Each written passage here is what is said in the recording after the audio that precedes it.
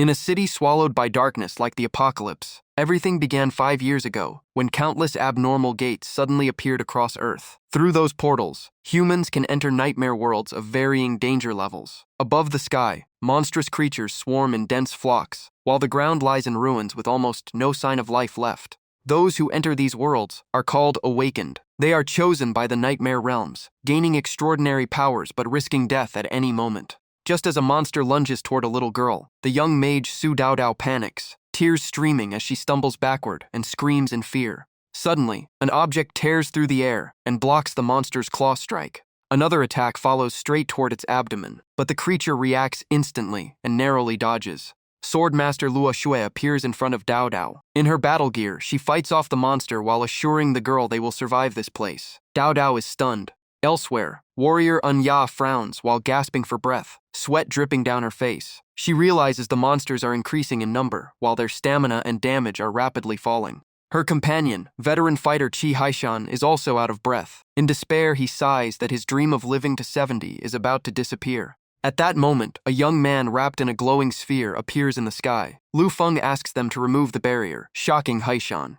Luo Shui quickly stops him, saying he is a rookie with no rank or skills, and rushing in would only mean death. But Lu Feng calmly replies that every rookie must have their first battle. While the fight continues, Luo Shui still objects, saying the monsters are far beyond a crank world. Behind her, Anya is doing everything she can to support the team. From a distance, heavy tremors echo as a massive monster slowly emerges before them. The four quickly form a battle formation. Dao Dao stays in the rear, raising her staff to strengthen defense spells. Luo Shui commands firmly, insisting the rookie must not fall before the veterans. At her order, the team charges together, weapons clashing repeatedly across the battlefield. However, Haishan and Anya are quickly overwhelmed and blasted into the air. Luo Shui also begins to run out of strength. She grips her sword with both hands to resist the monster's crushing claw, but her body is trembling under the pressure. Lu Feng appears beside Dao Dao and orders her to drop the barrier. The girl looks at him with tearful eyes. After a moment of hesitation, Dao Dao trusts him and releases the barrier.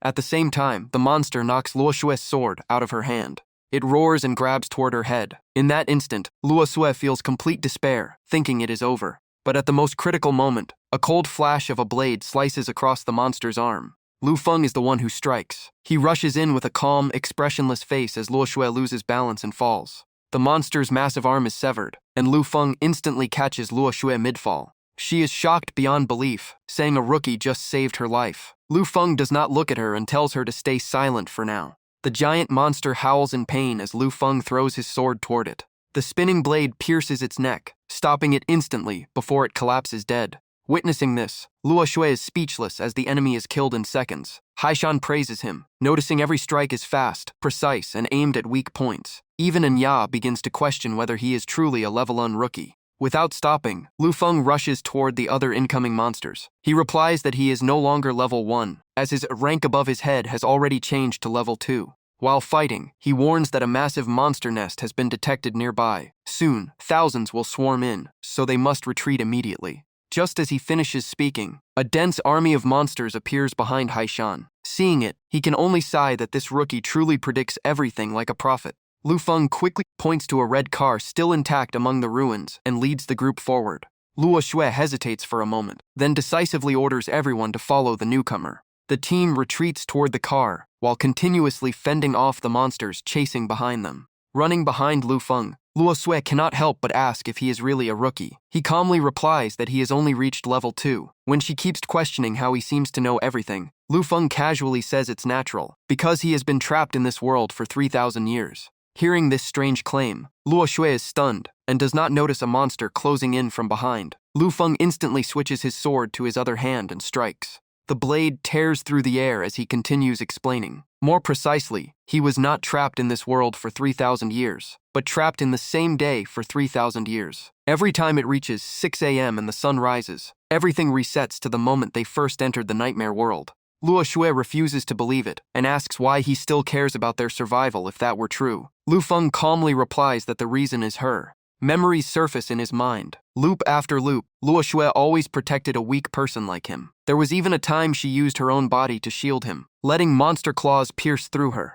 Lu Feng slowly recalls how she has died countless times because of him. The image of Luo Xue dying in his arms flashes vividly, while he could only scream in despair. He says that no matter how many cycles pass, his only goal is to safely get her out of this place. That obsession has sustained him through endless time. Luo Xue blushes and awkwardly laughs, saying it sounds touching, but she still doesn't believe him, joking that he must just be a flirt. Even Haishan is left unsure how to react. In contrast, Dao Dao is curious about something else. She asks if fighting for 3,000 years straight ever feels boring. Lu Feng replies that because of that, he has never allowed himself to rest. In his memories, he has encountered countless people with different abilities. Over the long years, he studied nearly every profession, skill set, and hidden system secret of the nightmare world, collecting massive intelligence from other awakened. Luo Xue remains skeptical and jokes that he sounds like a walking system of the nightmare world. Lu Feng ignores her tone, casually cuts down another monster, and replies that it is almost exactly like that. After walking for a while, Lu Feng suddenly stops and points ahead. He tells them to follow the bridge straight from here and never turn back. The group looks in the direction he points. Dao Dao looks up reluctantly and asks if he plans to leave them. Lu Feng smiles at her and gently pats her head, saying he will not leave until everyone is safe. After speaking, he leaps into the air. From above, he scans the surroundings and tells them to keep moving while he handles a few matters. In the next moment, Lu Feng disappears into the distance. His destination is a heavily destroyed part of the city. There, a girl in a maid outfit fires a machine gun non-stop at monsters surrounding her from all directions. She is Ling Yu, the gunner saint. While fighting, she notices the monsters are not decreasing at all. The horde keeps pressing in, forcing her to use both guns continuously. Suddenly, the gunfire stops. She is out of bullets. Realizing this, her expression changes instantly. Surrounded on all sides, Ling Yu understands she has reached her limit. The monsters begin closing in. She breathes heavily, ready to give up, when a figure suddenly drops from above. With a single slash, Lu Feng cuts through a monster attacking from overhead. The sound makes Ling Yu turn in shock. Immediately after, a hand is extended toward her. Ling Yu is startled, still trying to process what is happening, when she is suddenly pulled away. While running, Lu Feng continues cutting down monsters blocking the path and calmly gives instructions. He tells her to go to the 13th floor of a building, where in the safe box of room 1302 there are the bullets she needs, and the code is 0014. Upon arrival, Lu Feng pushes her into the elevator before she can understand anything, then quickly presses the button for the 13th floor. He turns back alone to face the approaching monster horde. Before the elevator doors close, Ling Yu hurriedly asks why he is helping her. From outside, Lu Feng's voice answers that it is because they are teammates. Sword light flashes continuously across the battlefield. Monster screams echo without end. Lu Feng unleashes attacks so fast they are almost invisible. He silently realizes that after 30 years, he has once again improved his monster hunting speed. At the same time, a massive wave of monsters rushes into a tunnel. On the other side, Luo Xue's group, Haishan, Dao Dao, and Anya are being chased, all gasping heavily as they flee. While running, Anya doubts whether Lu Feng is deceiving them. He told them to just run straight, yet they ended up trapped inside a narrow tunnel. Dao Dao suddenly turns and casts a spell to block the rear, panic rising as she reports they are about to be completely surrounded.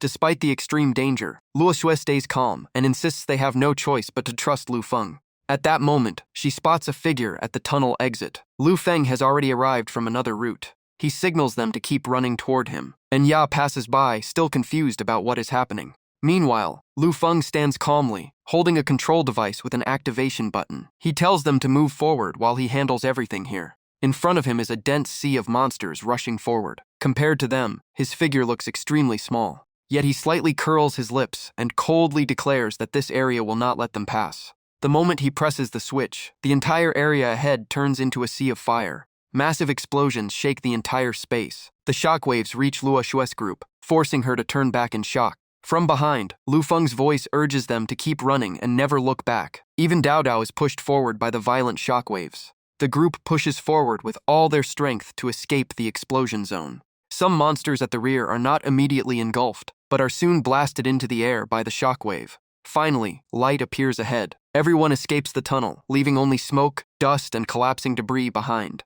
After confirming everyone is safe, Lu Feng calmly explains that the explosion radius was calculated in advance. The monsters have been wiped out and the tunnel sealed off. The next step is simply moving to a safe zone, and everything has already been planned. Haishan is still in shock. Lu Feng continues leading them forward, telling them not to stand there, stunned, and to reach safety first. Even the dazed Luo Shui is snapped back to attention by him. After a long journey, the group enters a wide, empty area. Soon, snow begins to fall from the sky. Lu Feng looks up and confirms that they have temporarily escaped danger from here onward. He asks if they believe him more now. Luo Shui admits he is an extremely unusual rookie, but still cannot accept the 3,000-year loop story. Anya adds that maps and explosives can exist in this city, so the evidence is not enough. Dao Dao curiously asks what he did during all that endless time besides fighting. Lu Feng replies that because time was too long, he learned many things just to pass it. He begins recounting his experiences, from flying aircraft across vast skies to sitting at computers researching and hacking systems. He also studied medical skills and practiced advanced surgical procedures. Even chess was mastered at an extremely high level. In countless lonely years, he often played against himself to train. Hearing this, Anya asks another question. This dark city is a massive nightmare world with hundreds of awakened participants. She wonders if he knows all of them. Lu Feng replies that he has met most of them across the loops. He knows many of their secrets, but only 7 people have truly fought alongside him through life and death. Dao Dao immediately asks about the other 3 beyond the 4 of them. Luo Shui leans in and quietly tells her not to believe everything in his unbelievable stories. Lu Feng politely places a hand on his chest and bows like a gentleman. He says he also wishes everything were just an illusion, but unfortunately he may have to say goodbye to his goddess once again. Luo Shui immediately blushes and scolds him for being too smooth-talking, since according to him the loop only resets at sunrise. Lu Feng follows her words and replies that he is glad his goddess still remembers what he once said. Before the next loop begins, he must make sure everyone escapes safely. Far on the horizon, dawn is already beginning to rise. At that moment, Dao Dao suddenly points upward and screams as she notices the cable car system, which had been inactive for a long time, is starting to operate.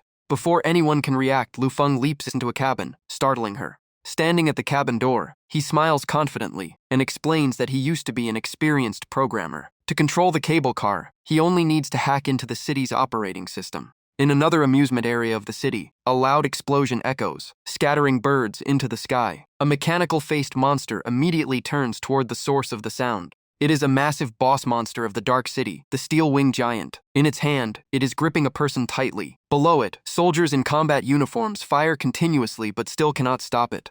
Gunfire echoes across the battlefield. In the chaos, someone shouts for everyone to open fire immediately. But in the next moment, that man is swatted away like a toy. A single sweep of its claw crushes the ground beneath. The monster opens its massive mouth and bites a person in half on the spot, then grabs another victim. The captured fighter can only scream in despair. Leading the squad is a woman in business attire. Realizing the intelligence report was severely wrong, she immediately orders a full retreat. At that moment, a beam of light descends from the sky, drawing her attention. She wonders who has arrived. Lu Feng lands heavily on the ground in a powerful impact. The woman urgently warns him that this place is extremely dangerous, saying a low-level rookie like him will only make things worse. But Lu Feng ignores her completely. He walks past and simply says he came here to end everything. The steel-winged giant immediately locks onto him, its mechanical eyes glowing intensely. Its massive arm swings down, aiming to crush everything below. Facing the attack, Lu Feng calmly raises his sword. The woman watches and silently assumes the rookie is about to die. But the outcome is completely opposite. What gets severed is not Lu Feng, but several fingers of the monster's hand. A single precise slash completely breaks its overwhelming attack. The woman is stunned, unable to believe what she just saw.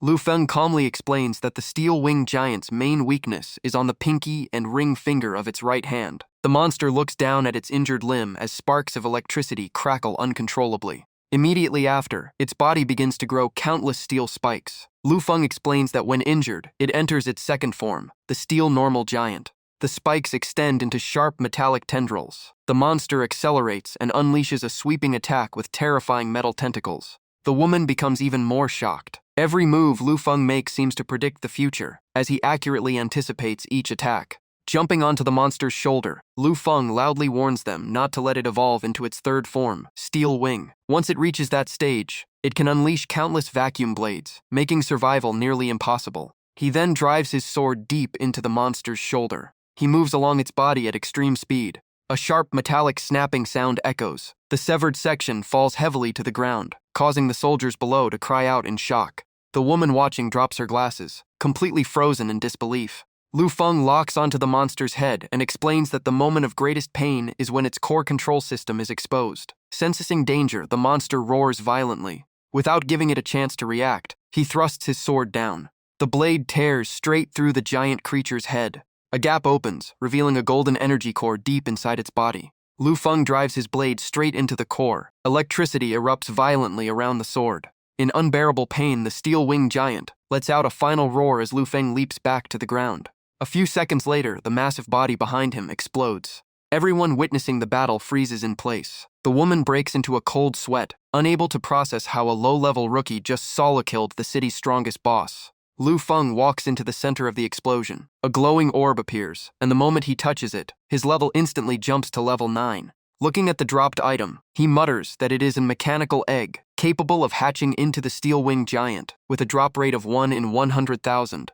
Holding the egg, he feels a hint of regret that he cannot fully make use of it this time. At that moment, an announcement echoes across the dark city. The final boss has been defeated, and the mission is complete. All awakened will be transported out within 1 minute. Pillars of light descend from the sky. Elsewhere, Luo Shue's group looks toward the light in shock. She realizes Lu Feng actually fulfilled his promise. Dao Dao begins to believe the 1,000-year loop might be real. Anya says they will know the truth once they return to the real world, and if they never see Lu Feng again, then his words were likely true. Hearing this, Luo Sue quietly turns away, without saying a word. At the ruins where the boss fell, among the departing crowd, only Lu Feng stands still, staring into the distance. For him, every 6 a.m. or boss clear means the loop will restart. Suddenly, space around him begins to tremble violently, cracks spreading everywhere. Lu Feng closes his eyes and silently says farewell to those who fought alongside him. He calmly waits for everything to reset, expecting the next cycle to begin. But suddenly, he opens his eyes in shock, realizing something is wrong.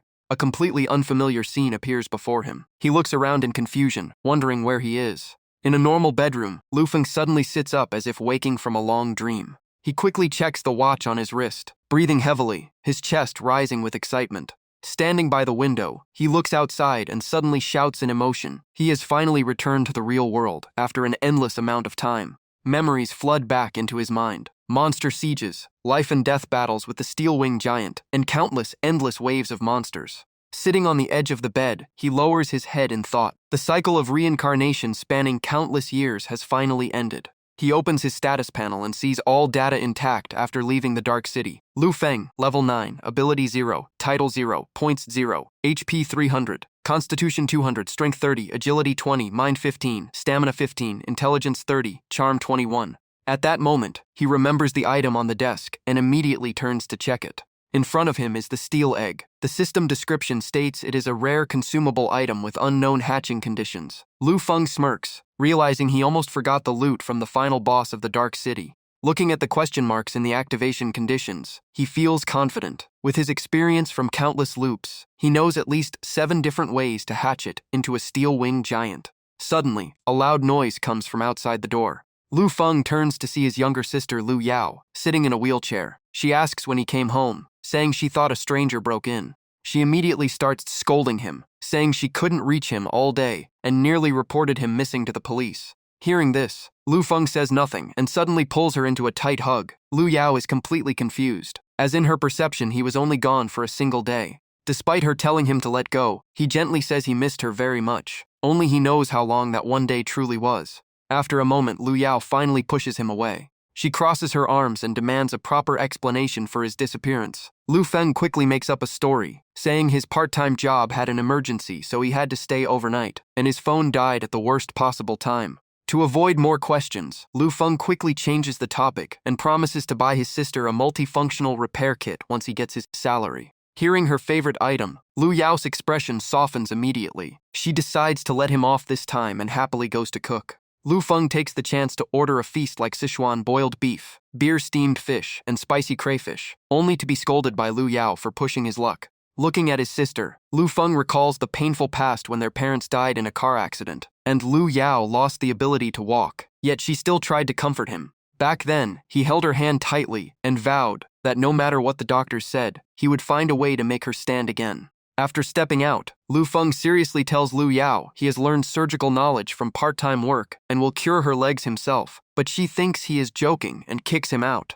At that moment, the TV news catches his attention. The broadcast revisits the event 5 years ago, when spatial gates appeared worldwide. giving birth to nightmare worlds and awakeners, fighting for survival inside them. Lu Feng opens a can of drink and silently thinks about the word awakener. The screen introduces people with supernatural abilities, yet even they cannot fully control their own fate. It explains that awakeners can enter nightmare dungeons willingly, but are periodically forced into extremely dangerous unknown worlds. A legend is also mentioned, saying if someone clears a god-level nightmare world, all nightmare worlds will disappear from humanity. The program then shifts to an interview with Austin, chairman of the Ark of Salvation, and one of the strongest awakeners in the world, who greets the audience with a smile. On TV, Austin is portrayed as the strongest awakener of the era, a symbol of hope and justice, claiming he will one day lead all awakeners to freedom with absolute confidence. Hearing this, Lu Feng crushes the can in his hand and lets out a cold laugh, clearly not believing a word. In his mind flashes a terrifying image of Austin standing atop a mountain of corpses under a blood-red moon. Memories from his previous reincarnation return, where Austin devoured other awakeners to survive and then eliminated all witnesses, including Lu Feng himself. He never wanted to save the world. His real ambition was to control reality through the identity of an awakener, sitting on a throne of swords as the only god watching everything burn. Water spills onto the floor, but Lu Feng doesn't care. His expression darkens as he decides to stay far away from Austin until he grows strong enough. Sitting in front of his computer, he starts planning. First, he will build his own guild and recruit people like Luo Shui, Lao Bing, Anya, and Xiao Loli. Typing rapidly, he uses a prediction formula taught by a scholar from the Nightmare Worlds to calculate the next Awakener transfer, which points to a catastrophe-level dungeon. Lu Feng's eyes grow more determined than ever. His goal is clear: make sure his companions survive the harsh future ahead. Just then, Lu Ba walks in and calls him for dinner. Snapped out of his thoughts, Lu Feng quickly replies that he is coming. At the same time, the egg placed on the bookshelf begins to change strangely. Fine cracks slowly spread across its surface, as if something inside is about to awaken. The massive Awakener Service Center rises in the modern city, surrounded by towering skyscrapers. Inside the hall, everyone watches Austin's speech on the big screen, some admiring him and hoping to join the Ark of Salvation, while a blonde girl mocks the idea of forming a new guild, insisting only relying on the Ark is realistic. Lu Feng steps up to the registration counter. After checking the holographic screen, the staff asks again if he really wants to form a guild. He calmly confirms he already submitted the online application. People around immediately stare at him in confusion. A level 9 awakener trying to start a guild looks ridiculous to them. The staff explains the rule. He must deposit an A-grade item from a nightmare world. If the guild survives 1 week, the item will be returned. The crowd mocks him even more, thinking a newbie can't even afford a grade item. Ignoring the laughter, Lu Feng takes out the steel egg and says he doesn't have an A-grade item, but he has a substitute. The moment she sees it, the staff jumps up in shock. It is clearly Enscrayed treasure. Everyone who mocked him goes silent, stunned that a level 9 awakener owns something like this. Unlike the others, Lu Feng stays calm as if it's nothing special. Before handing it over, he reminds her to store it below freezing temperature. She carefully accepts it. Still shaken, the staff explains the final rule. If at least 3 awakeners don't accept the invitation within 36 hours, the guild application will be cancelled and the deposit lost. The screen shows the invited members: Zhao Haishan, Luo Shui, Ling Yu, Anya, Li Shujun, Xia Ya, and Tao Tao, all pending response. Lu Feng remains unfazed, determined to bring them all in. Inside the London Sword Dao Center, trainees are training intensely. The sound of wooden swords clashing echoes everywhere. On the sparring stage, Luo Sui finishes her match. With a single strike, she knocks her opponent back and wins. After the fight, she catches her breath. Her phone suddenly lights up with a new message. Reading it, Luo Shui shakes her head slightly. To her, this so-called reincarnation survivor sounds like a liar. Without hesitation, she deletes Lu Feng's invitation. Elsewhere, Anya sits in her office with a cold expression. She orders that if the Genhuada group takeover fails in 3 days, everyone responsible will be fired.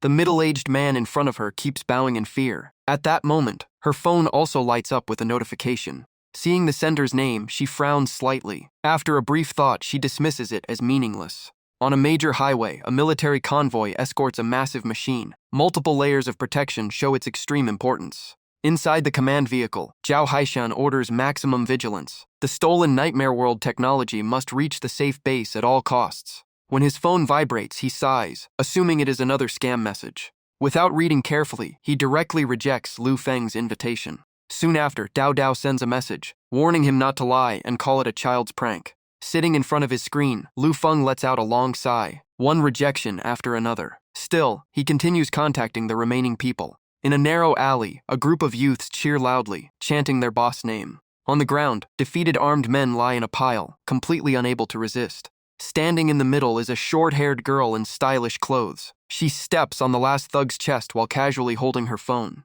That girl is Xia Ya. She looks down at the leader and mocks his so-called international crime organization. Guns and bullets are scattered everywhere as her gang cheers behind her. Xia Ya declares that even if her subordinates are street thugs, no one is allowed to touch them. The leader gulps in fear, but he suddenly pulls out a gun and fires wildly at her, screaming in desperation. Xia Ya doesn't dodge at all. She stays still, chewing gum, and raises her hand. All the bullets freeze midair in front of her. With a light wave of her hand, Xia Ya casually shifts the bullets' trajectories. In an instant, they fly back at even greater speed. The gunman panics and falls backward as bullets graze past him one after another. Xia Ya then lifts him into the air using her psychic power. She warns him one last time that her subordinates never stole anything, and if he keeps causing trouble, the consequences will be severe. She throws him hard into the wall behind. The impact echoes as he screams in pain. Seeing this, her subordinates cheer wildly. In their eyes, even an international criminal group means nothing before their boss Xia Ya.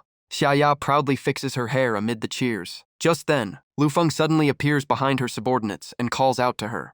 Xia Ya turns around in surprise. After hearing him out, Lu Feng calmly introduces himself, saying he has come to invite her to join the Dawn Guild. Xia Ya bursts out laughing. Chewing gum, she mocks him, saying she is already strange enough, but a level 9 awakener trying to form a guild is even more ridiculous. Two of her subordinates step forward with disdain, claiming a level 9 newbie is no different from an ordinary person and must prove himself first. Hearing that, Lu Feng lowers his stance. His arm pulls back as power begins to condense in his fist. The next moment, he unleashes a basic technique called Straight Impact Fist. The strike creates a shockwave so strong it pops Xia Ya's bubblegum even from a distance, shaking the air violently. Xia Ya freezes in shock, sweat forming on her face. She cannot understand how such a basic skill could be pushed to this level. Lu Feng calmly explains that even the simplest skill can become powerful if every detail is optimized: angle, force direction, speed, and execution. With enough practice, anyone can reach this level. Hearing him speak so casually, Xia Ya gets angry. Her psychic power erupts, sending a blue glow outward as nearby objects rise and fly toward him wildly. But Lu Feng moves so fast he leaves only after images, effortlessly dodging everything. In an instant, he appears behind her. A glowing sword is placed at her neck as his calm voice rings out. Only now does she realize she cannot keep up with his speed. Even restrained, Xia Ya refuses to accept defeat. She argues that he only won by ambush and it doesn't count. Lu Feng retracts his sword and proposes another contest, this time using her own psychic ability. He points at scattered cans on the ground. Both will use psychic power on them. If he wins, Xia Ya must join the Dawn Guild. If he loses, he will become her subordinate. Before she can respond, her subordinates accept the challenge for her. Their cheers force her into position. With no other choice, Xia Ya activates her ability. The cans are instantly crushed or thrown away in an instant. Her subordinates cheer as she destroys 5 cans in a row. They believe victory is already secured. Xia Ya casually blows another bubble, looking at Lu Feng still standing still. She mocks him, asking if he plans to give up. Lu Feng remains unfazed. He closes his eyes, focuses, then opens them with a far more serious expression. He activates a basic skill called spiritual interference. White-blue light spreads around him, creating a surreal aura. The power spreads precisely to every target. In an instant, all cans are pierced simultaneously and drop to the ground, each with a perfectly formed hole. The subordinates are stunned, eyes wide in disbelief. He affected every single can at once without missing any. Xia Ya is shocked again, her bubblegum popping on its own. She cannot believe such a useless skill can be used this powerfully. Lu Feng calmly tells her that any skill can reach master level if fully refined. Despite losing, Xia Ya does not break her word. She smiles with interest and agrees to join his guild on the condition that he teaches her how to control her power to the level he just showed. Lu Feng nods in agreement. He says he will help her become a true queen in the world of superpowers. After everything is settled, Lu Feng turns and leaves. He waves behind him, officially welcoming Xia Ya into the Dawn Guild. Later, the door unlocks at home. Lu Feng steps inside and calls out for his sister. The living room is empty. Seeing no one around, he wonders where Lu Jiao has gone. He then notices a prepared meal on the table. Next to it is a note from Lu Jiao saying she started a part-time job at Uncle Sun's shop and reminding him to eat dinner. A playful doodle is drawn at the end. Holding the note, Lu Feng smiles softly. He feels both warmth and helplessness at how considerate his sister always is. He sits down to eat, but his phone suddenly rings with a notification. The screen shows a message. Ling Yu has officially joined his guild. Lu Feng is slightly surprised. He immediately asks why she accepts so quickly without any questions. Ling Yu replies that it is repayment for a past favor. She also states her joining is temporary as she has her own goals. Knowing she still walks the path of an assassin, Lu Feng tries to stop her.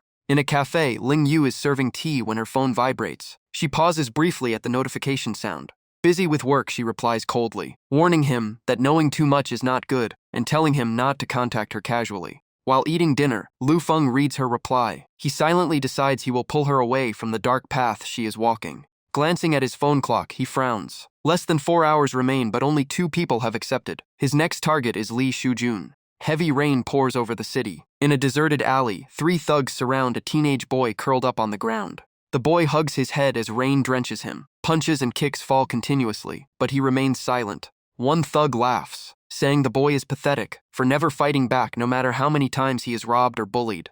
The injured boy grits his teeth. He keeps telling himself not to resist because he is an awakener while they are ordinary humans. After the beating ends, one thug suggests selling him to the black market, believing no one will care. The rain continues, but those words finally push him past his limit. The shadow beneath him begins to move unnaturally. The boy slowly sits up. He is Li Shujun. His eyes turn bloodshot as he mutters that he must not act. Yet a deep red killing aura spreads from the shadow behind him. His rational mind tries to hold back, but his body no longer listens. His awakened power erupts. Behind him, darkness gathers into a monstrous creature with sharp fangs. The creature forms a black spatial orb and aims it at the thug who suggested selling him. The man is pulled into the air, screaming in terror, before his body is torn apart and disappears. The remaining thugs flee in panic, shouting that a monster has appeared. One fails to escape and is crushed instantly by the creature's stomp. The monster then turns toward the last thug, running into a nearby mall. The shadow beast charges at incredible speed, destroying everything in its path.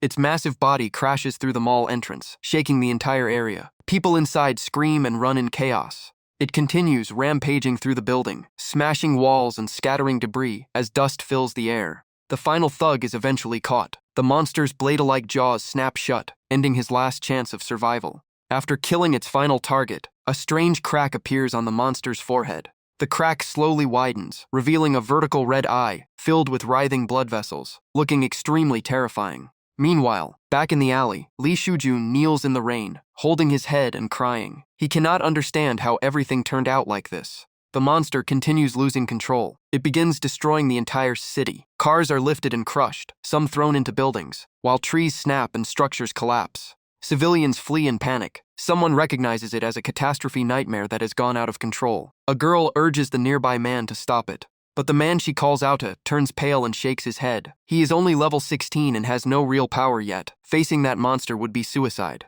At that moment, the catastrophe nightmare reaches for another vehicle, preparing more destruction. Just then, Lu Feng suddenly appears. He stands on a streetlight and whistles to draw the monster's attention. His gaze is calm and cold, showing no fear toward the rampaging creature. The catastrophe nightmare lets out a low roar and locks its red eyes onto Lu Feng. It immediately charges to crush him, but Lu Feng calmly slips away before the attack lands. Seeing someone step up, the girl points at him. However, the level 16 man scoffs, saying a level 9 awakener cannot possibly be a master. The catastrophe nightmare unleashes relentless attacks. Lu Feng dodges effortlessly, appearing in multiple positions around its massive body. The onlookers are stunned as the monster cannot even touch him. Lu Feng blocks a claw strike with his sword. While resisting, he recalls using this monster countless times in past reincarnation cycles to train his dodging. The force cracks the ground beneath him. Even while blocking, he is pushed back. Looking at the sharp claws and his own sword, he realizes he must end this quickly, or the situation will worsen. Suddenly, he turns and runs in another direction, loudly provoking the monster to draw its full attention. The catastrophe nightmare takes the bait and chases after him, each step shaking the ground. Under the rain, Li Shujun watches in panic, crying out for Lu Feng to escape.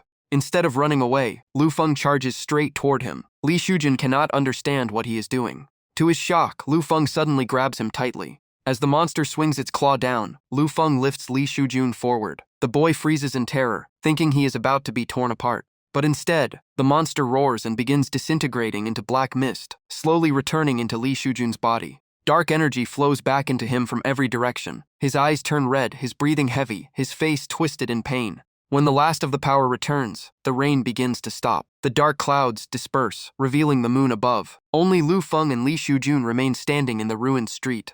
Lu Feng gently sets him down and explains that he misunderstood. The monster did not recognize a master, it is part of him. Li Shujun freezes in shock, drenched in rain and sweat, stammering in disbelief. Lu Feng reminds him of his first entry into the nightmare world. Back then, as a weak rookie, he was hunted down and could only hide in ruins in despair. In that moment of extreme danger, his power split on its own and formed the catastrophe nightmare to protect him. Since then, every time he suppressed his emotions, that sealed power grew more violent and unstable. Hearing the truth, Shujun broke down in tears, unable to accept that the mass-murdering monster was part of himself. Lu Feng stayed calm and said he wasn't an ordinary awakener, but a rare genius among hundreds of thousands. His power was special, but without control, Today's tragedy would repeat again. Lu Feng warned that if he lost control again, the consequences could go far beyond this, even wiping out an entire city. Just imagining that future was enough to make Shujun tremble uncontrollably. Seeing the boy about to collapse, Lu Feng softened his tone. He patted Shujun's head and said he knew he was a kind child who endured bullying in silence. He also knew Shujun admired Austin and dreamed of becoming a superhero like him.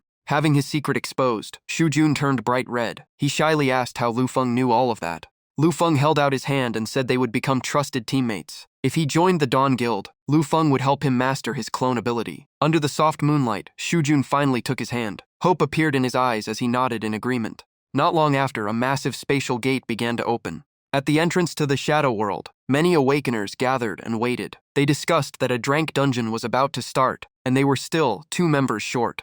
At that moment, Lu Feng's information appeared before the handler. The man was a bald, old, scarred elder with a fierce look. Seeing Lu Feng's name, he frowned in confusion.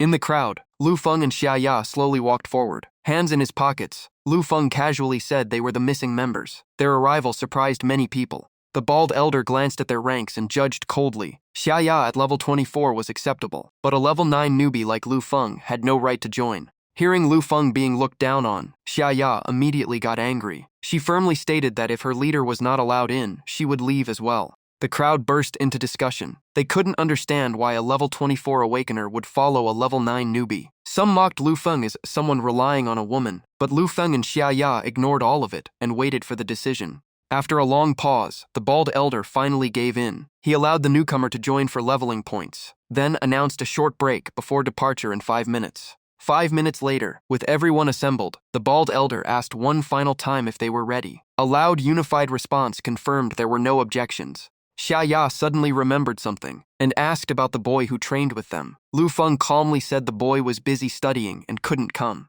Xia Ya imagined Shujun buried under homework in tears. She sighed that even in such a dangerous world, kids were still forced into extra classes. She then asked why Lu Feng insisted on recruiting all 7 of them into his guild. Lu Feng explained the next forced teleportation would be catastrophe level. Only by being in the same guild could they enter the same world, allowing him to protect them. Xia Ya grew even more confused. She pointed out Lu Feng was only level 4 and could barely survive a catastrophe-level world, let alone protect 7 people. Lu Feng only smiled mysteriously, hinting the answer would be revealed soon. Soon after, the team set off toward their destination.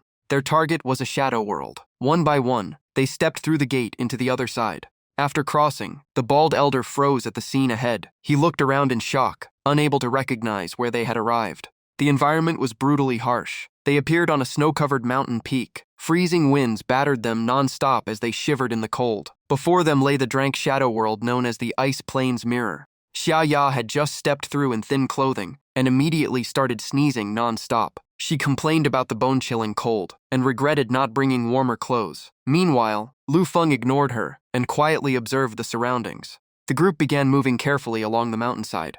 The snowfall grew heavier, and countless footprints quickly stretched across the endless white ground behind them. While advancing, the team leader asked if anyone had ever been to this world before. A girl said no, since this shadow world was rare and information was limited. Another member, gasping for breath, said it was likely a low-level world and they should follow the usual routine. Clear monsters, break the core illusion, then defeat the boss to exit. At that moment, a glowing blue butterfly suddenly appeared. Its dazzling beauty immediately caught everyone's attention, and one member reached out in fascination, praising how beautiful it was. The butterfly gently landed on his finger, but the moment it made contact, disaster struck. His arm was instantly covered in frost and shattered into pieces in an instant. The victim screamed in agony. Everyone around panicked and stepped back, no one daring to help. A combat member immediately struck and destroyed the dangerous butterfly.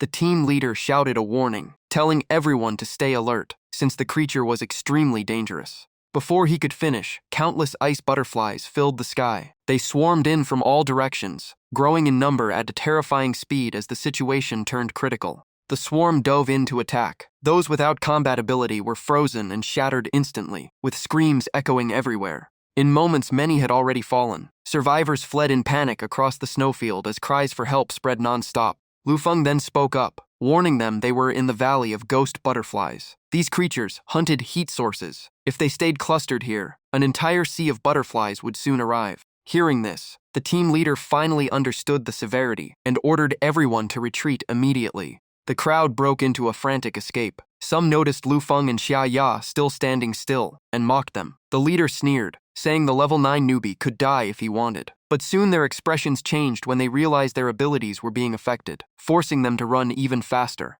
Xia Ya looked at Lu Feng in confusion and asked why they weren't leaving. Then she suddenly got excited, thinking there must be treasure here, and Lu Feng was clearing the others out so they could take it alone. Lu Feng sighed and said it wasn't us, only her. He pointed forward, saying her target reward was already coming. Xia Ya froze, then her expression changed. She asked in shock if he planned to use these monsters as her training targets. Calling him insane, she attacked the swarm first to handle the threat.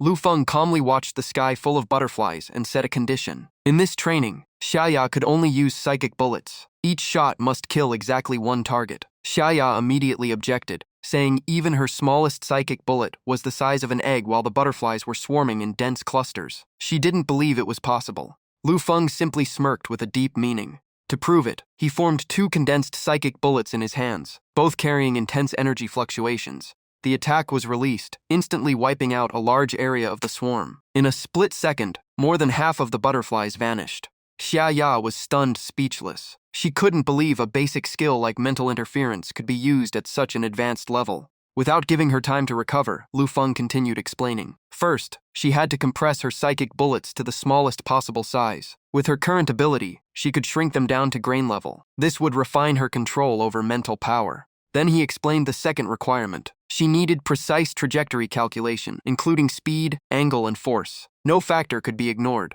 Xia Ya tried to condense her psychic bullet while complaining non-stop. In her view, what Lu Feng said sounded simple, but executing it was a completely different story. Not everyone was a monster like him. Despite her complaints, she still made a move. Her first shot flew out and successfully took down 2 butterflies at once. Seeing this, Lu Feng immediately praised her. He announced the first training goal was to eliminate 2,000 ice butterflies. However, every mistake would add 2 more to the quota. He raised one finger and stated she was now at 2,001 targets. Xia Ya could only scream in frustration. Ignoring her protests, Lu Feng turned around and jumped onto a nearby tree branch. Leaving Xia Ya confused below, he calmly chose a resting spot, saying he had been too exhausted lately. Lying on the branch, he closed his eyes and casually told her he would take a nap. During that time, she was to continue training seriously and not slack off. Xia Ya shouted up angrily, asking if he was joking with her, but Lu Feng gave no response, completely ignoring her complaints. Watching the endless swarm of butterflies ahead, Xia Ya began to feel uneasy. A worrying thought surfaced: could she really survive this on her own?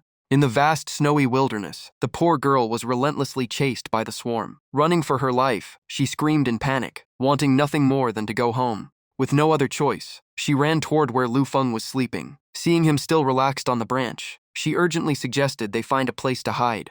Lu Feng showed no concern. He casually tossed down a strange purple vial and told her to drink it. Xia Ya stared at the vial suspiciously. After a moment of hesitation, realizing she had no other option, she drank it all. As the liquid entered her body, the surrounding sensation shifted. The wind and snow continued raging, and the butterflies kept charging in. Instinctively, she raised her hand to defend herself. But something strange happened. The butterflies passed right by her without reacting at all. Shocked, Xia Ya checked herself and asked if it was an invisibility potion. Lu Feng adjusted his position and explained. It was only a frank heat suppression drug. It reduced body heat so the butterflies could not detect her during training. Xia Ya looked up and asked again. If he already had this prepared, did that mean he knew this place was the Gray Ice Plains in advance? Lu Feng calmly replied that she could ask anything, as long as she kept training. Hearing that, Xiaya continued her training in the freezing snow, but she couldn't stop thinking. Normally, shadow gates only show danger levels, and no awakener can know the world inside in advance. Lu Feng spoke casually, as if it were nothing. He said it was possible because his synchronization rate with the shadow world system had reached 99%. He further explained that if someone were to reincarnate in shadow worlds for 3,000 years, witnessing countless monsters and disasters, they would eventually derive patterns, data, and formulas for everything. With enough information, they could predict any shadow world they wanted. At that moment, the image of a shadowy figure with glowing red eyes appeared, smiling eerily as it reached forward.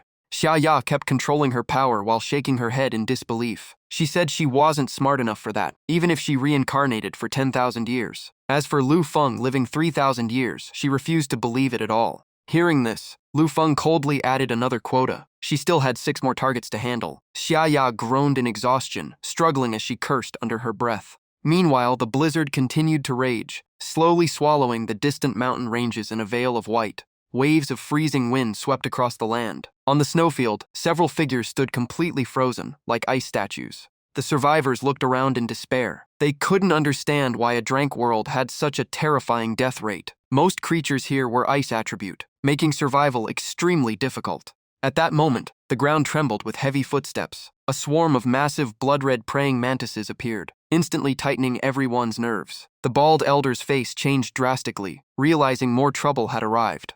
The bald elder immediately shouted for everyone to stay alert. But the warning was almost useless. In an instant, one mantis had already closed in on him, releasing an overwhelming killing aura. A female mage quickly raised her staff to counterattack, unable to hide her unease at the monster's massive body. A flash of cold light burst out. The mantis' sharp scythe-like claw swung down like a blade.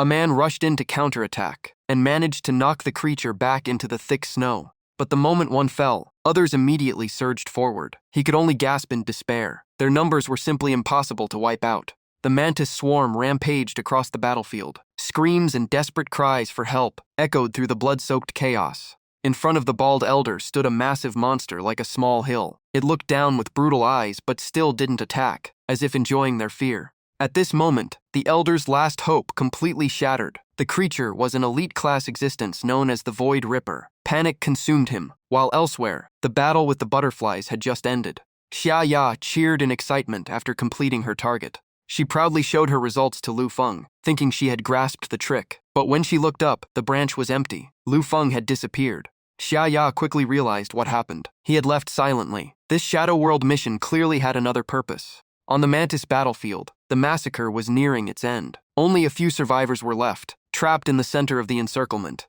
The last female member trembled non-stop, breathing heavily with tears in her eyes. The bald elder gritted his teeth and charged forward with his sword for a final counterattack, risking everything. But before he could even reach it, a giant scythe pierced straight through his abdomen. Blood poured out as his eyes widened in helpless shock. Seeing this, the last girl completely collapsed mentally. The bald elder was dead, hanging lifeless on the monster's scythe. After finishing him off, the mantis turned its attention toward the girl. With no way to resist, she could only stand still and wait for death. At the critical moment, Lu Feng suddenly appeared. One sword strike split the monster in two. His blade then continued to move. All surrounding monsters were wiped out in an instant. The speed of his sword was so fast it left only afterimages. The giant mantises were shredded one after another. The girl who had just been saved froze completely. She couldn't believe the one who saved her was the same level 9 guy everyone looked down on. One mantis still remained alive. Sensing danger, it turned and fled in panic. But Lu Feng showed no mercy. His eyes turned ice cold. He threw his sword and a streak of light flashed, severing the monster's head instantly. After confirming safety, the girl quickly stood up to thank him, her face flushed with emotion. But Lu Feng ignored her completely and bent down to pick up the mantis head. Holding the trophy, he walked to the edge of the cliff and said saving her was just a coincidence, since he had another target to handle. He casually tossed the monster's head into the abyss. The girl looked at him in confusion and asked what he was planning. Lu Feng calmly replied it was just bait. At that moment, violent sounds echoed from below. The ground began to shake violently. A massive insect-like creature crawled up along the cliff face. The girl's face went pale. One thought filled her mind: Lu Feng had just summoned the final boss of this world. Unlike her fear, Lu Feng remained calm, as if he had already expected everything. He corrected her, saying it wasn't one monster but two. Moments later, even stronger tremors spread across the cliff. the ground suddenly exploded. Another monster burst out from below, opening its mouth to swallow everything. Lu Feng dodged instantly. Meanwhile, the other one remained hidden in ambush on the cliff wall. Rocks and debris flew everywhere. Lu Feng signaled the girl to retreat. Before them now stood two massive monsters attacking at supersonic speed, their roars shaking the entire space. The girl trembled uncontrollably, her face completely pale. Fear filled her eyes as tears almost fell. She had no idea what to do in this situation. Lu Feng interrupted her thoughts with a short warning. If she wanted to keep her life, she should stay away from the battlefield. Without waiting, he charged straight at the two monsters. Xiao Hong panicked immediately, fearing he was being reckless and would get himself killed. One of the giant centipedes roared. Its red eyes flashed, and countless sharp ice spikes shot out from its mouth, freezing the surrounding air. A storm of ice lances locked onto Lu Feng and shot toward him. Facing the barrage, he calmly raised his sword to block. The sound of metal clashes echoed through the air. The ice spikes shattered the moment they touched his blade, exploding into fragments. Seeing its attacks fail, the monster became even more violent, launching wave after wave of assaults. Lu Feng moved lightly through the storm of ice. Explosions rang out behind every step he took. Unable to land a hit, the centipede grew increasingly berserk. Lu Feng tapped the ground and leapt to gain momentum. Before the monster could react, he was already on its back. From afar, Xiao Hong watched in shock, completely speechless. The low-level newcomer she thought he was had already exceeded her understanding. Standing on the monster's back, Lu Feng coldly raised his sword. The blade then pierced down with terrifying force. A massive hole exploded open in the centipede's back, shockwaves spreading outward. The monster screamed in agony, baring its sharp and vicious teeth. At that moment, the second centipede rushed in to save its ally, opening its mouth to swallow Lu Feng. But Lu Feng didn't move, continuing to drive his sword deeper into the target. The attacking centipede missed and rushed past him. Losing control, it slammed into the ground ahead. The impact carved a long trench into the earth. Meanwhile, the centipede pinned by Lu Feng's sword could barely move. Xiao Hong fell completely silent. From start to finish, she had never seen him fall into a disadvantage even once. To her, this newcomer was beyond logic itself. Explosions continued to shake the area as the surroundings began to collapse. The cliff shattered repeatedly and fell into the abyss. Both centipedes and Lu Feng disappeared into the falling debris. At the edge, Xiao Hong was left alone, staring down as she screamed in disbelief that he was truly insane. At the bottom of the abyss, the centipede pinned by the sword struggled in its final moments. Lu Feng gripped the hilt and dragged it downward with force. A deep bloodline split open across its body. The cut extended from head to tail, and the monster let out a piercing, tragic scream. Unable to withstand the fatal wound, it quickly died and collapsed. Lu Feng immediately turned to the remaining one. This time, he aimed at its neck and unleashed a sweeping slash. In an instant, the monster's head was severed, and its massive body crashed down. Cold winds swept across the battlefield. Lu Feng stood calmly among the fallen remains of the two bosses. The system then announced the reward. He obtained a rank item called Bone Spider Sword. It was a rare drop from the Grey Ice Plains boss, and could trigger the Bone Lock effect, slowing and restricting targets upon impact. Two swords appeared before him, one red and one blue, floating in the air. Lu Feng studied them with satisfaction. Though not a rank, they were still far from ordinary. The system issued another announcement. The final boss of the Grey Ice Plains had been eliminated. A global notification echoed. The mission was complete, and all surviving awakeners would be teleported out within 1 minute. A golden pillar of light shot up from the abyss. Xiao Hong, who had witnessed everything, still couldn't believe it. She muttered that the madman who kept rushing into danger had actually succeeded. In the icy forest, Xia Ya was still training when she suddenly heard the mission completion announcement. She froze, disappointed that she was still 15 targets short. At sunset, Xia Ya, Lu Feng, and Xiao Hong stepped out of the spatial gate one by one. The waiting crowd was stunned. No one expected that out of so many who entered, only 3 had survived. Chewing gum, Xia Ya kept complaining that she was just a little short of finishing her training. Lu Feng remained calm, saying the results were already acceptable and that her strength would improve significantly in the next shadow world. Hearing that, Xia Ya got excited and asked if they were heading straight into the new world, but Lu Feng waved her off and turned to leave, telling her to rest for a few days, while he had other matters to handle. In another office, a middle-aged man bowed anxiously as he complained that he had served the company for 30 years under the old chairman, and being fired just for failing one contract felt unacceptable, especially since it would damage the late chairman's reputation. Sitting behind her desk, Anya kept her gaze on the window and coldly asked if he was trying to use the company's reputation to pressure her. Anya's eyes turned icy as she spun her chair around and exposed everything, from his early-year investment in the BioS company to a previous acquisition deal, revealing all his illicit gains, then calmly asked if she should hand the files over to the police. Hearing this, the man turned pale and desperately begged for mercy, hoping Anya would consider his years of service under the former chairman. Anya looked at him without emotion and laid out the condition that he must repay all stolen funds, liquidate his shares and assets to cover the losses, and since she respected her father's legacy, the company would arrange a lifetime placement for him in an affiliated nursing facility, leaving him no choice but to accept. Just as the man left in despair, another female assistant hurried into the office with a stack of documents. The assistant reported that a young man claiming to be Anya's companion had repeatedly requested to meet her and asked whether they should call the police. But Anya calmly refused, saying he was just a harmless nuisance she could handle herself. After receiving instructions, the assistant quietly left and closed the door. Anya then picked up her coffee and walked to the window, silently observing the city below. Outside, traffic moved steadily, while a lone young man walked calmly along the sidewalk.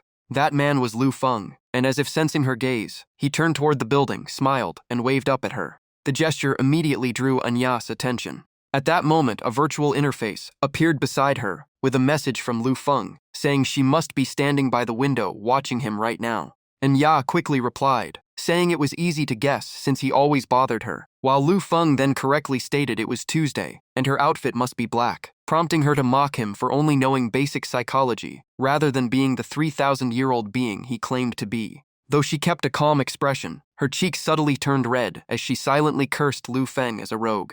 Soon after, Lu Feng's communication interface showed she had blocked him, and he could only sigh in frustration as this persuasion attempt failed again. More messages then arrived. Haishan said he was on a mission and unavailable. Tao Dao asked him to help with math homework and said guild matters could wait, sending the full assignment via email. Lu Feng looked at the list in frustration, noting Luo Shui was still in Europe, Tao Tao was in Japan, Zhao Dage was missing, and the female CEO refused to meet, while the disaster was only 10 days away, forcing him to consider more drastic measures to get all four to join the guild to survive. At night, the four of them walked together along a deserted road.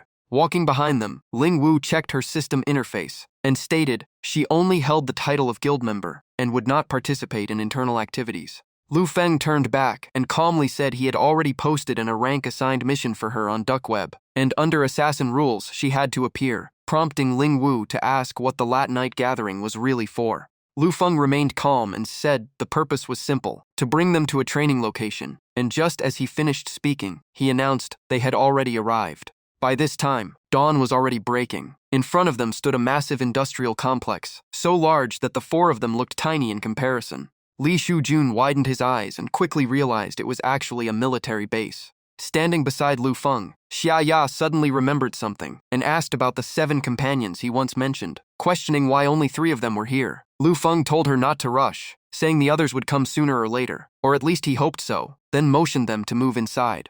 After that, the group followed Lu Feng into the facility. Soon they stopped at an area marked N805, where the entire structure carried a heavy and mysterious atmosphere. Li Shujun looked around and asked why such a huge place had no personnel at all. Lu Feng calmly replied that he had completely taken control of the base's computer system. In their minds, they pictured him infiltrating the control network, where the system had previously triggered a false alert, claiming Class 10 abyssal matter had leaked, forcing a 15-day emergency maintenance shutdown and full evacuation of all staff. Xia Ya looked at him with admiration, saying the base was basically their territory now, and even praised his hacking skills as terrifying, joking that aside from having children, there seemed to be nothing he couldn't do, while Lu Feng remained silent. With an almost unchanged expression, he calmly said he had mentioned before that he had lived through an unimaginably long time, so he had learned countless fields just to fight boredom. At that moment, the system emitted a confirmation sound. Beep, verification complete. Highest authority user identified.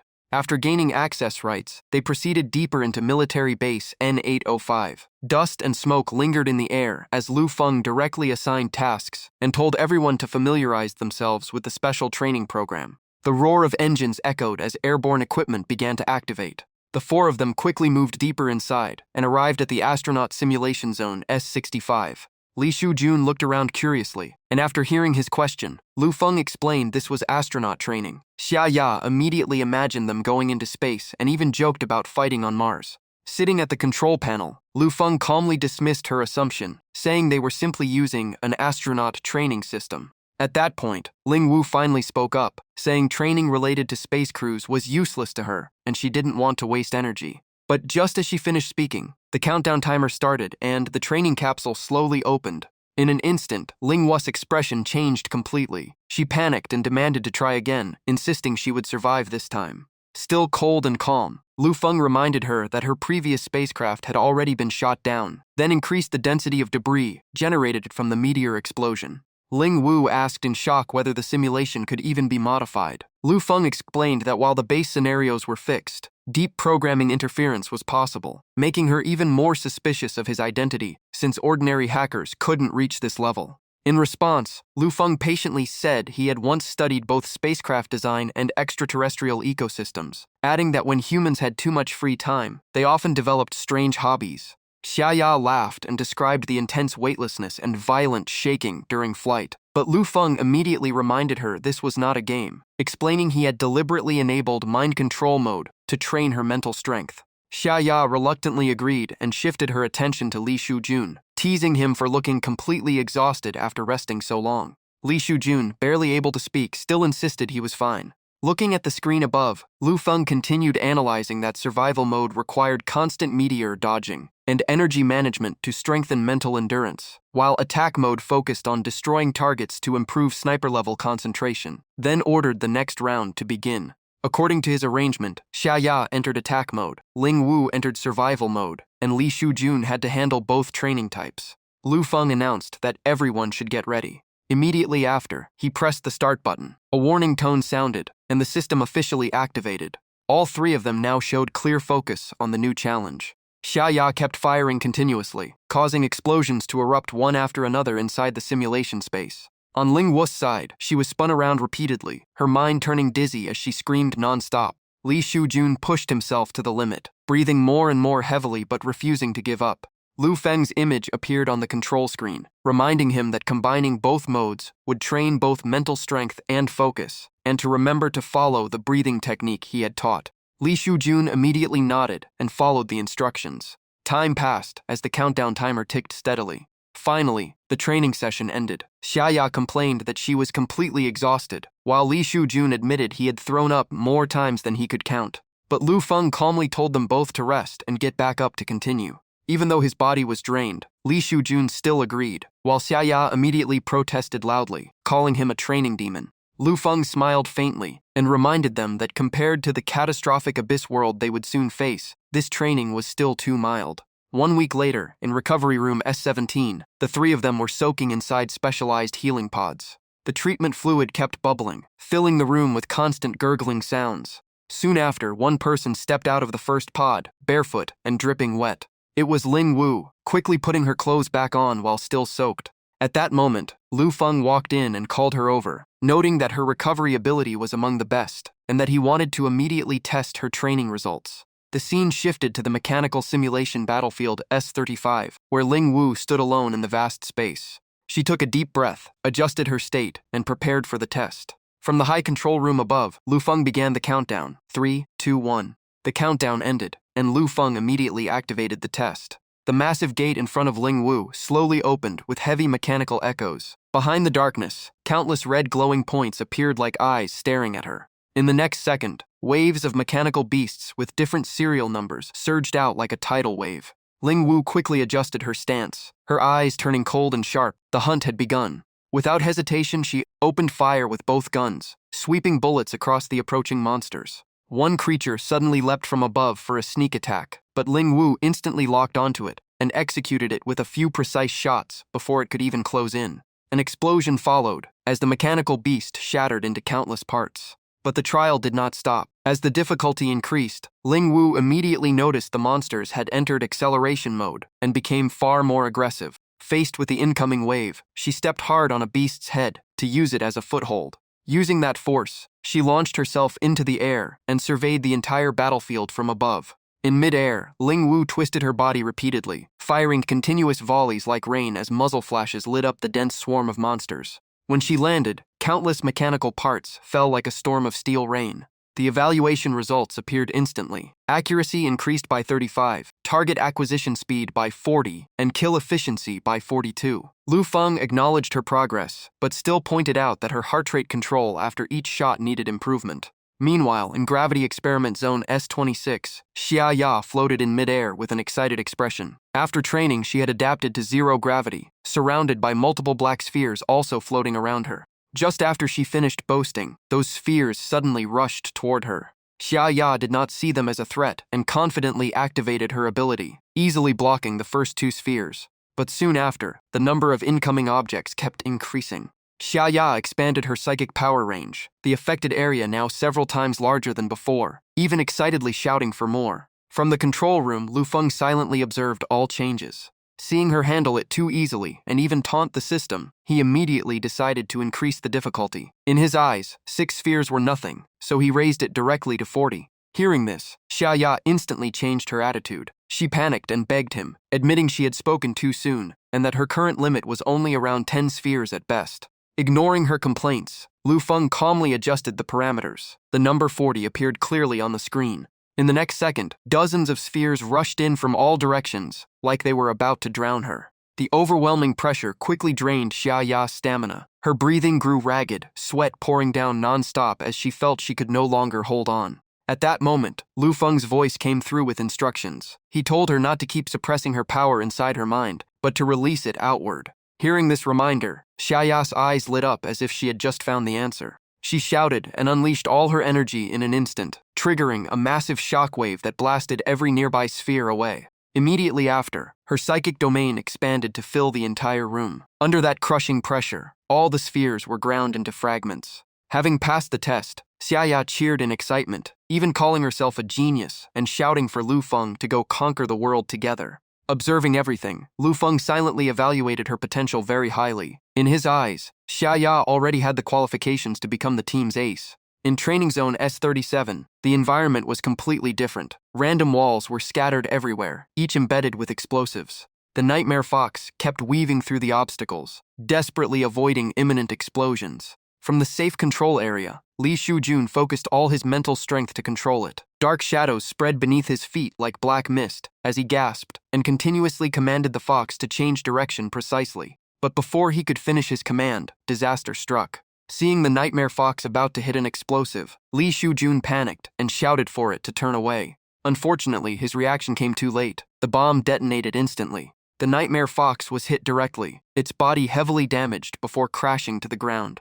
Not long after, its form slowly disintegrated and vanished completely. Witnessing this, Li Shujun collapsed to the floor, lowering his head and blaming himself for his own weakness. At that moment, Lu Feng walked over from behind and reminded him to focus on his progress. Previously, he could only maintain control for 7 seconds before losing it, but now he had reached 3 minutes. Even so, Li Shujun still couldn't be satisfied. Despite the encouragement, he kept gasping and felt that 3 minutes meant nothing. Seeing his pressure, Lu Feng reassured him that time wasn't the key factor. With enough destructive power, sometimes even 3 seconds could decide a battle. After speaking, Lu Feng extended his hand to Li Shujun and told him to stand up. Based on current evaluation, he had passed the test, and it was time to end this training phase. When the group left the base, the sky outside was already bright. Lu Feng officially announced that the training session had ended and everyone could return to rest. Although exhausted, they all listened attentively. Xia Ya reacted first, jumping in excitement at finally being able to fight in real battles instead of training. Ling Wu remained as calm as ever, while Li Shujun sighed heavily, already thinking about the pile of homework waiting at home. Glancing at the system timer, Lu Feng silently calculated. Only 3 days remained before the catastrophic Abyss world opened. At his current level 13, he was still far too weak, so he had to fully utilize the last 72 hours to grow stronger. After that, Lu Feng returned home and slept for a long rest. Not long after, his phone rang. Still groggy, he answered in a daze. On the other end, Lu Jiao's furious voice immediately came through. She declared she would never let him take her shift again and demanded to know exactly what he had done last night. Completely awakened by the shout, Lu Feng asked in confusion. As far as he remembered, he had only helped repair some things. Hearing this, Lu Jiao immediately launched into a long complaint. She said fixing electronic devices alone was already shocking enough. But on top of that, he also repaired cars, adjusted mechanical parts, and even performed acupuncture on customers. Hearing this, Lu Feng could only scratch his head awkwardly, explaining that he had just been experimenting because he had too much free time. That answer only made Lu Jiao even angrier. She declared she would never let him show up there again. Lu Feng tried to explain that he just wanted to help his sister reduce her workload, but before he could finish, the call was already cut off. He leaned back in his chair and sighed helplessly, thinking that having a brother who knew everything should have been appreciated. At that moment, a message from Su Dao Dao popped up, reminding him that he had 10 minutes left before tutoring her homework. Lu Feng replied that he was not available today. Su Dao Dao immediately brought up their previous agreement. If he helped her with homework 5 times, she would join the guild. Lu Feng explained that he needed to level up in the dark world, and suggested she come with him. Hearing that, she suspected he planned to level up and tutor her at the same time. He simply told her she would understand once she arrived. On Lu Feng's interface, the countdown had dropped to just 48 hours. He stretched his body and reminded himself there were only 2 days left, and he couldn't delay leveling up anymore. Under the eerie red moon and the towering castle in the distance, the crank shadow world known as Execution City appeared filled with darkness. In the silent forest, Lu Feng and Su Tao Tao moved together. He asked if she found it strange that a shadow world entrance, normally extremely rare, was located near her home, but she showed no interest and only cared about tutoring. At that moment, a group of creatures appeared ahead, catching Lu Feng's attention. He immediately released an oppressive aura and calmly stated that the lesson could start right now. One man in the group suddenly mutated, his eyes turning milky white as he let out a feral roar. His body rapidly swelled and transformed into a giant werewolf. Su Tao Tao couldn't help but exclaim in shock at the sight.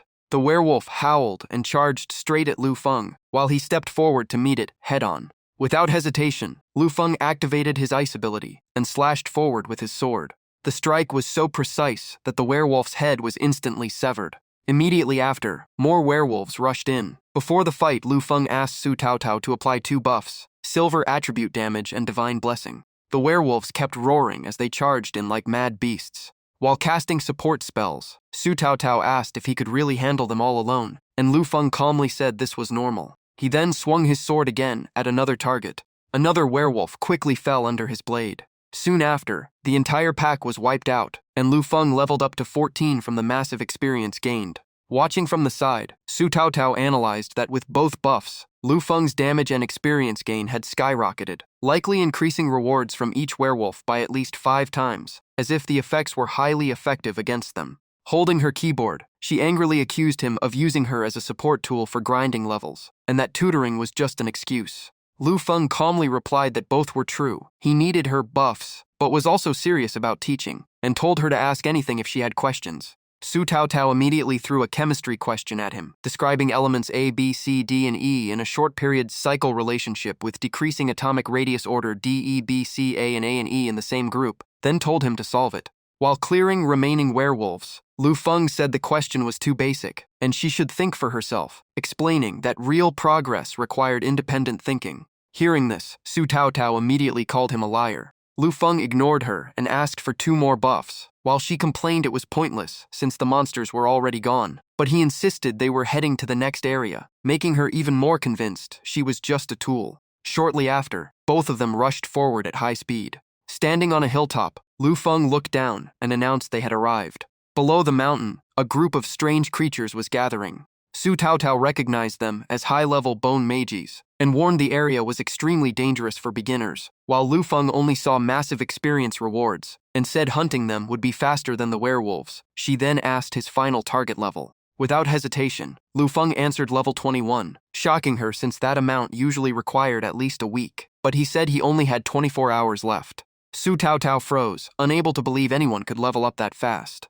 Without explaining further, Lu Feng requested 3 buffs, Divine Blessings, Light Damage Enhancement, and Speed Boost, while she reminded him again about tutoring and the earlier promise to ask her questions. She repeated the chemistry problem, saying she had been stuck on it for a long time without finding the solution. While jumping down to the battlefield below, Lu Feng calmly says the answer will come soon. The Skeleton Legion immediately notices his arrival. Lu Feng shows no mercy and launches an attack the moment he closes in. Skeleton mages raise their staffs and counter with dark magic. The sky is quickly filled with dense lightning bolts. A storm of attacks rains down, but Lu Feng dodges them with precise movements. After breaking through the barrage, he continues charging into the skeleton horde.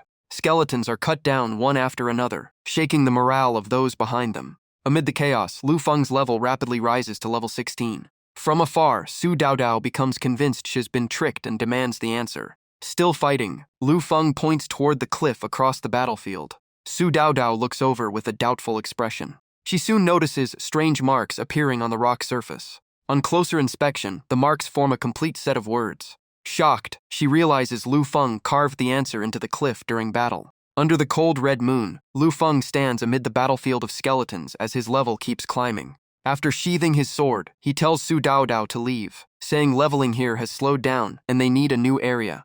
Su Daodao looks down in confusion, thinking even the boss of this zone is here, yet Hez still not satisfied and far from reaching level 21. Lu Feng jumps back to her side and says she'll understand soon, then asks for 2 more buffs as before, leaving Su Daodao complaining she's not a walking buff machine. She turns away in frustration, clearly still upset. The two continue deeper, into a forest of withered trees and scattered white skulls. As they move, Lu Feng continues tutoring, casually explaining a chemistry problem about gas reactions under high temperature, making Su Daodao doubt whether Hez here to teach or hunt bosses. Lu Feng suddenly glances to the side, sensing something. He signals for silence, and whispers that the target has appeared. Heavy horse hooves echo from the darkness as the headless knight boss rides out, the final ruler of the execution city. Lu Feng immediately requests 5 buffs at once, while Su Daodao confirms this is the famous headless knight of the region. As the boss advances, Su Daodao quickly applies all enhancement effects onto Lu Feng. After finishing the buff chain, she is exhausted, while Lu Feng pats her head and promises to repay her. Later she doubts him, and warns that even hundreds of buffs won't save him from a single hit, but he rushes forward telling her to do her homework. Lu Feng enters the combat zone and immediately draws the headless knight's attention. The boss declares in a cold voice that all intruders will have their souls eternally imprisoned. It then charges forward on its warhorse at terrifying speed. Lu Feng does not meet it head-on, instead slipping past its attack path. The headless knight swings relentlessly, but every strike is narrowly evaded. After creating enough distance, Lu Feng begins his counterattack. From afar, Su Daodao analyzes that the headless knight has massive HP and terrifying defense, making it nearly impossible for Lu Feng to break through. The more she watches, the more worried she becomes, wondering if he actually has a real plan. During the fight, Lu Feng openly taunts the boss, deliberately provoking its rage. As expected, the headless knight erupts in fury with a roar that shakes the entire area. It violently stomps the ground.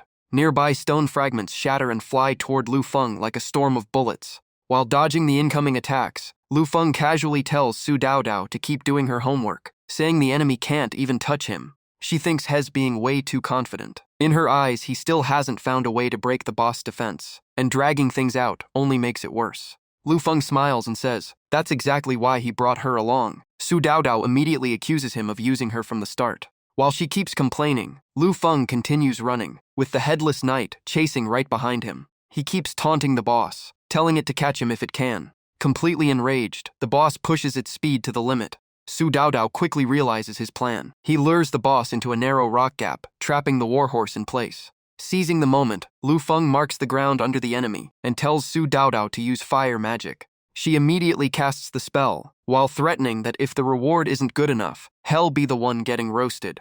Flames quickly engulf the headless knight, burning away its protective barrier. While casting, Su Daodao complains that he makes a little girl do all the hard work. Lu Feng calmly replies that on the battlefield, there is only win or lose, nothing else. Under the red moon, the headless knight is trapped in the crack, continuously burned inside the ceiling flames. Seeing control of the fight, Su Daodao sighs in relief, thinking they can finally go home. But Lu Feng rushes in again, laughing that she's celebrating too early. After a brutal exchange, the boss lets out its final scream, and Lu Feng's level rises to level 19. Su Daodao happily thinks they'll leave right after the boss dies and he won't reach level 21. Lu Feng simply asks if she heard any exit notification. Hearing that, she immediately turns to look into the distance. Another headless knight is slowly emerging behind them. Su Daodao freezes in shock, unable to believe another world boss has appeared. She quickly guesses Lu Feng used the light seed on his equipment to trigger the boss respawn mechanic. Lu Feng just tells her not to act so surprised. He immediately charges toward the new enemy without resting. Sword strikes once again flood the battlefield. In the end, the second headless knight is also completely defeated. The system announces the mission is complete and orders all awakeners to leave the area within 1 minute. Su Daodao is completely exhausted, breathing heavily as if she just escaped a long nightmare. Meanwhile, Lu Feng walks over to collect the dropped loot. Seeing the item, Su Daodao recognizes it as the Headless Knight's Guardian Shield, a rare Shrank item with insane durability. She can't help but say he's treating the dark world like his personal storage. As they head toward the exit gate, Lu Feng explains that he needs to reach level 21 to equip it. Once equipped, the guild's survival rate in the Calamity-level Nightmare world will increase significantly. Su Daodao quickly runs after him, still calling out his nickname, while the countdown to the Calamity Nightmare world drops to just 24 hours. Elsewhere, Luo Shui stands on a fighting stage against a young opponent. She rushes forward at high speed and delivers a decisive finishing strike. The opponent is completely defeated, and the referee immediately declares the result. Amid loud cheers, Luo Shui stands victorious. The commentator announces her 17-match winning streak, pushing her team into the top 4 in Europe, causing the crowd to erupt in applause. At that moment, her phone suddenly rings. Luo Shui picks it up, immediately thinking of the persistent fake account contacting her again. This is already the 31st one, and she has no goodwill left for such liars. Elsewhere, 3 men in black clothing gather, their aura hostile. One reports everything is ready, and their leader orders weapons be prepared, saying today will be a major operation. At that moment, the door is kicked open with a deafening crash. Haishan storms in with a heavy machine gun, spraying bullets everywhere as he growls that he has finally found them. The group reacts fast and manages to dodge the barrage. Haishan escalates immediately, switching to even heavier firepower and unleashing relentless cannon fire, cursing them for touching his goods and declaring death as their only outcome. After quickly clearing the situation, he casually tosses the weapon aside. Just then, a new email notification appears. Haishan instantly loses his temper, thinking it is another scam selling fake health supplements, targeting the elderly like him. Elsewhere, Anya stands on stage introducing a new product at AHB's launch event for its 5th-generation nano-medical robot. She explains that nanotechnology in healthcare has always drawn public attention, and the new Nano Doctor line is especially useful for the elderly, people living alone, or those who often stay up late. After a brief pause, Anya prepares to continue, but she suddenly spots someone in the audience and immediately orders security to remove him. The man struggles as he is dragged out, shouting wildly for them to release him. A blonde woman watching nearby thinks that no matter how that pervert disguises himself, the boss always recognizes him instantly, as if she has developed a special detection reflex from repeated harassment. A notification appears, 3 hours until forced entry into the dark world. Lu Feng is sitting at his desk. On a video call, Xia Ya asks why he looks so exhausted. Lu Feng sighs and says he just came from an important press conference and is in a hurry. He then warns Su Daodao not to play on her phone, as what he is about to say concerns everyone's lives. Su Daodao pouts and argues back, saying she only gets free time on weekends after a week of tutoring, and Ling Yu isn't even paying attention either. Meanwhile, Ling Yu sits with a cold, expressionless face like a heartless assassin. Seeing this, Lu Feng can only glance away helplessly. Su Daodao finally puts the phone down and agrees reluctantly. Lu Feng turns serious and explains that in 3 hours, they will all be forcibly sent into a random dark world. These are calamity-level worlds, usually brank at best, often lower, and in the worst case, even shrank. Everyone is shocked, and Xia Ya is especially stunned at the mention of a shrank world. Even Li Shujin changes expression, realizing the danger is beyond imagination. Lu Feng raises 2 fingers and states 2 rules. First, no one is allowed to move more than 50 meters away from him. Second, everyone must stay on maximum alert outside of areas he has confirmed safe. After finishing the briefing, he asks if anyone has further questions. Xia Ya asks about the 3 other members he mentioned before, wondering why they have not appeared yet. Lu Feng calmly replies that they may not be sent to the same world, and whether they meet again depends on fate. Su Daodao squints and teases him, calling him a nasty old man. Lu Feng tells her not to interrupt adults. With 1 minute left before forced teleportation, a man holds a photo of his comrades. Haishan silently smokes while looking at an old picture from the past. Suddenly, a notification confirms he has joined the Dawn Break Guild. He freezes and wonders if he accidentally clicked some random link, complaining that age really makes people prone to mistakes. The countdown continues to drop. Luo Shui stares at the timer while holding her sword. She is shocked to find a new notification saying she has been dragged into that scammers guild again. Meanwhile, Anya is still working in her office. She also receives the Dawn Break Guild invitation and is stunned, thinking the pervert must have hacked into the Dark World system itself to force her in, and she cannot tell whether he is just human or backed by some supernatural force. The timer drops to 10 minutes. Su Daodao shouts in the call that Lu Feng's move is too ruthless, exploiting a system loophole, since once pulled into a guild, you cannot leave within 5 minutes. Hearing that, he only gives a meaningful smile, silently admitting it. With 8 minutes left, Lu Feng stands up and tells everyone to get ready, as the moment of entering the dark world is near. Soon the countdown reaches just one final minute. He silently swears to himself that this time he will bring everyone back alive. Finally, the countdown hits 0. The atmosphere instantly tightens as the forced teleportation begins. A massive vortex appears in the sky, spinning violently. Strange mist gathers and pulls all guild members together into one place. Upon arriving, Luo Xue angrily calls Lu Feng a shameless liar for even pulling off something like this, while Haishan is surprised to see everyone gathered again. And Ya cuts off the argument and tells everyone to focus on what's ahead. In the distance, raging flames burn between the buildings. Li Shujun looks around in confusion and asks where they actually are. After recognizing the scene, Anya's expression changes. She confirms this is Ice and Fire City, a legendary Srank dark world. Lu Feng calmly explains that the central area is called the Death Ring, half frozen in ice and half consumed by fire, expanding continuously until the entire city is swallowed. He continues, saying that's exactly why he forced them all together, because this is a world where almost no one survives. Across the city, ice and fire split everything apart as civilians panic and flee desperately to escape before the death ring expands. Crowds run for their lives, screams and cries filling the air. More awakeners appear than usual, but the overwhelming pressure breaks their fighting spirit. Explosions shake the ground as people abandon each other just to survive. Amid the chaos, Lu Feng's groups stand still. Xia Ya notes how many awakeners are here, while Lu Feng says people don't understand that the more they run from death, the closer they get to it. And Ya looks at him firmly and refuses to give up hope, asking him to explain the plan. Lu Feng's expression turns serious. He says the only way to clear this world is to find the true cause of the disaster. Before the catastrophe, Ice and Fire City was a highly advanced tech metropolis. In a high-tech lab, a man who has turned almost his entire body into machinery stands as the city's founder, known as the Steel Heart. In pursuit of ultimate power, he implants a forbidden energy core into his heart, causing a backlash that destroys his mind and releases ice and fire across the city.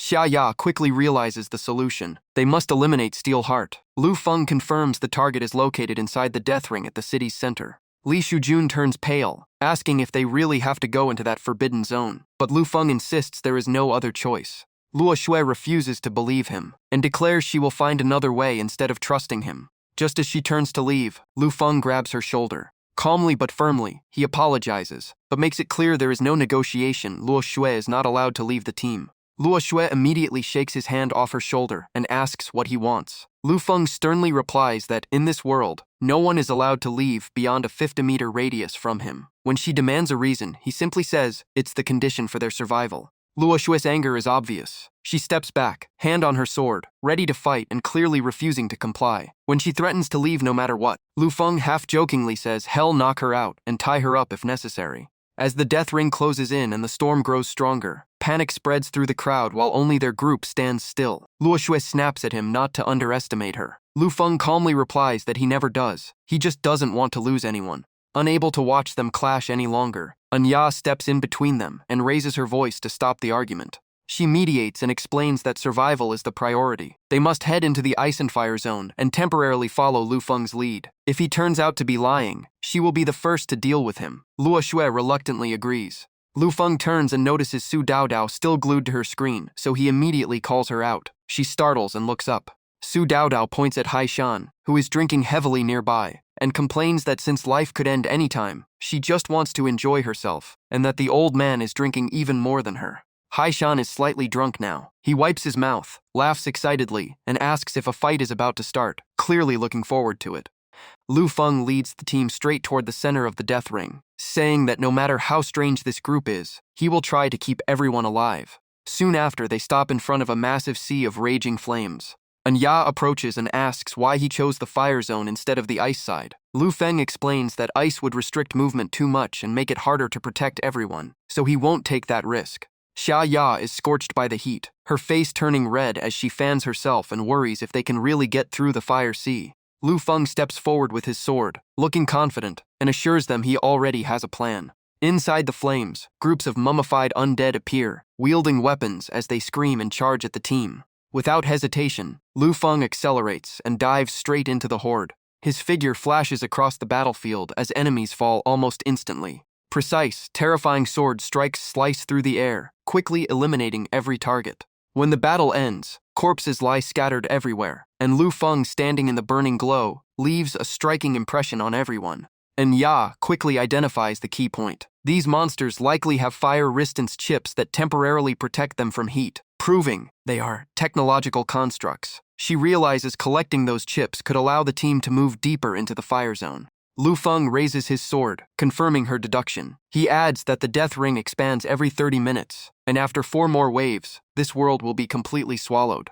After quick calculations, Su Daodao becomes worried. She points out they only have about 2 hours left before total destruction. Each fire resistance chip lasts only 3 minutes, meaning they would need 320 chips for an 8-person team. While Haishan is already eager for battle, Lu Feng suddenly snatches Su Daodao's device and declares that playtime is over. She pouts, complaining he is too harsh on a child. From deep within the fire sea, more undead continue to emerge in growing numbers. Luo Sui immediately draws her sword, her expression turning serious, as she warns that the monsters are closing in. Lu Feng quickly orders Su Daodao to deploy Wideria support. She responds firmly. She raises her staff, and magic spreads across the entire team. Once the preparations are complete, Lu Feng is the first to charge into battle. Haishan rushes forward with overwhelming momentum, laughing loudly, as he says the strongest liquor and the most intense battles are the best. Every swing of his weapon splits the undead in half. From another direction, Anya landed a powerful punch that sent the monster flying back, shouting at it to get lost. Back to back with Anya, Luo Shui kept swinging her sword, blocking the incoming attacks from the front. At that moment, a shadow streaked past like lightning, too fast for the eye to fully track. In an instant, countless piercing wounds appeared all over the zombies' bodies. Amid the raging red flames, Ling Yu calmly held a smoking gun, then coldly asked Lu Feng what the next target was. On another side, Xu Jun's Nightmare Gao was also tearing through the battlefield with overwhelming force. However, maintaining and controlling it was clearly draining his stamina. Xu Jun panted heavily, looking exhausted. Xia Ya formed compressed air bullets and kept firing non-stop. While fighting, she reminded Xu Jun to control his summoned beast properly. Lu Feng reported that there were only 15 minutes left before the death circle expanded again. At that point, chip-dropping monsters would vanish and be replaced, so they had to speed up. Time passed quickly, and only 6 minutes remained before the next expansion. After continuous fighting, the whole team was exhausted. They paused to catch their breath, while Lu Feng asked Anya how many chips were still missing. Still gasping, Anya said they were short 30 monsters, and with the remaining time, it was almost impossible. Unlike the others, Lu Feng stayed calm. He pulled out a blue orb, a crank item that could attract special monsters. Without hesitation, he crushed it in his palm. Instantly, the flames around the area erupted even more violently. Heavy footsteps echoed, shaking the ground and forcing everyone to steady themselves. From deep within the sea of fire, a massive figure slowly emerged. Its eyes glowed with fierce killing intent. Its giant claws slammed into the ground, triggering violent tremors. Soon, its full form was revealed, a gigantic humanoid-faced lion, completely overwhelming everyone present. Seeing it, Lu Feng laughed. To him, this was the final chip source they needed, with an even bigger reward hidden inside. The beast raised its massive arm and slammed it down toward the team, forcing everyone to scatter. Lu Feng charged forward, repeatedly striking the creature with his sword. Every clash of the blade produced a harsh metallic screech. One of the monster's arms was quickly frozen and shattered into pieces. It roared in agony. Lu Feng turned to Xiaya and ordered her to execute the pre-planned strategy. Xiaya confidently accepted. She flew into the air and used her power to lift parked cars from the street. She then hurled all the vehicles straight at the monster. A series of explosions erupted as the cars slammed into its massive body. Meanwhile, Luo Shui raised her sword high and closed her eyes, gathering power. Light slowly enveloped her blade. When she opened her eyes, her gaze was completely resolute. Pouring all her strength into one strike, she unleashed a powerful horizontal slash toward the monster. Struck by the attack, the humanoid lion let out a painful roar. After the battle ended, Anya held the newly obtained chip and happily announced that the team had completed their objective. Lu Feng looked at everyone with a nostalgic expression. He felt it had been a long time since he fought alongside teammates like this. Hearing that, Luo Shui silently thought this long-lived guy was starting to reminisce again. At that moment, Lu Feng handed Luo Shui a ring that had dropped from the monster. She blushed in surprise and stammered, refusing it, thinking it was too intimate a gift. To avoid misunderstanding, Lu Feng placed the ring directly in her hand and explained it was an rank item called the Oath of the Sword. It was perfect for sword users, reducing ultimate skill cooldown by half. He also told her not to overthink things in a life-or-death situation. Looking at the item in her hand, Luo Sui realized she might have truly misunderstood. Suddenly, a stranger's voice came from behind, praising that this nameless guild actually had some real skill. On a nearby rooftop, a group of masked figures with a sinister aura appeared. Most shocking of all, Ling Yu had fallen into their hands and was being held at knife point. The leader demanded that they hand over all the fire-resistant chips they had collected. Seeing a teammate captured, Luo Shui immediately panicked and demanded they release Ling Yu at once. Ling Yu quickly warned them that this was an assassin guild ranked in the top 10 of the Dark World. Hearing that, the leader grew even more arrogant, boasting they had destroyed countless guilds and threatening to kill Ling Yu if they didn't hand over the chips. Xia Ya turned to Lu Feng anxiously, asking what they should do. Lu Feng gestured to Anya, their eyes briefly meeting as if they already understood each other's plan. He asked her to hand over all the fire-resistant chips. Without hesitation, Anya agreed. Amid the raging sea of flames, Lu Feng calmly walked toward the masked group with the chips. Watching his back, Anya completely trusted his plan. Stopping in front of them, Lu Feng calmly confirmed the exchange. Chips for the hostage. The enemies immediately agreed, warning that their people were everywhere, and no one would come to save them even if they delayed. He continued negotiating calmly. Even though he had heard this assassin guild never spared hostages, he still chose to trust them once and asked them to inspect the goods first. The man in black behind Ling Yu shouted angrily, demanding they throw over all the chips. Lu Feng remained unhurried and asked what would happen if the goods turned out to be fake after the exchange. Then he silently counted down in his mind and gave the signal. In the next instant, he crushed the fire-resistant chip in his hand. Immediately, flames erupted violently behind him. Luo Sui instantly realized this was the agreed signal. Without hesitation, the entire team activated their fire-resistant chips at the same time. A protective layer formed around them as golden flames surged across the area. Explosions echoed throughout the city. The entire metropolis was now split between freezing cold and raging fire. The death circle continued expanding, pushing the sea of flames toward the assassin's position. One masked man grabbed Ling Yu, trying to use her as a shield. He realized too late that Lu Feng had been setting him up from the beginning as the fire rapidly closed in. Screams of agony rose from the assassins as they were engulfed by the flames. At that moment, a barrier suddenly formed around Ling Yu, protecting her from the fire. In contrast, her captor was swallowed by the flames and screamed in pain. Dao Dao immediately understood. Lu Feng had secretly placed a protective mark on Ling Yu, allowing her to share his fire resistance when needed. And Ya felt a chill run through her. In such a short time, Lu Feng had calculated everything and even used the Death Circle's expansion to wipe out his enemies. It was fortunate he was on their side. After dealing with the assassins, Lu Feng turned and told everyone to follow him deeper into the most dangerous zone. The city was now almost completely engulfed in fire, with buildings collapsing one after another. Massive structures fell and crushed each other, creating a true apocalypse-like scene. Leading the team, Lu Feng gave directions constantly and warned them to stay close and not fall behind. Following behind, Li Shujun couldn't help but admire him. Even in a collapsing world, Lu Feng could still lead them accurately. Lu Feng calmly replied that he had accumulated 3,000 years of knowledge, including maps of this dark world. Hearing that, Luo Sui fell into deep thought. Up ahead, Xia Ya and Dao Dao noticed that Luo Sui deliberately kept her distance from Lu Feng. They guessed she still didn't fully trust him. Dao Dao sighed, saying Lu Feng was powerful but too mysterious, and anyone talking about 3,000 cycles of reincarnation would naturally make people wary. Suddenly, Li Shujun pointed ahead and shouted. A group of people in protective suits appeared moving through the sea of fire. The group quickly advanced deeper into the danger zone. Xia Ya immediately recognized that those special suits could withstand extreme heat. Haishan also concluded they were likely a group that had found a way to survive the fire sea. However, Anya wasn't optimistic. In this environment, the conditions were too extreme, and those suits wouldn't last long. She was about to ask Lu Feng whether they should cooperate with that group when the ground suddenly shook violently beneath everyone's feet.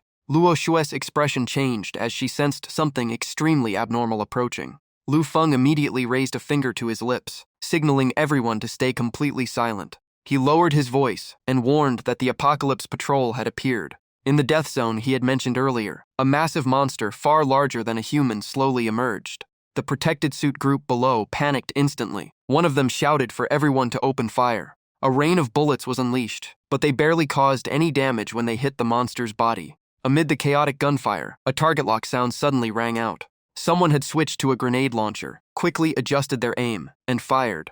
The explosive round struck the monster's head, causing a violent blast that shook the entire area. The creature's face immediately darkened after taking the hit. The damage from the explosion was already regenerating at an insane speed, and its gaze grew even more vicious. The soldier who fired first stammered in fear, realizing it was an immortal rank monster. Not only that, more of the same creatures began appearing. One of them slammed its foot down, cracking the ground apart in rage. Xia Ya looked at the scene in shock, unable to comprehend what kind of existence this even was. Lu Feng quickly assessed the situation. This was the Apocalypse Patrol, a force with extreme combat power and near-unkillable regeneration. They were the advanced units of this dark world. Facing them head-on now would be suicides. Hearing that, Ya asked how terrifying the final boss must be if even these couldn't be handled. At that moment, one of the monsters suddenly turned toward the area where they were hiding. Lu Feng immediately ordered everyone to stay still, and they quickly concealed themselves behind a nearby structure. He continued the plan. I'll draw their attention. You all move into the center of the death circle. I'll catch up after. Luo Sui immediately objected, refusing to let him face the danger alone, and insisting on going with him. A soft sound rang out as Lu Feng struck the back of her neck, knocking her unconscious instantly. He shook his head at her stubbornness and handed her over to Anya to take care of. Dao Dao looked at him and warned, "Don't die." Lu Feng simply smiled and replied that after 3,000 cycles of reincarnation, dying wasn't so easy. With that, he leapt out as bait and loudly taunted the monsters. As expected, all their attention instantly locked onto him. Taking advantage of the distraction, the others quickly retreated from the area. While running, Li Shujun suddenly glanced back. His expression changed as he saw Lu Feng already surrounded by the monsters. Even then, Lu Feng was still weaving through their encirclement. Xia Ya urged him to keep moving, saying their leader would be fine, and they shouldn't waste the opportunity he created. Haishan also spoke up, saying that if Lu Feng survived this, he would definitely drink with him properly. Even while unconscious, Luo Shui seemed to sense the danger, her fingers twitching slightly. Amid the howling wind, the monster's massive arms kept reaching out to grab Lu Feng. He instantly accelerated into the air, narrowly dodging their grasp. Right after that, one monster swung a giant blade straight at him. Lu Feng calculated that although their regeneration was fast, a few seconds would be enough. With that thought, he drove his sword straight into its eye. The pain drove the monster into a frenzy, swinging wildly and producing piercing sonic screeches in the air. Taking the chance, Lu Feng leapt upward and landed directly on its head. The enraged monster slammed its own head in fury, while the others attacked blindly. They ended up hitting each other repeatedly as Lu Feng nimbly jumped across their heads. After enough provocation, he shot toward a nearby structure, leaving the chaotic collision behind. He stepped off a monster's back to gain momentum, aiming to jump toward a nearby wall. But the distance was still slightly too far, and he realized he didn't have enough force to reach the ledge. Just when he thought he was about to fall straight into the monster horde, a hand suddenly grabbed him. On top of the wall, Luo Sui had already been waiting. She stabbed her sword into the ground for balance, and pulled him up with all her strength, telling him to hold on tight. After a struggle, they finally climbed onto the rooftop. Lu Feng slumped to the ground, gasping for air. He immediately questioned why she was here. After just saving him, she was scolded instead, which almost made Luo Sui explode in anger. She snapped back that she wasn't someone who only stood behind protection. She could fight beside him to the end. Hearing those words, Lu Feng paused and asked in a teasing tone. Realizing she had slipped up, Luo Sui quickly turned red and stammered that she only meant teammate. Countless memories of them fighting side by side flashed through her mind. Seeing her reaction, Lu Feng couldn't help but laugh. Luo Sui grew even more flustered, crossed her arms, and asked what he was laughing at.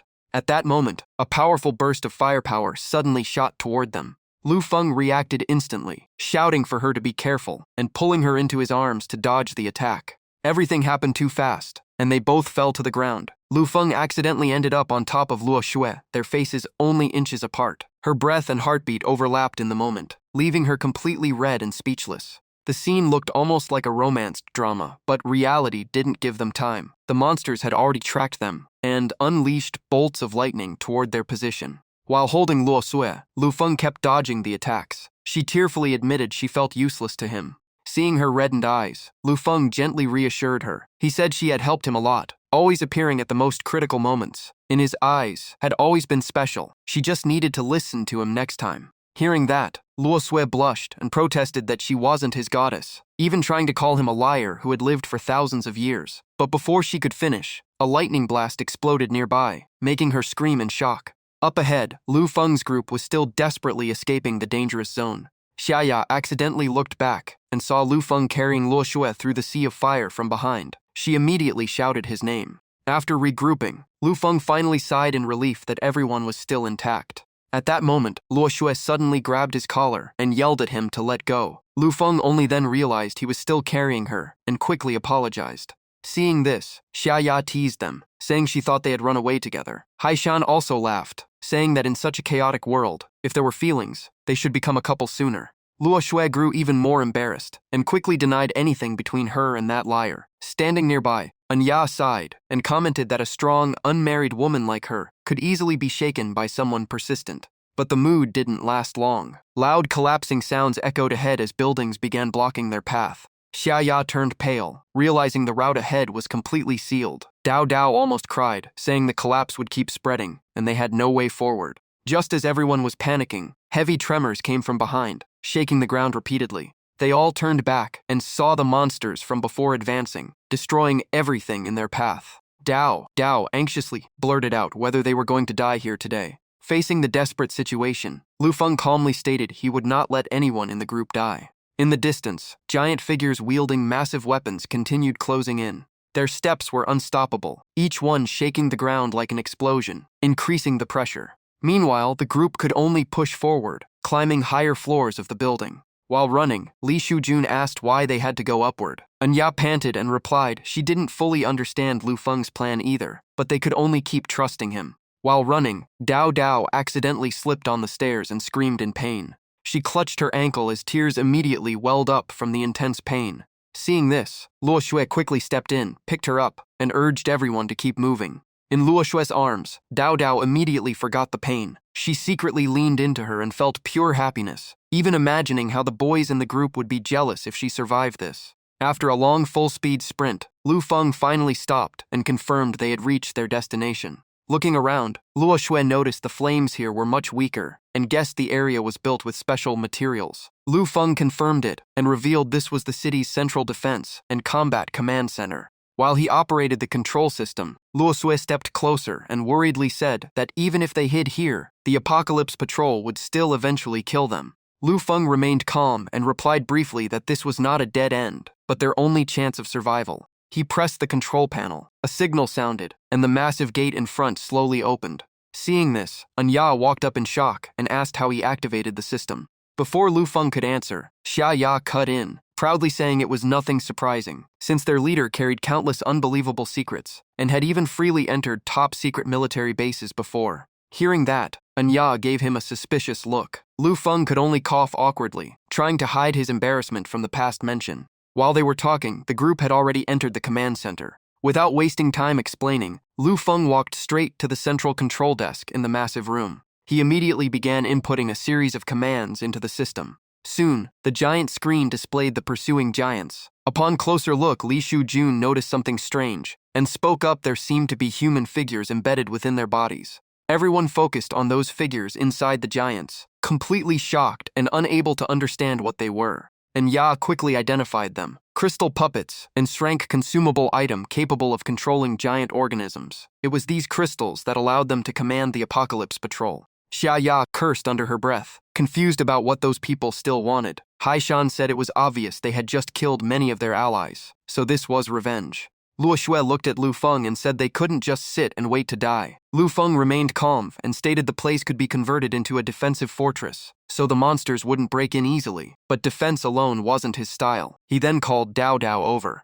Lu Feng leaned in and instructed her on a series of operations, telling her to remember everything carefully. Dao Dao complained that she was just a kid and shouldn't be given such difficult tasks all the time. Seeing this, Luo Shui worriedly asked if she could really handle it. Lu Feng confidently replied that she had already completed his special training program. Outside the facility, countless giants had fully surrounded the area.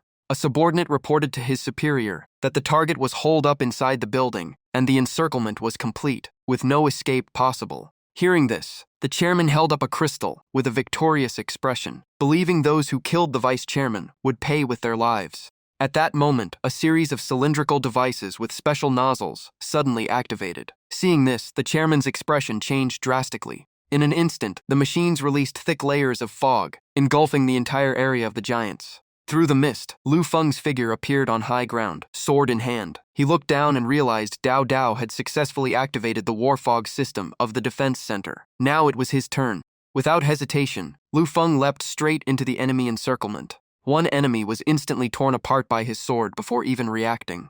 Upon landing, he immediately shifted to the next target. The enemy instinctively raised a crystal orb to block. The man sneered, mocking Lu Feng as someone from a small guild who was just courting death. Their weapons collided violently. After several exchanges, Lu Feng deliberately stepped back to adjust his distance. The opponent grinned viciously and declared he would send Lu Feng to his grave immediately. He unleashed his skill, Scythe of Judgment. A massive phantom blade carrying terrifying power descended toward Lu Feng's head, but Lu Feng remained standing still. At the moment the attack landed, a glowing barrier formed around him and completely blocked the impact. It was the protective shield. The man's eyes widened in shock. He couldn't believe a newly awakened level 20 could block the attack of a level 40 like him. Lu Feng raised his dual swords, his gaze locking coldly onto the enemy. In the next instant, he burst forward at high speed and unleashed two X-shaped slashes at the chairman. His protective shield granted full immunity to attacks below level 50. Hit directly, the chairman froze in fear, his face turning pale.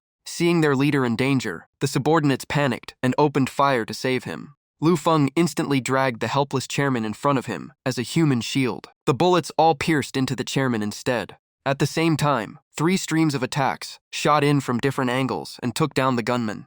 On a high vantage point, a maid uniform girl stood with a sniper rifle on her shoulder, calmly watching the battlefield with icy eyes. Lu Feng held a sword in one hand and a crystal orb in the other, a faint smile appearing on his face. Standing on top of a giant, he raised the orb and declared that all of them would now obey his command.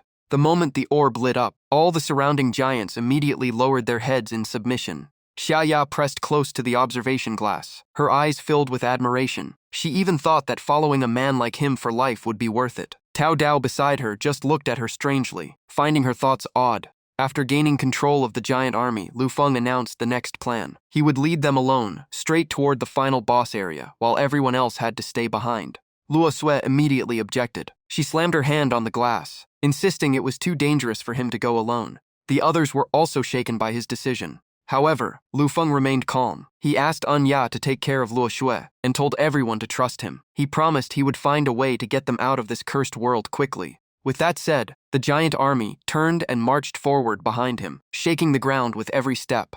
Luo Sui watched his fading figure with worry. Anya gently placed a hand on her shoulder, saying their current strength was not enough to face the steel heart. Now they could only place their hope in Lu Feng, as he might be the one to create a miracle. Haishan Market tightened his helmet in his hand and confidently said Lu Feng would definitely come back. After all, they still had a drinking promise to keep. The others could only place their trust in him as well. Outside the battlefield, Ling Yu continued silently, observing everything without saying a word. Only 30 minutes remained before the final spread would begin, and a deadly cold had already started covering the entire city. On the empty streets, with no human footprints left, freezing winds swept through the ruined buildings. Behind a wall, 3 people were hiding. 2 wearing combat gear trembled in fear, while a short-haired office woman stayed calm, signaling them to stay silent. Just beyond the wall, countless, unconscious bodies were scattered across the ground. She carefully peeked out to check the situation. But the moment she looked, 3 bomb-like objects dropped nearby, startling her. They hit the ground and exploded in sequence. The 3 immediately crouched down, covering their heads from the blast shockwave. Soon after, a figure descended from the sky using a jetpack. It quickly scanned the area and reported no target found. It was a humanoid robot. Above the sky, squads of drones and patrol robots kept sweeping the area non-stop. At the center of the death circle, the scene was abnormal, half the city frozen in ice, the other half engulfed in massive flames.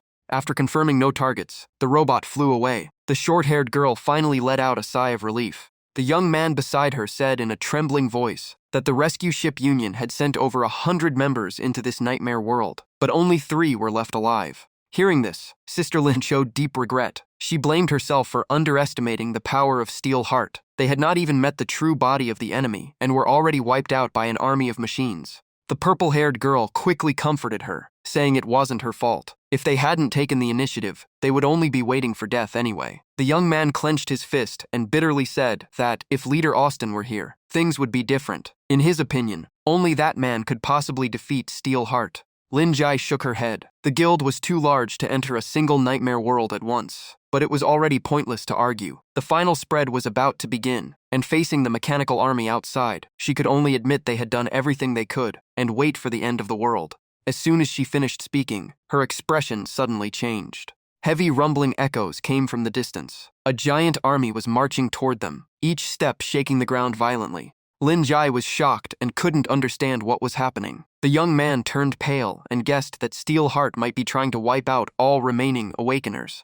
At that moment, an aerial patrol robot was suddenly crushed in the hand of a giant. Seeing one of their units destroyed, the remaining robots immediately opened fire. The battle erupted instantly. The giants raised their staff-like weapons and fired dazzling energy beams, destroying robot after robot across the battlefield. Watching the chaos, the young man couldn't understand what was going on. The purple-haired girl was equally stunned as the Apocalypse Patrol, and the mechanical army began slaughtering each other. Then someone spotted Lu Feng standing on the shoulder of a giant. Lin Jie immediately recognized him and exclaimed that he was the new Awakener who had defeated the final boss in Shuangmei City. At the same time, Steel Heart seemed to detect the threat as alarms echoed non-stop.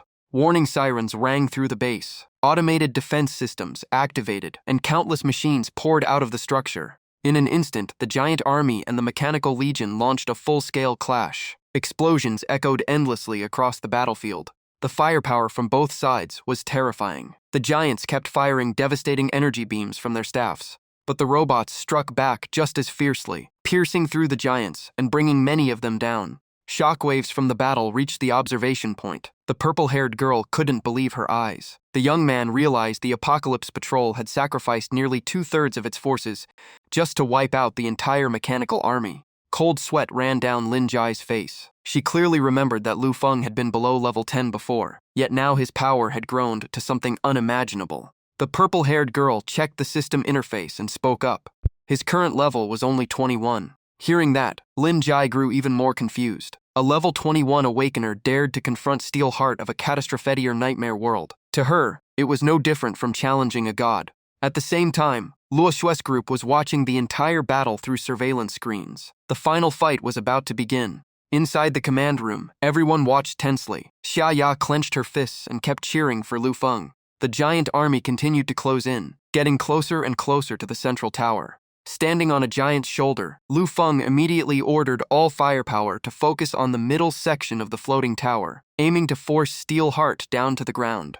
Receiving the command, a giant swung its massive weapon and smashed into the structure, causing the outer frame to collapse. The remaining giants followed up immediately, continuing to tear apart the tower's body. Cracks spread from top to bottom without stopping, and the entire structure trembled as if it would collapse completely. Countless chunks of concrete, electronic devices, and defensive robots rained down from above. Amid the ruins, Steel Heart, who had been closing his eyes, suddenly opened his glowing eyes after his protective visor was shattered.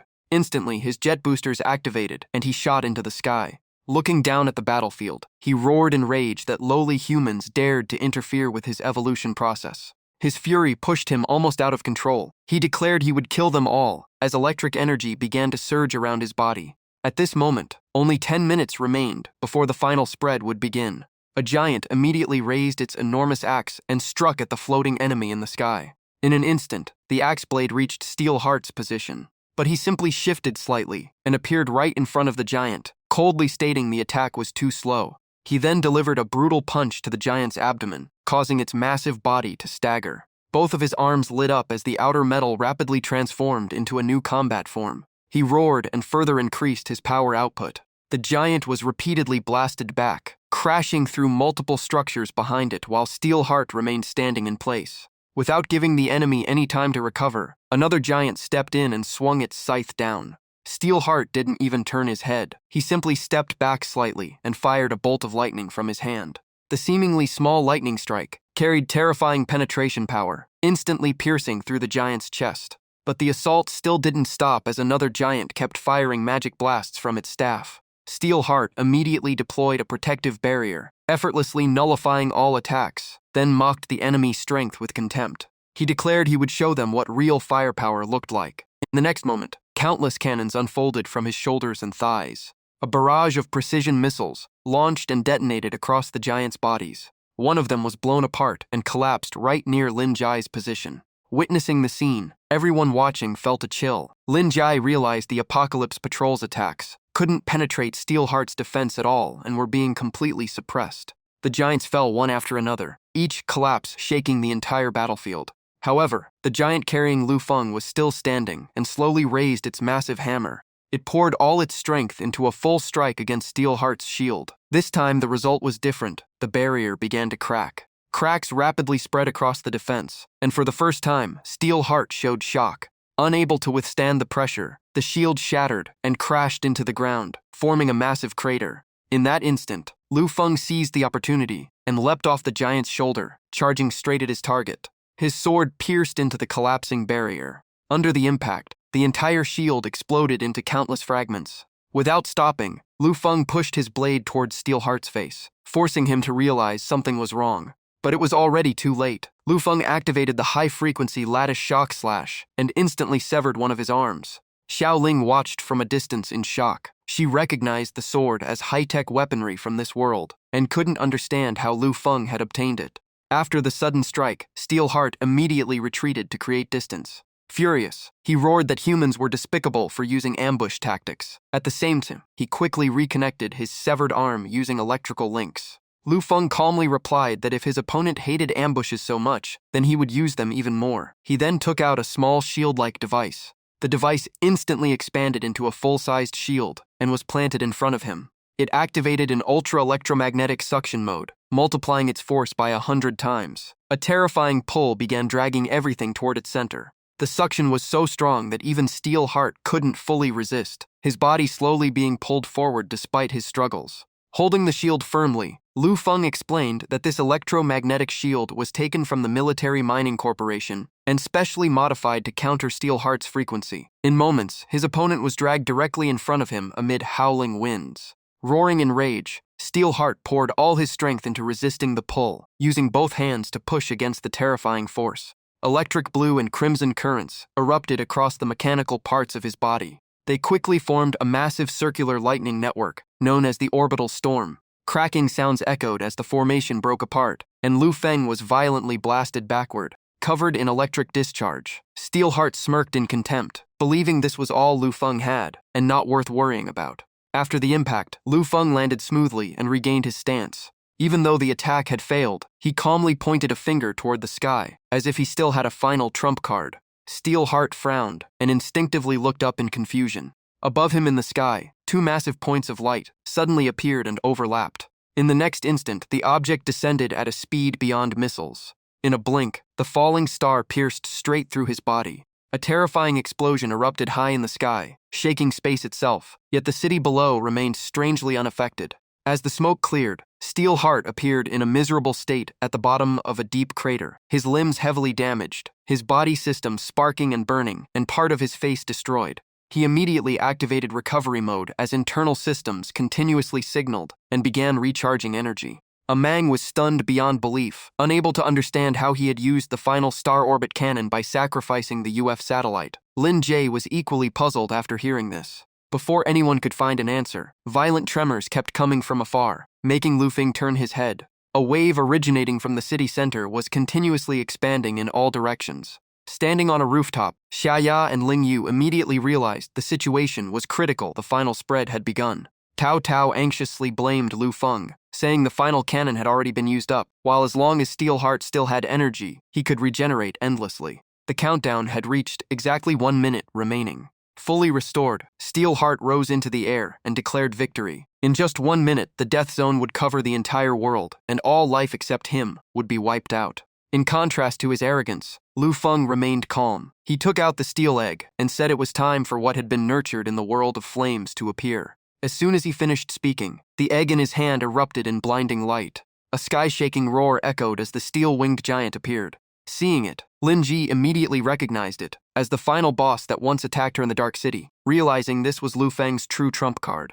The steel-winged giant charged straight at Steelheart, each step shaking the ground and sending dust clouds into the air. Facing it, Steelheart showed no concern, continuously firing energy blasts and claiming all resistance was meaningless. The barrage of attacks rained down, but the giant's body remained completely unharmed as it kept closing in. Suddenly, its wings split into countless sharp steel tendrils that shot toward the enemy. Steelheart failed to dodge and was instantly bound by the metallic restraints. A painful scream echoed as lightning flickered in his eyes, while the chip in his chest was forcibly extracted. The city of ice and fire was shrouded in a heavy atmosphere of death, with only continuous shockwaves echoing through the ruins. With only 8 seconds left, Lin Jai's group watched the battle in tension. Xiao Ling prayed with clasped hands, while everyone else pinned their hopes on Lu Feng. The steel-winged giant roared as it successfully extracted the energy core from Steelheart's chest, leaving him seemingly completely unconscious.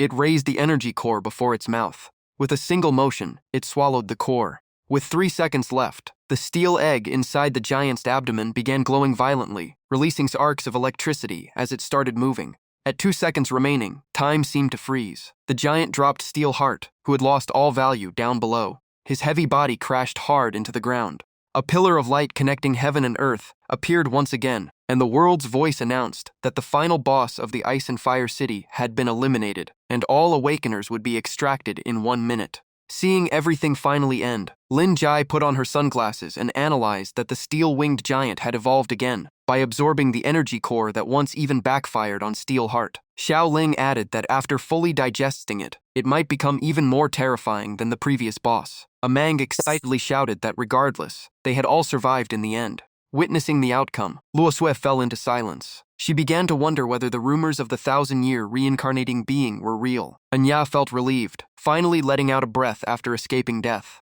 Xiaya joyfully grabbed Shujun's hand and jumped in excitement, repeatedly, saying their leader was incredibly cool this time. Dao also finally released the pressure she had been holding in, sighing and thinking. She would definitely stay up all night gaming to relieve stress after returning. Amid the passing winds, Ling Yu stood silently, gazing toward the distant pillar of light. Holding the steel egg, Lu Feng walked forward calmly, his body wrapped in a faint glow. While observing the item in his hand, he thought ahead. According to the rules of the nightmare world, the next destination would be an entirely unknown place that had never appeared before. All current experience and knowledge would become almost useless, meaning they needed to grow stronger to survive. Thinking this, Lu Feng sat down and opened his system interface. A stream of data appeared instantly. Name Lu Feng, level 30, abilities locked, title empty, available points 0, stats, HP 800, mana 500, strength 45, stamina 45, intelligence 45, agility 105, perception 85, and willpower 35. Next, the system displayed item information. Household Old Wang, high-frequency shock lattice blade, SS rank weapon type, remaining uses 03, and it must be recharged before it can be used again. This was a special reward obtained after clearing the Ice and Fire City. Looking at the new item, Lu Feng scratched his head helplessly. To use it again, he would have to turn it into a giant battery, but the required electricity might be enough to black out a city of millions for an entire day. Thinking about it, he simply ignored everything and lay flat on the ground. After such a long, exhausting battle, all he wanted now was to enjoy a bit of peaceful sunlight. A passerby accidentally saw him and told his girlfriend that it was Valentine's Day, and that guy looked painfully lonely. The young man beside her scoffed, saying someone so ordinary wasn't worth her attention. The girl just laughed at his overconfidence. At that moment, the crowd suddenly became chaotic. The two of them turned to look. A famous figure had appeared ranked among the most desired dating idols, a top-tier awakener who even surpassed many celebrities. The crowd rushed forward in excitement. When they realized it was Luo Xue, cheers erupted non-stop as everyone reacted like they had met a superstar. A young man asked why Luo Xue, who was supposed to be in Europe, suddenly appeared here. His friend guessed it might be related to Hua Jie, the son of the richest tycoon in City S, who had long pursued her. Ignoring all the stares, Luo Xue walked straight toward Lu Feng as the wind brushed past them. The young man from before froze instantly, while his girlfriend tried to convince herself that the goddess was probably just asking for directions. But Luo Xue took out a large bag of coffee and handed it to Lu Feng, telling him to drink it while it was still hot. The crowd instantly exploded. No one believed their goddess had crossed half the world just to deliver coffee to one person, sparking countless wild theories. Lu Feng glanced at her and casually said she was late. He then told her to stop standing and sit down. Luo Xue obediently complied and sat right beside him. Seeing this, the young man was completely speechless, while his girlfriend was still stunned by how close the two were. Around them, countless people raised their phones, and shutter sounds clicked non-stop. Holding the coffee, Lu Feng sighed that meeting Luo Xue in the real world was troublesome. She awkwardly apologized, saying she didn't expect things to turn out like this. Without warning, Lu Feng grabbed her hand and ran through the crowd, deciding to find a quieter place. Eventually, they stopped in a secluded dead-end alley, the distance between them now uncomfortably close. Outside, the crowd still refused to give up, searching everywhere for them, worried the goddess had been kidnapped. After the people finally left, Lu Feng stepped back to maintain distance and said they could continue moving. Luo Xue asked what was so important that he had summoned her here. Without turning back, Lu Feng simply said she would find out soon enough. Not long after, a car sped down the wide highway. While driving, Luo Xue complained about why she had to be the driver. Lu Feng replied bluntly that he didn't even have a driver's license in the real world. Checking the navigation map, Luo Xue casually asked where they were headed next. Lu Feng immediately said he needed her to attend a reunion and act as his girlfriend temporarily. Luo Xue was stunned, embarrassed, and confused, never having experienced romance before, and not understanding why he called her from across the world for this. Lu Feng didn't care, and even stated she had already been in love before. Luo Xue immediately guessed it was related to the 1,000-year reincarnator rumor. Lu Feng calmly confirmed it. He then said this was a deal. In exchange for helping him today, he would tell her how to overcome the issue in the 5 combo slash where the final strike always fails. At that moment, the traffic light turned red, forcing Luo Xue to brake immediately. The car slowed abruptly and stopped in the middle of the road. She turned to look at him seriously, asking if he really could solve that problem. Lu Feng simply said he would explain after everything was done. Then he began outlining the script. When meeting his classmates, she must say she was the one who pursued him first, got rejected multiple times, but persisted until she finally succeeded. Hearing this, Luo Xue could only frown, momentarily unsure how to respond.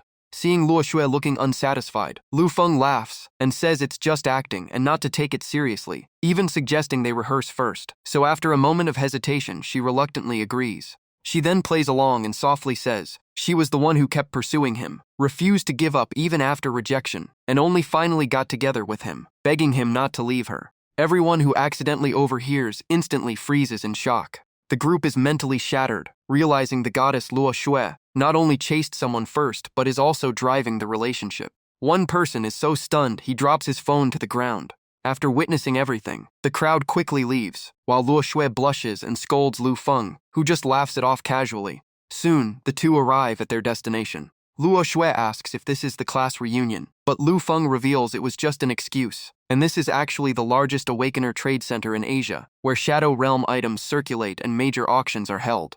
Luo Xue finally understands, realizing entry requires high-level Awakener status, and that he needed her help to get in, while she had thought it was just fake dating. Seeing her awkward reaction, Lu Feng teases if she's disappointed, and she quickly turns away denying it. The two then enter the trade center. Luo Xue immediately draws countless eyes, and people speculate about Lu Feng's identity, while convincing themselves it's just coincidence.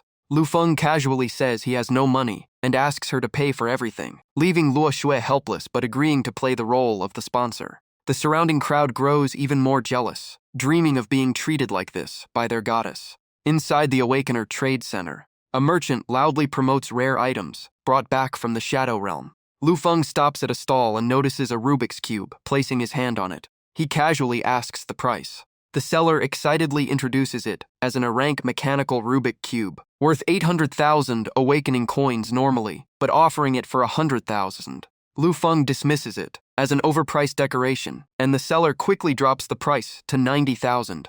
Lu Feng then asks about a sign, stating that paying 1,000 Awakening coins allows a chance to solve it for a free win if successful. He tells Luo Xue to give him 1,000 Awakening coins, and she hands it over immediately. The seller warns that the fee is non-refundable, and no one has ever solved it, including experts and professionals. Lu Feng picks up the cube, the faces light up and reset instantly, and he calmly says it's done. The moment the cube is solved, a burst of Awakening light erupts.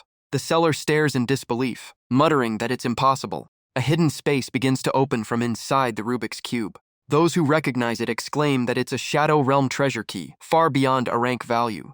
The seller panics and rushes forward, demanding it be stopped immediately. He even tries to use Luo Xue's reputation, claiming his Awakening certificate could be affected if this continues. Luo Xue steps in front of Lu Feng, and the seller quickly changes tone, insisting it was all a misunderstanding. After things settle, Luo Shui asks if he is a Rubik's Cube expert, and Lu Feng says he just used it to pass time, and that it has special meaning to him. She then asks about his awakening job, but he avoids answering, and instead asks if she is ready for something more important. Luo Sui immediately realizes his intention and huffs in annoyance, knowing she is about to pay again. Soon after, Lu Feng picks a Brank Night Wolf pistol worth tens of thousands of awakening coins. Next is a Crank Alpha Mutant Growth Serum, then a Crank Military Tiger Claw. He casually adds a Brank Dark Knight Dagger, and Luo Shui is now overwhelmed as the pile of items grows. The crowd nearby grits their teeth in envy, seeing Lu Feng as a man kept by a rich woman. Luo Shui finally asks what he needs all these items for, and Lu Feng simply smiles, saying she will find out soon. At that moment, a young man walks up on his own. He is dressed extravagantly and greets Luo Sui warmly, complaining she didn't inform him she came to City X. Luo Sui looks at him confused and asks who he is. That question freezes him in place, like he was struck by lightning. He quickly recovers and introduces himself as Wang Meng, vice guild leader of the Huoshi Guild, saying they met once with guild leader Huo Jie. But Luo Shui has no memory of him at all, and in her eyes the guild is not even top tier, so it left no impression. Humiliated, Wang Meng points at Lu Feng and questions why Luo Shui chose someone like him instead of Huo Jie. He mocks Lu Feng for relying on women and only buying cheap B and C rank items like a newly rich nobody. Wang Meng keeps talking without realizing the atmosphere around him has already changed. One of his subordinates finally reminds him that the two had already left long ago. Indeed, Lu Feng is already walking past with Luo Shui in his arms as if Wang Meng does not exist, leaving Wang Meng frozen in place in front of everyone. A nearby female staff member also silently watches them leave. Soon after, at the auction area, the host announces a 15-minute private auction initiated by Luo Sui, and the Black Awakening certificate immediately draws attention. The crowd discusses non-stop, shocked that Luo Shui would auction her items for a man, calling love irrational. The female staff member is confused hearing the term kept man.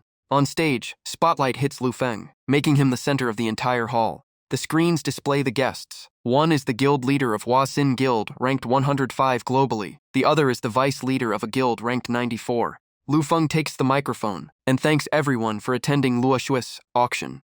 Luo Sui then walks on stage and smiles at the audience. Lu Feng gets straight to the point, announcing 5 secret items, with the first being the Dark Knight Dagger. The Brank weapon appears on screen with its effect. Increased chance of special effects during night combat. One bidder immediately shows strong interest. In the stands, Wang Meng jumps up and mocks it, claiming it is a scam using Luo Shui's name, while others say they saw Lu Feng buy it at a normal stall. Bai He, acting as a judge, glances at it and dismisses it as worthless before her feed suddenly cuts off. Some attendees lose patience and stand up to leave, thinking it is a waste of time. Lu Feng calmly holds up the Dark Knight Dagger and explains that Shadow Realm items often hide unknown effects, and all Today's items share hidden attributes. Wang Meng immediately refutes it, saying hidden attributes are extremely rare and impossible for cheap market goods. Facing the doubt, Lu Feng only smiles meaningfully. In the next second, his figure suddenly disappears from everyone's sight. The crowd erupts in confusion, thinking he left the stage.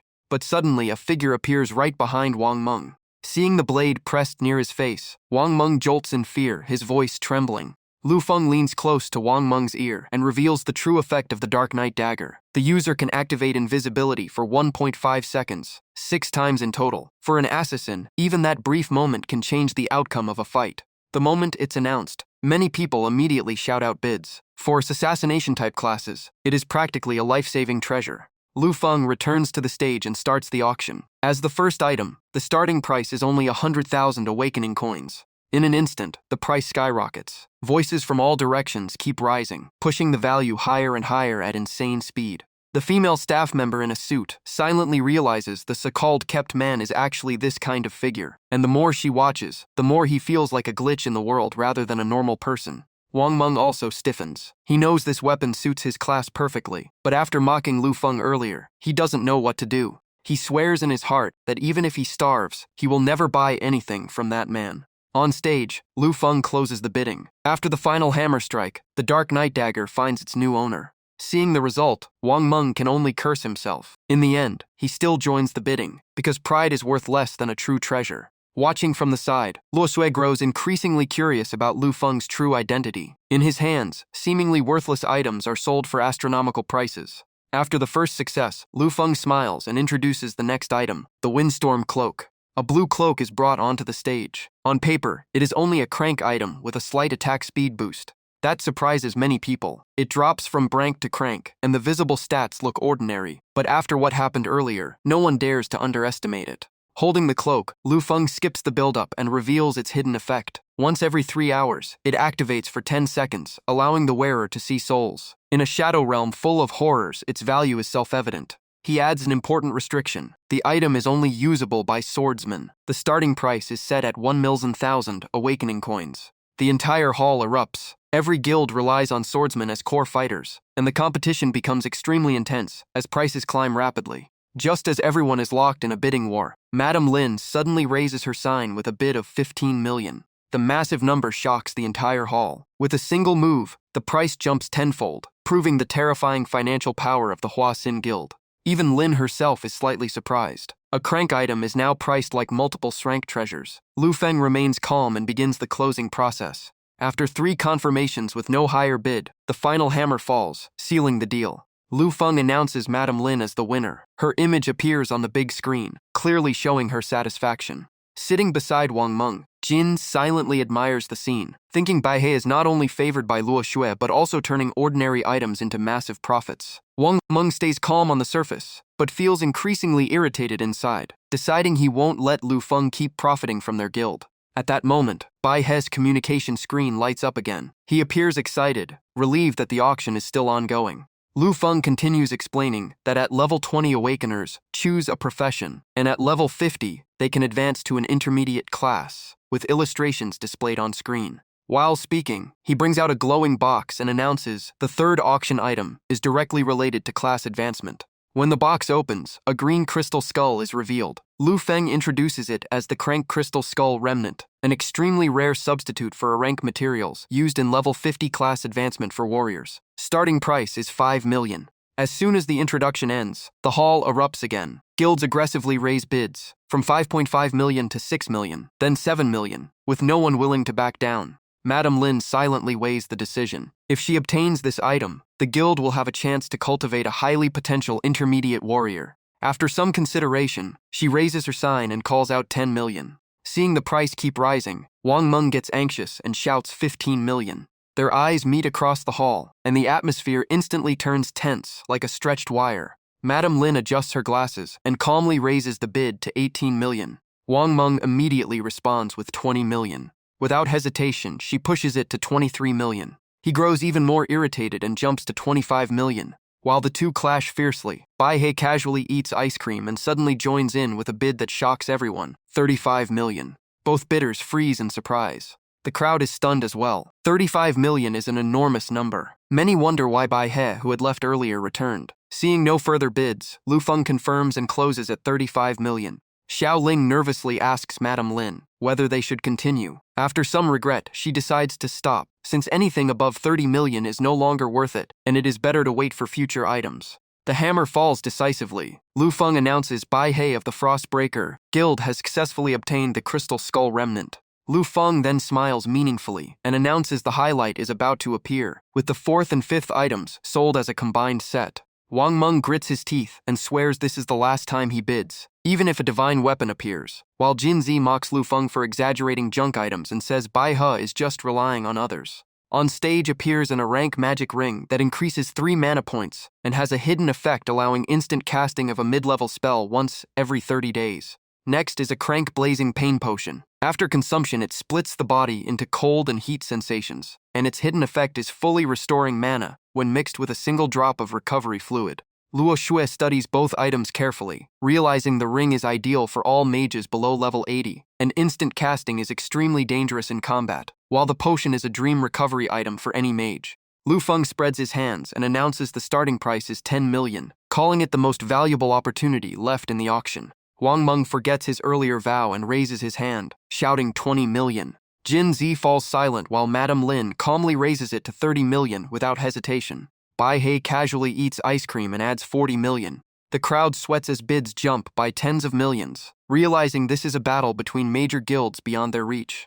Wang Meng, red-eyed, shouts 45 million. Bai He frowns slightly and raises to 50 million. Madame Lin remains calm and adds 60 million. Hearing the price, Wang Meng's expression changes as he realizes he only has around 60 million left after buying the Dark Knight dagger and cannot continue. At that moment, an elder walks up and whispers something to Bai He, who sighs and announces withdrawal. Seeing the competition settle, Lu Feng raises the hammer and counts. 60 million, first time. Madame Lin calmly smokes, already convinced victory is hers. Lu Feng calls 60 million, second time, preparing to close the deal when a voice suddenly interrupts. Madame Lin looks up in shock, realizing someone is still challenging her. A woman stands up, adjusts her glasses, and declares firmly that the Rescue Ship Guild bids 75 million. The hall erupts in commotion. Hearing it is the world's #1 guild. Everyone is stunned, realizing the top guild has finally made its move. Madame Lin sighs in regret and voluntarily withdraws. Lu Feng then completes the confirmation. 75 million, first time, second time, third time. No one bids further and the deal is officially closed. Seeing the results settled, the woman lets out a relieved breath, believing the guild leader will definitely be satisfied with the 2 items won. Lu Feng politely bows and announces that the Rescue Ship Guild has successfully obtained the magic ring and the blazing frost potion. He also declares the auction hosted by Luo Xue has ended successfully. After speaking, he leaves the auction area, and Luo Xue quickly follows behind. But at that moment, the lights suddenly flare back to life. Beams converge on the stage as a figure slowly appears. As the image becomes clear, everyone recognizes Austin. He stands with arms crossed, and Lu Feng's expression instantly changes. A faint, meaningful smile appears on Austin's face as he calmly says he arrived a bit late. Those preparing to leave all stop immediately. No one here doesn't know the legendary hero. Shock spreads everywhere as Austin, the savior, the world's strongest awakener, appears. Madame Lin is also visibly shaken. She removes her glasses in confusion, unable to understand why the guild leader is here. Lu Feng stiffens in place, cold sweat dripping down. Memories of a blood-soaked moonlit battlefield flash through his mind. Just seeing this man is enough to trigger those terrifying recollections. Still, he quickly regains composure and forces a social smile, saying he hopes Austin will attend the next auction, while internally forcing himself to stay calm and not reveal any weakness. Austin narrows his eyes at Lu Feng and smiles meaningfully, saying he has one question. He looks directly at Lu Feng and asks whether they have met before. Lu Feng barely maintains his smile and replies that they have never met. Austin's smile deepens. A dangerous glint appears in his eyes as he mentions he has already remembered everything that happened in Dark Silence City. Under that pressure, Lu Feng remains calm, hands in his pockets, and says he doesn't understand what Austin is talking about. Austin does not argue further, only smiling with hidden intent. Suddenly, a deafening explosion shakes the entire area. A massive illusion of Austin appears in the sky, looking down. The crowd panics, the hall falls into chaos, and Lu Feng and Luo Xue attempt to escape. On top of the central building, countless lightning bolts gather into a massive vortex, roaring like a beast about to strike its prey. The piercing sound intensifies continuously, crackling as if tearing the sky apart. The vortex expands. Fierce winds sweep across the area. From its center, a towering figure with bulging muscles emerges, a red cloak flapping in the air. A killing, intent-filled roar echoes through the storm. Austin's red eyes burn with brutal rage, and the airflow around him screams violently. Without hesitation, he dives straight out of the vortex, tearing through the air toward the ground. The sky is covered by a massive lightning tornado, as Austin shoots downward at terrifying speed, like a falling thunderbolt aimed at the tallest building. In an instant, he impacts his target. Flames erupt violently, followed by earth-shaking explosions. The solid skyscraper is instantly reduced to ruins, yet Austin remains completely unharmed, floating in the air as wind coils around him, while he coldly surveys the destruction below. After the impact, only devastation remains: broken concrete and debris everywhere, with fire still burning fiercely. Suddenly, something begins to move beneath a large slab of rubble. Strong winds blow through, feeding the flames. Amid the chaos, Lu Feng crawls out covered in dust and injuries, barely surviving. Before he can even stand, Austin appears right in front of him from the fire, arms crossed, looking down with amusement and asking if he still wants to resist. As soon as he finishes speaking, Austin's red eyes flash with danger as he gathers power, preparing his next attack. Red beams from Austin's eyes sweep across the ground, causing explosions wherever they pass. Rocks scatter with piercing noise, and in his exhausted state, Lu Feng can only keep dodging to survive. However, the power gap between them was overwhelming. Lu Feng barely dodged a few strikes before Austin suddenly appeared in front of him like instant teleportation. The fight felt like a hunt with Lu Feng as the prey. The two faced off at extremely close range. Austin showed a mocking smile, looking at him like an insignificant, weak creature. Red light gathered again in his eyes. In the next instant, Austin unleashed a brutal kick to Lu Feng's abdomen. He laughed while attacking, treating the opponent's life as worthless. The devastating blow nearly shattered Lu Feng's entire body. Blood spilled from his mouth, his consciousness faded, and darkness swallowed everything. Suddenly, he opened his eyes in shock. Lu Feng shot up from his bed. Cold sweat drenched his body, and his breathing was chaotic, like he had just survived a real battle. The nightmare still hadn't faded. He clutched his head, his body trembling slightly as he tried to steady his breath. It had been 3 days since the auction, yet the dream kept repeating. He recalled his meeting with Austin that day. Austin acted friendly and even thanked him for events in Ice and Fire City, showing respect and recognition. Everything seemed normal, but Lu Feng's instincts told him Austin might already know something. After thinking for a moment, he pulled a large black suitcase from under the bed. The auction trip had still brought him exactly what he needed. He opened the case and placed 2 items on the table. One was an S-rank copying crystal capable of replicating any R-rank item, worth up to 90 million awakening coins. The other was an R-rank electric charging device, worth about 20 million. Holding the copying crystal, Lu Feng inspected it closely. Besides its normal function, it had a hidden ability to copy an S-rank tool, once used by an awakened user. It might prove useful in the future. He then checked his personal status panel. Skills displayed included mental interference, shockwave, ground touch, cross touch, network touch, shield defense, plus 2 special abilities, frost and high-frequency particle shock touch. At level 30, he knew it was time for a new career stage. Thinking of Austin and Luo Xue, Lu Feng gently rubbed his chin. Austin was powerful beyond imagination. To face someone approaching godlike strength and protect those around him, he had to grow stronger faster. At that moment, a notification sound rang out. The communication screen showed the familiar face of Dao Dao. The girl sat surrounded by piles of gifts and dolls, happily thanking Lu Feng non-stop. In her hand was an A-rank soul ring that increased 7 mana and allowed instant casting of intermediate magic up to 20 times. Lu Feng calmly replied that there was no need to thank him. The original price was 20 million plus a 5 million service fee, already deducted directly from her account. Dao Dao instantly changed expression and called him a stingy hacker who keeps invading people's accounts. Elsewhere, Hai Shan studied the gift he received, a Brank gravity chip. When installed on a mechanical axe, it increased attack power by 15 and had a chance to trigger a gravity effect during combat. After inspecting it, he laughed and said Lu Feng gave gifts like a shady supplement salesman. Xu Jun was sitting on the floor with the Nightmare Fox guarding behind him like a loyal bodyguard. The item he received was an R-rank berserk crystal, capable of pushing a clone into an extreme berserk state. Looking at it, he couldn't help but imagine it might cause catastrophic chaos if used. Elsewhere, Ling Wu sat in front of a computer. On the table were the Kiss of the Darkened Female and a Crank Tactical Suppressor set. The weapon carried toxic effects and was especially effective against large creatures. She then called Lu Feng, her tone as cold as always. She confirmed she received the items and told him not to send gifts again. At the same time, a knock sounded at the door. A woman entered and informed him that President An was waiting downstairs, telling him to come immediately since she disliked waiting. Sitting casually, Lu Feng replied not to rush him. Maybe in the future he would become the boss husband, and the first person fired might be her. The secretary immediately went silent. Outside the building, a luxury car was already parked and waiting to pick him up. Inside the car, Lu Feng sat facing Anya and her female assistant. Anya complained that he arrived too late. Lu Feng just smiled and said she was always the one making others wait, so it wasn't bad for a change to let a female CCO experience it. Then he thanked her for the help. Anya stated clearly that this assistance was only repayment for him saving her in Ice and Feist City, and also to settle the value of the lightning attribute treasure he once gifted her. Lu Feng felt slightly awkward. Outwardly, he said it was fine as long as she liked it, but inside he was surprised. That item was just something he casually bought from a street stall and modified a bit. And Ya kept her distance and emphasized that after this, they would be even. Once everything was done, they would go their separate ways. Lu Feng nodded and teased that the cold CEO really was heartless. And Ya shot him a displeased glance and reminded him they weren't close, so he shouldn't act familiar. Seeing this, Lu Feng raised a finger and smiled meaningfully. Then he said something suggestive. She was wearing white today, right?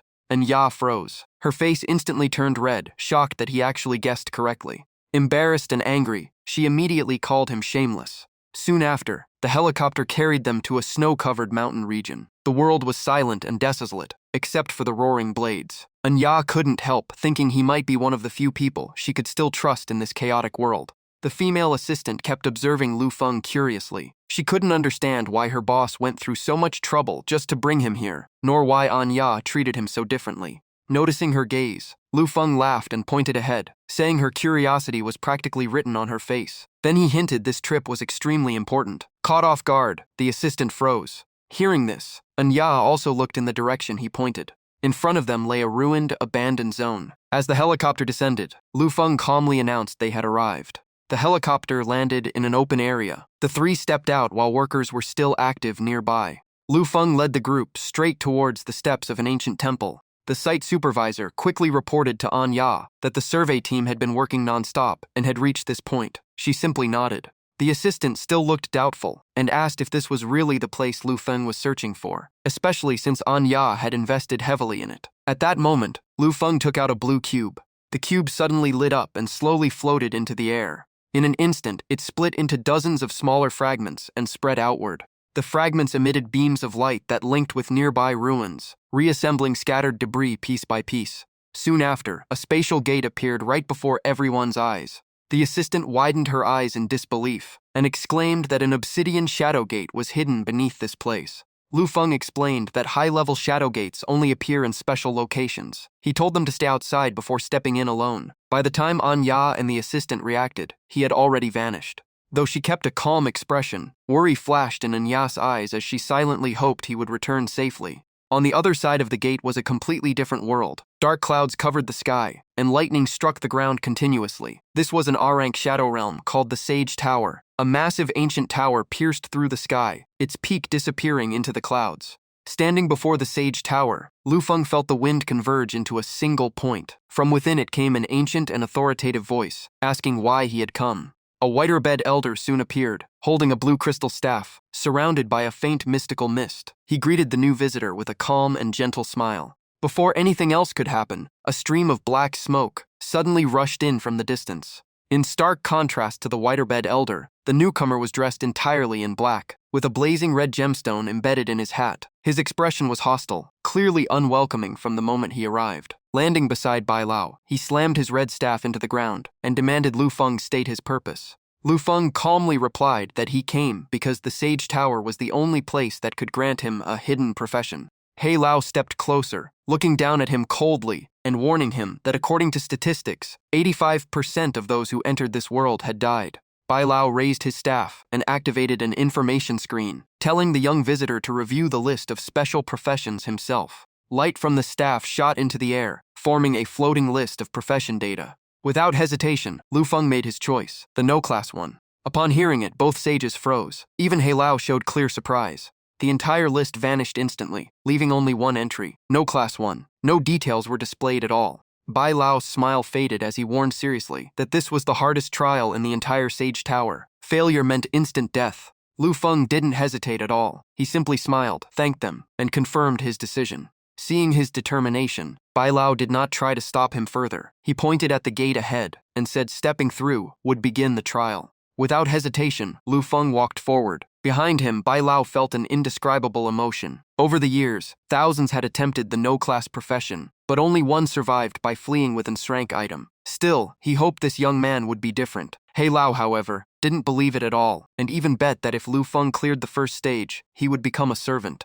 Pushing open the gate, Lu Feng had no idea a bet involving his life had just been made. He simply moved forward with steady confidence. When his vision stabilized, he found himself in a floating arena high in the sky, surrounded by howling winds. The system voice announced the strength trial was about to begin. Lu Feng remained calm, gripping his sword tightly. The ground shook as a massive monster approached from afar, each step echoing heavily. Seeing the enemy, Lu Feng narrowed his eyes. The trial had officially begun. The system declared the objective: defeat the one-eyed beast, a creature whose power did not weaken over time. Without giving any time to prepare, the monster swung its giant axe toward Lu Feng. The strike crashed into the ground with a loud explosion, but Lu Feng simply sidestepped it. The one-eyed beast continued pressing forward with relentless attacks. Lu Feng calmly maintained his rhythm, dodging every strike. Outside, the two sages watched through a surveillance orb. Bai Lao asked in confusion what the boy was trying to do.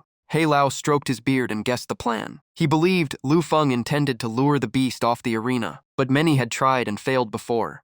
Just as the monster raised its axe again, Lu Feng suddenly leapt forward. Two swords appeared in his hands, both aimed directly at the creature's head. In an instant, the strike pierced straight into the monster's single eye. At the same time, frost was activated. Cold energy erupted, instantly freezing the eye as cracking ice spread along the blade. Enraged by the injury, the one-eyed beast went berserk, slamming its axe into the ground and causing violent tremors. But Lu Feng evaded them all. The monster grabbed its face and crushed the ice covering its eye. Within seconds, its vision was fully restored. Without hesitation, it charged again toward Lu Feng's landing position. Lu Feng activated frost once more. Cold energy spread across the arena floor, quickly covering it in ice. Losing traction, the massive beast began to slip uncontrollably. Seizing the opportunity, Lu Feng rushed in at high speed and delivered a powerful kick to the monster's abdomen.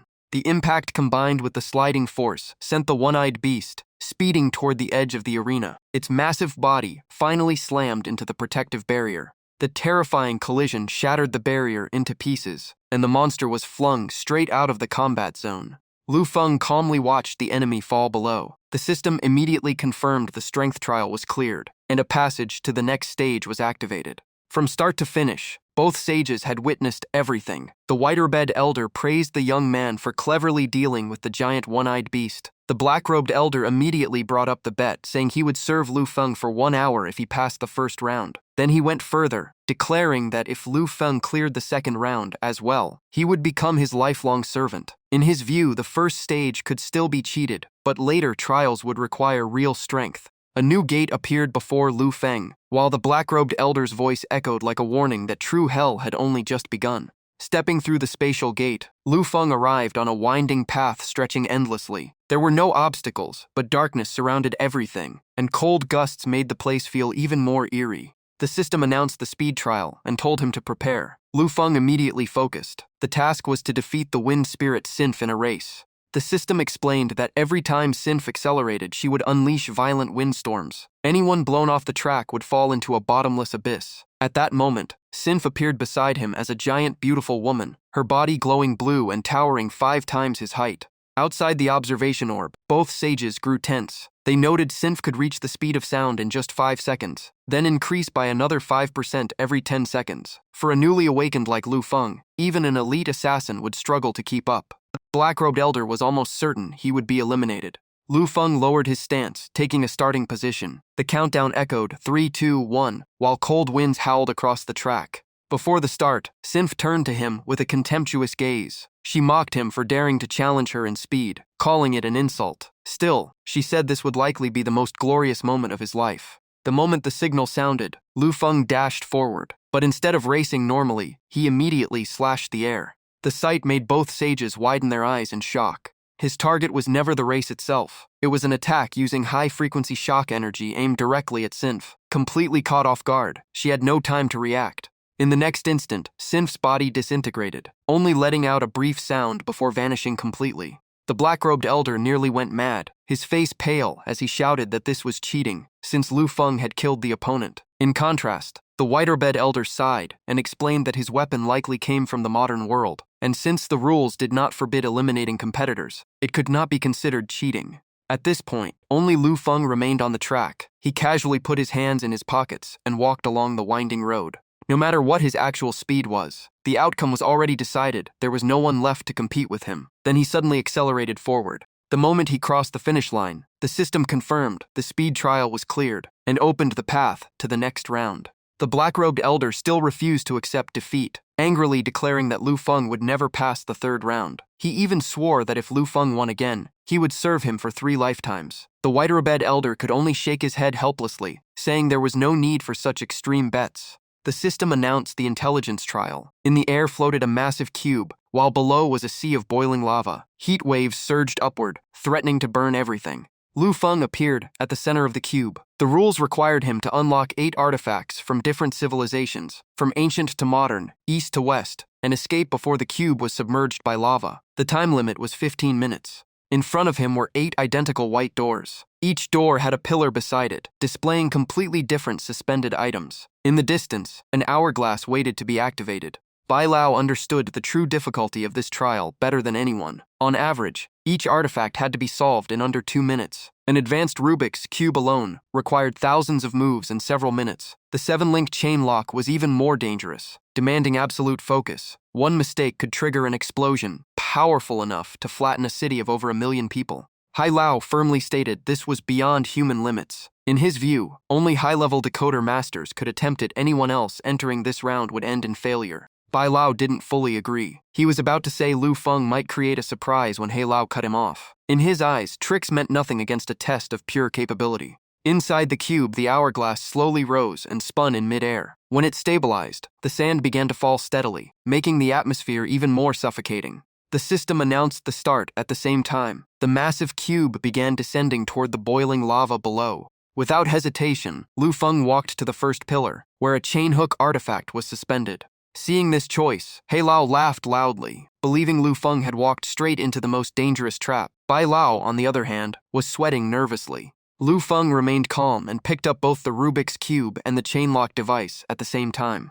Hai Lao was confused. He believed the 7-linked chain lock required absolute concentration. Bai Lao also shook his head, thinking the young man was being reckless by handling 2 devices at once. Yet shortly after, the first door opened. The system immediately announced. The 7-linked chain lock was completed in 46 seconds. Hai Lao's confident expression instantly froze. He couldn't believe Lu Feng had solved a deathlock while also handling a Rubik's Cube. Even Bai Lao was stunned. Before half of the hourglass had passed, completion notifications continued. Pandora was solved in 2 minutes 17 seconds. The advanced Rubik's Cube in 5 minutes 12 seconds. The ancient Babylon mechanism lock in just 1 minute 16 seconds. Witnessing this terrifying speed, both sages were completely shocked, even wondering if the young man was some kind of machine. At 10 minutes and 20 seconds, all 8 artifacts were solved. The cube stopped just a fraction above the lava surface.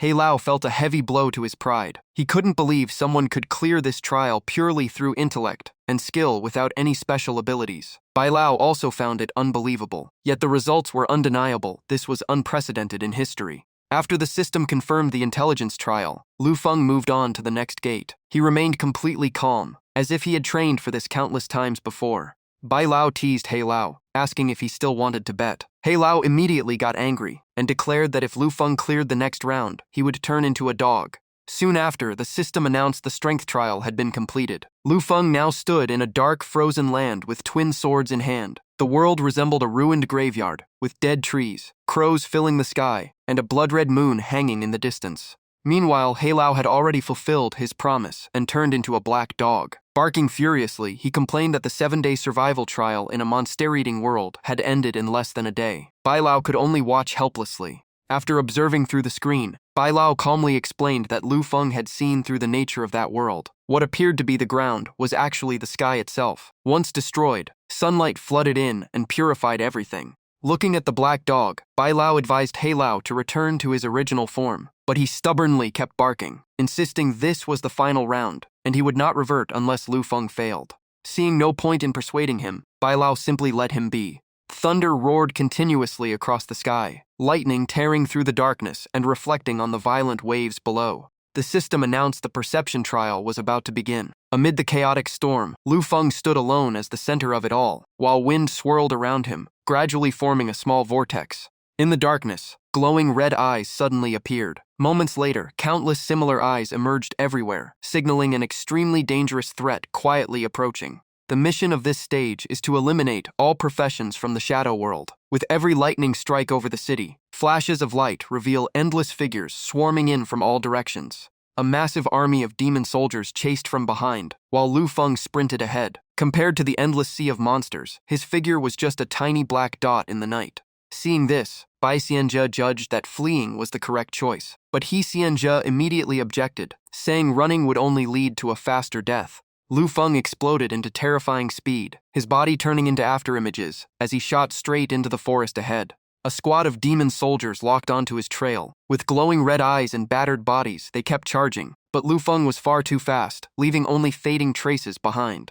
The demon soldiers refused to give up and spread out to search. One of them spotted something suspicious and shouted. The entire squad dispersed, convinced the target was still nearby. While scanning the area, one demon soldier suddenly stepped on an unknown object on the ground. At that instant, a soft ticking sound echoed.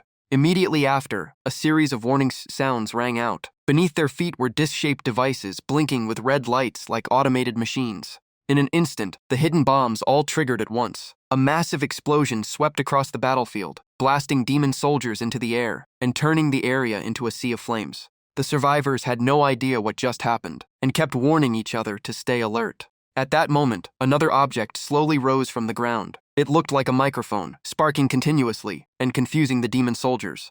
A violent surge of electricity erupted like lightning, spreading across the area and instantly wiping out the nearby demon soldiers. Elsewhere, another group of demon soldiers tracking Lu Feng also sensed unusual movement. That familiar warning sound echoed again. Right after it, screams erupted as another bomb detonated inside their formation. Seeing this, He Xianzhe was shocked to recognize gravity bombs, Tesla wires, and signal traps. He could not understand why Lu Feng carried so many tools. Bai Xianzhe felt it was all prepared in advance, as if Lu Feng already knew the rules of this trial. The demon soldiers continued searching while destroying surrounding bushes. At that moment, a sharp sound suddenly tore through the air. A blade flashed so fast it was nearly invisible, slicing through a demon soldier's body as easily as cutting mud. The struck demon soldier collapsed heavily. As others turned around, they found fatal holes already appearing in their chests. The one who attacked was none other than Lu Feng. Upon seeing him, the demon soldiers immediately roared, finally locating their target.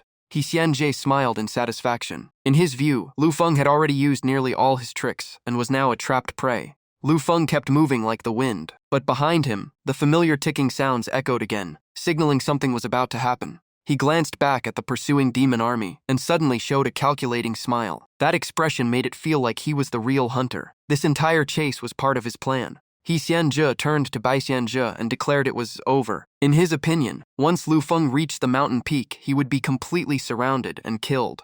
Without stopping, Lu Feng leapt toward the highest point of the mountain, leaving the pursuing army far below. Flickering light from afar illuminated his face. That mysterious smile appeared again, as if everything was unfolding exactly as planned. Suddenly, a deafening explosion shook the world. Smoke and fire rose into the sky, forming a massive mushroom cloud. A chain of secondary explosions followed. Rocks and debris were blown everywhere, wiping out the pursuing formation. The remaining demon soldiers panicked and fled. Watching from above, He Xianzhe was drenched in cold sweat. He never expected Lu Feng to blow up the entire mountain. However, about 30% of the demon forces still survived and were preparing an ambush. He believed delaying would still lead to Lu Feng's defeat, but Bai Xianzhe shook his head, saying it had already ended long ago. In a space between towering structures, cracking sounds echoed repeatedly. A man then emerged, wearing a white polo shirt and dark pants, looking like someone who rarely goes outside. At that moment, Lu Feng suddenly appeared behind him. He calmly said he had finally found the one controlling this game. The true nature of the trial was to identify the mastermind behind everything. Hearing this, the man turned pale and broke into a cold sweat. He stammered in denial, insisting he was not the person Lu Feng was looking for. Lu Feng did not bother arguing. He coldly raised his sword and said it no longer mattered whether it was true or false. With that, he struck down instantly. As the man's body began to fade away, the system announced that the perception trial had been completed. He Lao flew into a rage, shouting in frustration non-stop. Bai Lao frowned and told him to return to normal form, saying he looked ridiculous. But He Lao ignored him, grinding his teeth while staring at the observation orb. After calming down, He Lao finally returned to human form. He declared that the Void class was the highest hidden profession, requiring hell-level trials, and the final round would be personally overseen by him. Holding his staff tightly, He Lao's expression turned dark with anger. He said anyone who wanted the Void class must pay with their life. Behind him, Bai Lao could only sigh, saying his hatred toward the challenger was too strong. Steady footsteps echoed through the silent space. Lu Feng calmly stepped out of the teleport gate. A strong wind swept across the arena, where only He Lao was waiting.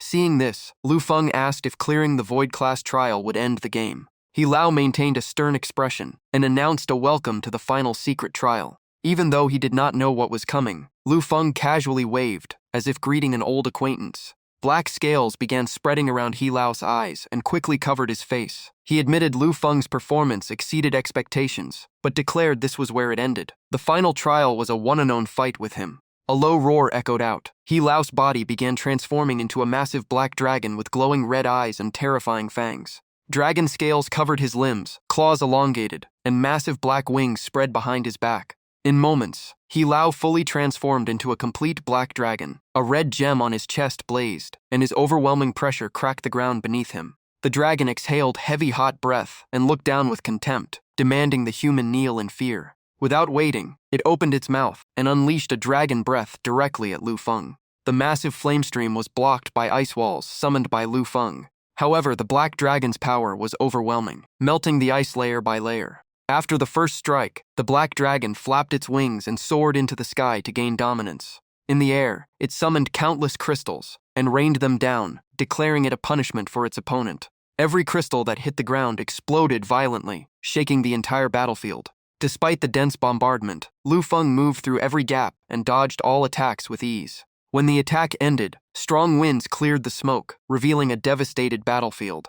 The black dragon laughed in victory, saying resistance only prolonged the suffering before death. But from the ruins, a cold voice responded that it was mistaken. Before the black dragon could react, 5 giant figures emerged. Standing on the leader's shoulder was Lu Feng, calmly observing the battlefield. He immediately ordered the attack. The giants pulled back their massive bows. The moment the bowstring was released, a glowing arrow shot straight into the sky. Strangely, it did not aim at the black dragon directly, but flew past it and split into countless smaller arrows. In an instant, a rain of light arrows filled the sky and poured down onto the entire area where the black dragon was flying. In response, the black dragon opened its mouth and unleashed a massive sea of fire toward the giants. A giant immediately raised a staff and summoned magic. Brilliant light erupted across the battlefield. Waves of continuous spells fired out, relentlessly bombarding the black dragon's body. A light magic strike pierced through its wing, forcing the dragon to roar in pain midair. Realizing the disadvantage, the black dragon immediately turned to retreat.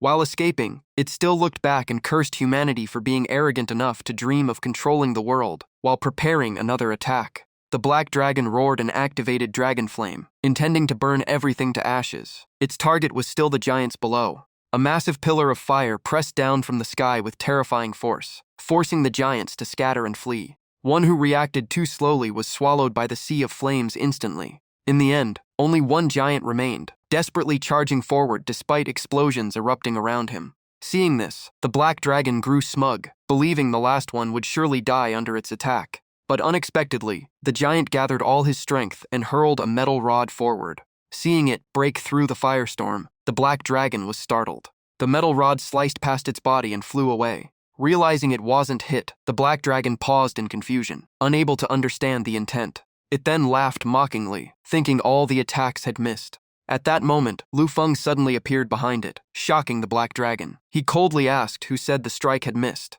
Gripping his sword tightly, he stabbed straight toward the dragon's head. A terrifying aura erupted from the blade. At the same time, he used the thrown metal rod as a foothold to close in. Only then did the black dragon realize it had been tricked and roared in fury. Lu Feng pushed the blade forward with full force and declared the dragon hunt had begun. He activated high-frequency shockwave slash. In an instant, the sword collided directly with the dragon's hardened scales. Electricity and shock energy instantly spread throughout the dragon's body. Hit by a critical strike, the black dragon lost all resistance and began falling from the sky. Its massive body crashed into the ground, creating a huge crater and spreading shockwaves across the area.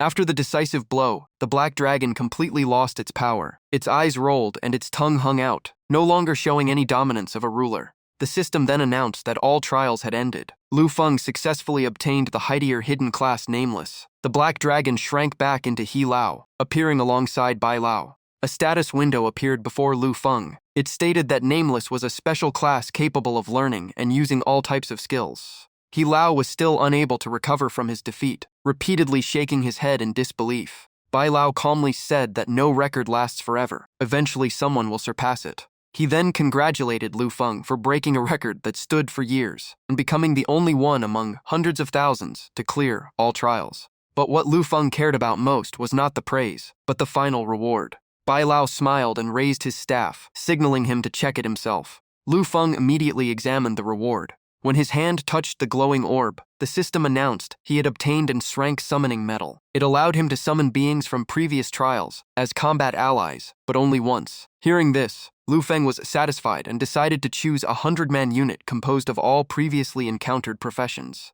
The orb turned into light and merged into his forehead. A new ability awakened, called Sea of Consciousness Seal. It was a soul protection skill that blocked all memory reading attempts. Thinking of Austin and his terrifying memory reading ability, Lu Feng felt relieved. At least, now he had a way to protect himself, but he also knew he needed to become stronger to defeat him in the future. The scene shifted back to reality. A moving car suddenly braked to a stop. Anya's secretary looked at Lu Feng hesitantly. He calmly walked forward and said she should not worry, and after marrying their CEO, he would definitely give everyone a raise. Hearing this, the secretary showed doubt. In her eyes, someone as strict as Anya would not be easily pursued. After walking a few steps, Lu Feng turned back and casually said to order another hot pot and send it to his address later. The bill could go to Anya since she was always on a diet and likely had money to spare anyway. The secretary could only sigh and agree. Not long after, Lu Feng was calmly enjoying a hot pot meal paid for with Anya's money, feeling completely at ease. At that moment, his phone on the table suddenly vibrated. It was a message from Tao Dao. She immediately complained that he wasn't replying, then rambled about her cat being pregnant and other random stories. Lu Feng had no idea how to respond. In the end, he could only helplessly think he had probably given her too little homework. Even without an immediate reply, Tao Tao kept inviting him to play games when he had time. Lu Feng replied, asking if the experience in the shadow world wasn't enough already. Tao Tao quickly complained that it was too dangerous, and even the real world might not be safe in the future. Taking the chance, he invited her to join a real-life game next week. Feeling something was off, she immediately refused, saying she had finals coming up and couldn't leave school. Hearing that, Lu Feng told her to focus on studying. After the conversation, he continued eating, but his mind was still running through a larger plan related to humanity's survival rate in the final war against the shadow world. In his hand was a photo of a middle-aged man gently patting a little girl's head. Looking at it, Lu silently vowed that even though the man had died in the shadow world, he would fulfill the promise left behind in this chaotic era. In the sky above the city, modern aircraft flew across in formation. At an elevated train station, announcements echoed that the train to Lukok City had arrived. Passengers began boarding in lines. Inside the station, Lu Feng and Xu Jun stood before a large map, studying the route. Xia Ya walked around curiously, full of excitement. It was her first time leaving her familiar environment, and she joked about finally getting to experience being an international gangster. Behind her, Ling Wu silently pushed the luggage cart. Xu Jun couldn't hold back and asked the true purpose of the trip to Lukok. Wearing dark sunglasses, Lu Feng deliberately acted mysterious and said they were heading into an extremely important mission that would affect not only awakened beings, but the fate of the entire world. On the highway, traffic flowed continuously. Among the vehicles was a black car with a highly suspicious appearance. Lu Feng's entire team was inside. Xu Jun looked at him sitting cross-legged on the floor and kept asking where they were actually going. Xia Ya also looked completely confused. The moment they arrived in Lukok, they were immediately put into a vehicle that felt like a prisoner transport truck, making her even more curious about the destination. With a serious expression, Lu Feng clearly treated this as a highly valuable mission. He looked at Xia Ya and directly asked what she thought their destination might be. Xia Ya opened a map on her phone and analyzed it. From the moment they boarded, all tracking devices stopped working, meaning the vehicle was untraceable. With such high security, their destination must be completely confidential. Based on the clues, it was impossible to guess the mission. Lu Feng gave a short answer. Their objective was to protect someone. Xia Ya grew even more curious, wondering what kind of person required such secrecy. Was it even a head of state? An image of a woman wearing sunglasses appeared in his mind. His tone turned serious as he said that person was more valuable than a prime minister. If anything happened to her, it could affect the fate of the entire world. Hearing this, Xu Jian also felt the mission was extremely important. Xia Ya crossed her arms, unconvinced. In her eyes, their leader's life was what defined the country's future, and she didn't believe anyone could be more important. At that moment, Ling Wu looked outside and said they had arrived. The vehicle slowed down and stopped in a wide-open area. Around them were rows of buildings, with many people already lined up beside identical vehicles. The door opened, and Lu Feng's group stepped out one by one. The sky was bright and clear, but Xia Ya didn't feel relaxed at all. She complained that she had been transported like cargo. Meanwhile, Lu Feng calmly put on his sunglasses and observed the surroundings. Inside the warehouse district, the lighting was dim and the atmosphere oppressive. Lu Feng's group was quickly surrounded in the center. The people around them were all in neat suits, standing motionless like statues, their faces completely expressionless. Leading them was a bald man with a fierce aura. The scene made Xia Ya flinch slightly. She immediately became alert. Who were these people, radiating such terrifying killing intent? Ling Wu calmly explained. They were Fei Kuang, one of the strongest assassin organizations in the world. Every member had a specialized skill set. Their protection services were reserved only for the most powerful figures. On the opposite side stood a formation of armored warriors with shields, arranged like a disciplined army. Shu Jun instantly got excited, his eyes lighting up. He recognized them as members of the Heaven Shield Guild, the famous organization led by the Shield God, admired by countless people. The silence in the area was suddenly broken by approaching footsteps. Everyone's attention immediately turned toward the sounds. Someone was coming. A group in tactical gear wearing masks entered. At the front was a young man in a striking white suit. He politely welcomed everyone to London. He said all present were elite security professionals from around the world, and their participation in this selection round was an honor for the organizers. Xia Ya grew excited again after hearing this, casually remarking that their boss really showed up everywhere. The young man pointed forward and announced the selection round was about to begin, instructing everyone to pay attention. He explained the rules. In front of them were 3 doors. The teams that passed through and reached the destination fastest would qualify among the top 10. The doors looked nearly identical, with a countdown timer above them. His expression turned serious. They had only 3 minutes to choose. When time ran out, anyone who hadn't entered a door would be eliminated. He also emphasized that this competition could cost lives. After wishing them luck, the countdown continued, with just over 2 minutes remaining. The crowd began to panic and discuss. No one knew which door to choose. If they hesitated early, they would be at a disadvantage in later rounds. Someone looked toward the Fei Kuang team and suggested following them, since they had top tracking experts. The elder, standing in the center of Fei Kuang, slowly took something from his pocket. He tossed it into the air. When it landed, it turned out to be a dice, showing a single dot face. Without hesitation, he led his team toward the first door and signaled everyone to follow. Seeing this, many people froze in disbelief. One young man couldn't help but blurt out whether decisions could really be made like that.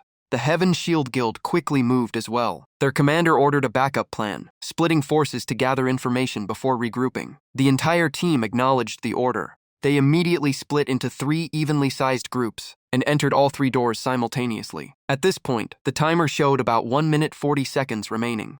The remaining teams began to lose composure. Afraid of being left behind, they no longer hesitated and rushed in randomly. The countdown continued, dropping to 1 minute and 9 seconds. While everyone else had already moved, Lu Feng's group still stood still observing. Xia Ya anxiously asked which door to take as time was running out. Lu Feng remained calm and said they first needed a detailed map of the maze before deciding the next step. Shu Jun was confused, asking if the organizers had actually prepared a map for participants. Lu Feng calmly replied that he would create the map himself. As soon as he finished speaking, small golden-winged spheres appeared in his palm, rapidly increasing in number. He immediately signaled to move, and the spheres flew into all 3 doors. They were brank items from the Shadow World, designed to scout environments and reconstruct terrain.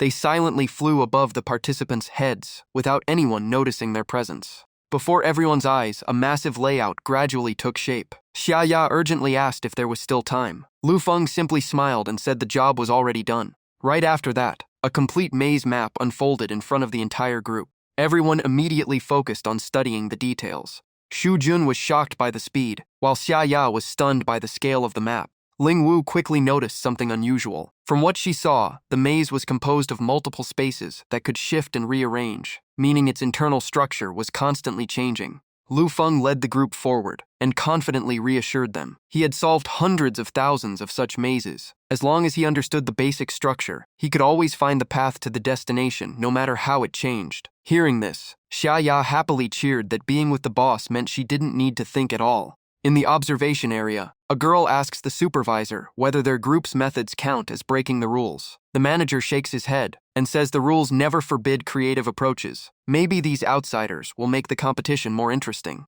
Still, both of them keep watching Lu Feng's group from behind, as the subordinate believes inexperienced teams like theirs won't make it to the end. In their minds, the maze is filled with traps everywhere, impossible to pass with just a map. One small mistake could send the entire team falling straight into hidden pits. Even if you know the route, survival is not guaranteed. Screams of those caught in traps echo constantly from all directions. In another area, professional guards carefully dodge deadly mechanisms along the path. After passing multiple trials, Jiao, the bald man, finally steps onto solid ground and confirms the exit is ahead. Leader Zhao looks at the temple ahead and sighs in relief. The maze is far more complex than expected. The girl beside him complains about all the walking, while Zhao stays calm, believing the teams behind will need at least a few more hours to catch up. Right in front of them is the destination area of the round.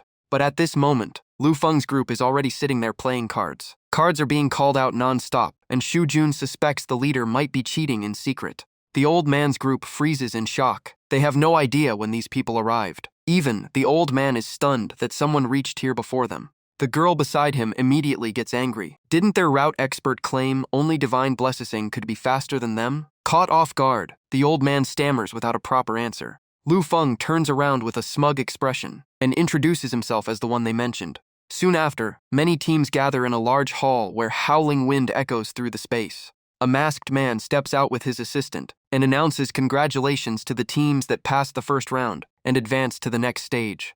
According to the rankings, the Dragon Fang team is the 10th team to arrive, securing the final qualification spot. Each member walks onto the stage amid murmurs from the crowd, but their expressions remain calm. Next come the remaining teams. From 9th, 8th to 7th place, each group is called forward in order of their results. Watching from below, Xu Jun curiously asks Lu Feng what the next round actually is. He notices some teams finish in minutes, while others wait much longer. Before Lu Feng can answer, Xia Ya cuts in with a mysterious tone, joking that this must be a death game where the next team only enters after the previous one dies. The kid beside them turns pale instantly. Lu Feng quickly reassures him that no one will die. Xia Ya laughs in amusement, while Ling Wu can only shake her head helplessly. Just then, footsteps suddenly sound from behind. Ling Wu instinctively turns around, instantly going on alert. It is the bald old man Zhao from before. He smiles politely and asks if she is Ling Xia, the famous loneless assassin who has never joined any organization. He also reveals that his guild leader wants to recruit her. Ling Wu responds coldly, giving him a dismissive glance and saying her affairs are none of his concern. However, Zhao does not give up. He sincerely extends his hand and invites her to join Devouring Light, claiming that staying with amateurs will lead to no future. Having heard everything, Lu Feng finally loses patience. He pushes the old man's hand aside and questions his audacity to recruit someone right in front of him. Ling Wu looks surprised by his reaction.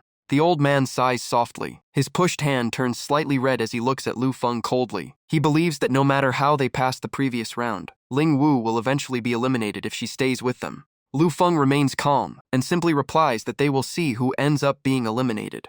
At that moment, the announcement sounds. The Devouring Light team officially ranks second and secures advancement. Their full team has already gathered long ago. Before the old man can react, Zhao suddenly appears within his group like a gust of wind.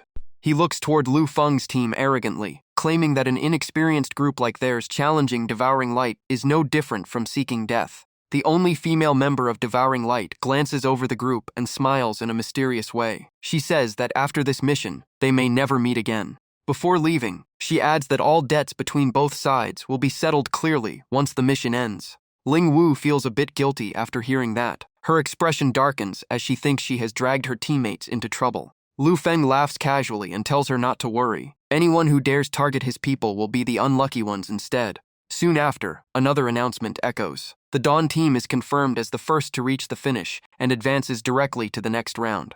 When it is their turn to step onto the platform, Lu Feng can't help thinking about the upcoming trial. He is finally about to meet that person. The platform then activates, slowly lowering the entire team downward with mechanical rumbling. At the deepest level, darkness surrounds them. A pale blue glowing orb suddenly appears in midair. It speaks clearly, introducing itself as the entity they must protect. Xia Ya looks both curious and suspicious. She walks closer and asks if their target is just a strange glowing toy-like orb.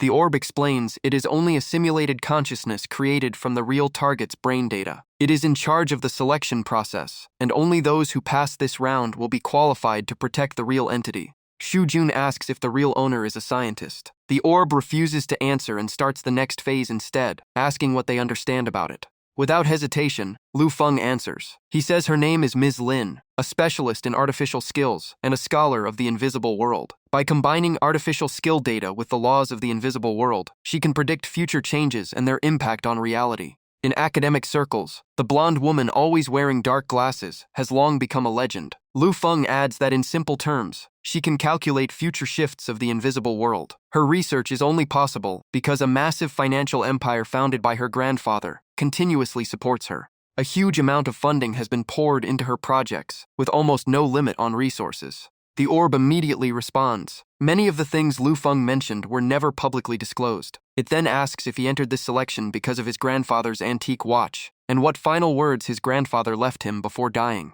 Lu Feng lowers his gaze and replies briefly that his grandfather spent his entire life protecting this world. His voice grows heavier. 3 months ago, that scholar sold all his shares in the financial empire just to ensure Miss Lin's research could continue. He entrusted Lu Feng with protecting her, as the upcoming speech is directly tied to the invisible world. In his view, the convergence of the two worlds is approaching fast.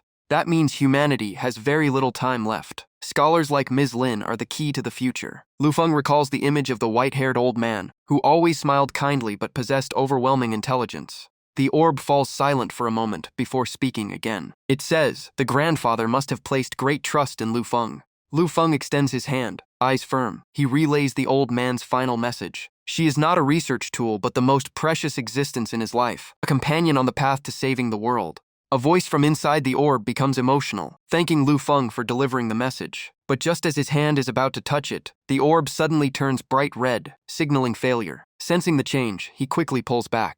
Shu Jun is stunned. He doesn't understand what happened, and quickly asks why they failed the trial. A red light spreads across the area. The orb explains the first reason is that the team used external technological assistance during the test, which it disapproves of. Second, it has already obtained the information it needed from Lu Feng, so the objective is complete. More importantly, allowing someone outside the professional field like him to participate was already a risky decision. All 4 of them stand frozen, staring at the orb. Xia Ya is the first to react, angrily calling the emotionless machine something disgusting. The orb immediately announces its final conclusion. The upcoming Oni Week protection mission will not include Lu Feng. But the situation suddenly changes. The light on the orb splits into red and blue, then it revises its ruling. Lu Feng has passed the evaluation. The 2 opposing lights hover in mid-air and explain. The simulated consciousness has received new instructions from the real entity. Lu Feng is shocked and asks if she already predicted everything before even speaking to him, including all possible responses he might give.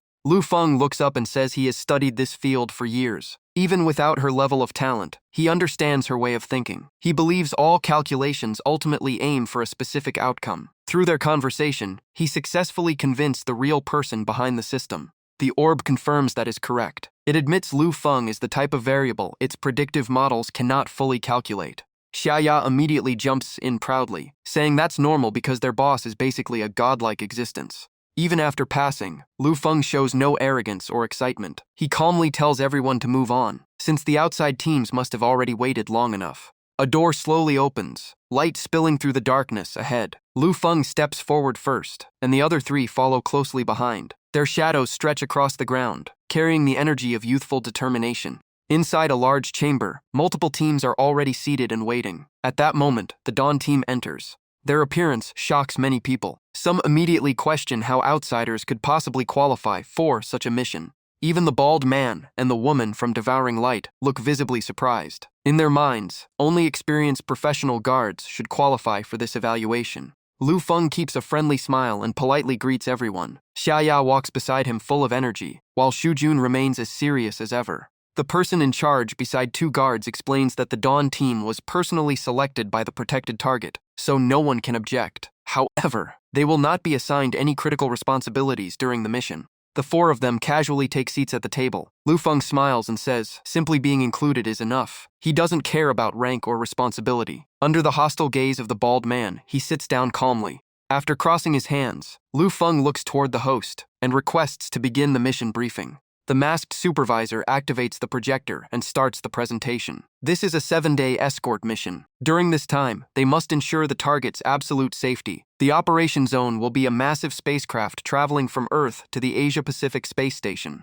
Under everyone's gaze, the image of a massive advanced spaceship appears on the screen. Miss Lin gently brushes her hair aside as she hears familiar footsteps. She remarks that Lu Feng arrived later than expected. He silently thinks she really had been waiting for him.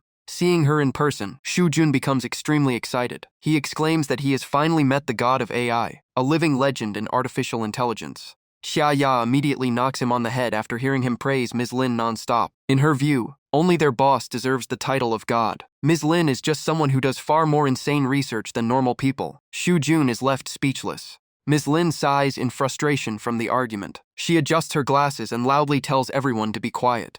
Crossing her arms, Ms. Lin looks at Lu Feng's group seriously. She says that if he learned about her through his grandfather, then he should know she hates people who rely on connections. However, since his grandfather highly valued him, she will give the team a chance to board the ship. Lu Feng's gaze sharpens immediately. He looks straight at Miss Lin and says her judgment of him doesn't matter. He is here only because of his grandfather's final request, to help her finish what she left incomplete. Ms. Lin freezes for a moment. She asks in surprise if he knows what she has always been pursuing. Lu Feng answers without hesitation that until Project AI-3 is completed, she must not be allowed to die. Hearing that, Ms. Lin lets out a soft sigh and nods in acknowledgement. She falls into silence for a long time. The more she thinks, the more sorrow appears on her face. In her view, the world is approaching a dangerous turning point, and her death is no longer impossible. But before AI-3 is finished, she must keep living. She then explains further. This project is the key to changing humanity's fate, the lifelong vision she and her grandfather pursued together. Time before the invisible world triggers a catastrophe is running out, and AI-3 may be the final hope. Lu Feng asks if she knows who is targeting her. Ms. Lin responds indifferently that she has no interest and no time to investigate such matters. Returning to her desk, she sits down and continues analyzing. Whether it's factions studying virtual world systems or rivals developing similar technology, all of them have reasons to eliminate her. Her research will impact all of humanity, so the number of people wanting her gone is uncountable. Lu Feng lowers his voice and makes a promise. As long as they are on this ship, he will not allow anyone to take her life. Ms. Lin smiles faintly after hearing that. She says she understands. Once they reach the space station, she will be escorted by Sky Forces to Mars. They may not meet again after that. Before ending the conversation, she sincerely thanks him for accepting her grandfather's request. The conversation ends, and the group leaves the room one by one. The door slowly closes behind them. Footsteps echo through the corridor, and the atmosphere grows heavy. But seeing them exit so quickly, a few people immediately mock them, saying outsiders clearly can't last long here. A beautiful woman with a malicious gaze also joins in the ridicule. In her opinion, this place is not for people like them, and they should leave as soon as possible. As Lu Feng walks past her, he suddenly smiles with intent. Without warning, he slaps her butt, making the woman scream in shock. The woman stands frozen, staring at his back. Her face turns bright red, both angry and embarrassed. The bald man who has been eyeing her immediately explodes in rage. He roars that Lu Feng is courting death. Lu Feng only smiles shamelessly and says that since He's already labeled a villain, he might as well act like one. The woman, enraged, completely loses control and shouts that either he leaves an arm behind today or leaves his life here. Lu Feng turns around with a chilling smile and reminds them that fighting between teams is forbidden during this mission. Anyone who violates the rule will be immediately disqualified. The old man quickly raises a hand to stop the bald man. He advises him to stay calm and let them go for now, as everything can be settled after leaving the ship. The bald man grits his teeth and swallows his anger, silently marking the grudge. Xia Ya, meanwhile, sticks out her tongue and mocks them. He turns to question the woman why she didn't dodge earlier. She helplessly replies that she tried, but had no time to react. Stroking his beard, the old man silently reflects that Lu Feng is clearly not as simple as he looks. After the group moves to another area, Ling Wu finally speaks up after remaining silent. She asks Lu Feng directly if he used the opportunity earlier to plant a tracking device on that woman. Lu Feng laughs loudly, surprised she noticed such a small detail. After praising her observation skills, he admits he did it. Ling Wu asks what his purpose is. Lu Feng only smiles mysteriously. He says even he doesn't yet know how he will use it, but it will definitely be interesting. He then suggests they tour the ship and enjoy themselves before the real mission begins. Hearing the word go out and have fun, Xia Ya immediately cheers in excitement. Time passes quickly until 3 days later in the team's rest area. Suddenly, a piercing alarm echoes across the entire zone. Xu Jun, who is half asleep, is jolted awake by the sound. The alarm continues blaring throughout the ship, forcing everyone to wake up. Xia Ya is still groggy and confused about what is happening. At that moment, the broadcast system repeatedly announces that the ship is in trouble and orders all passengers to remain calm. Xu Jun thinks for a moment and realizes something is off. With this ship's safety level and advanced monitoring system, any malfunction should have triggered warnings hours ago, not suddenly like this. Checking the spacecraft's operational map, Lu Feng discovers the communication system was completely destroyed earlier. The ship is now isolated in space, and if this continues, the accident could push everyone to the brink of annihilation.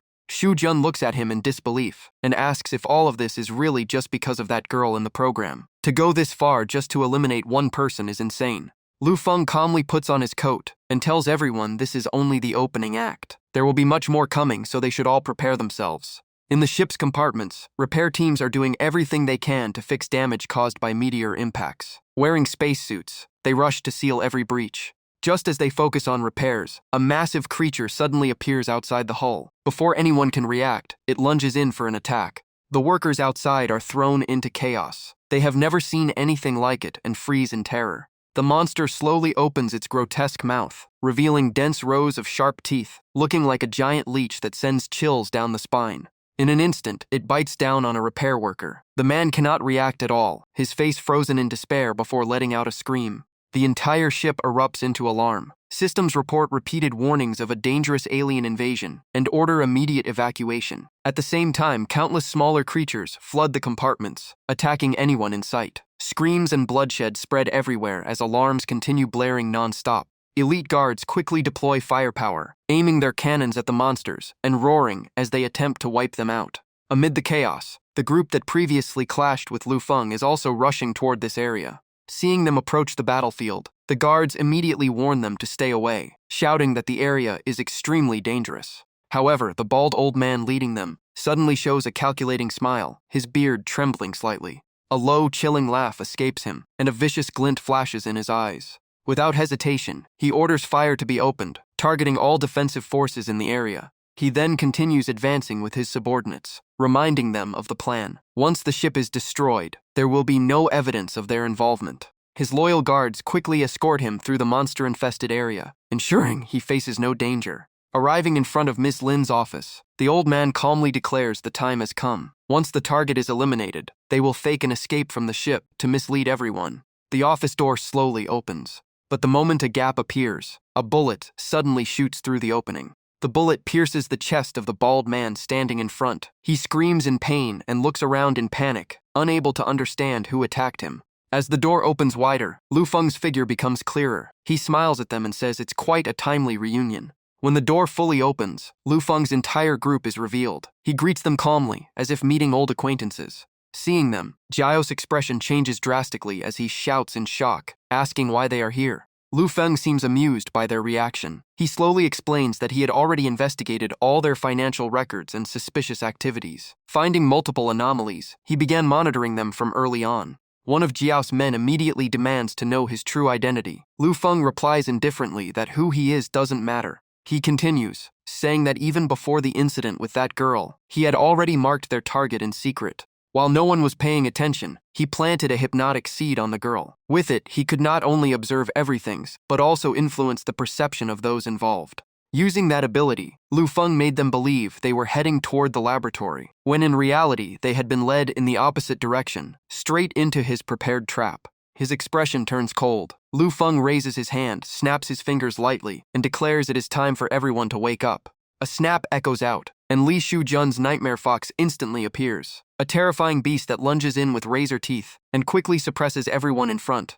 At this point, Ju finally panics. He begs Lu Feng for mercy, claiming it's all a misunderstanding and asking to negotiate. But inside, he's still plotting revenge like always, pretending to make peace before wiping them out later. Unfortunately for him, Lu Feng's insight ability already reads every thought. Lu Feng frowns slightly and orders Hiya to eliminate the leaders of this underground group. Hiya asks again to confirm. Lu Feng calmly says anyone who intends to kill him doesn't deserve mercy. Hearing this, Hiya doesn't hesitate. She channels all her energy into her hands and unleashes her strongest explosive strike. Realizing death is right in front of him, Ju lets out a desperate scream. In an instant, the entire group is wiped out completely, with no chance to resist. With the threat behind them eliminated, Lu Feng leads the team forward, declaring it's time to protect the most important target. Elsewhere on the spaceship, a meteor impact has torn open a breach, turning it into a gateway for alien monsters. The area is now a battlefield of wreckage and corpses, while the creatures keep hunting for new prey.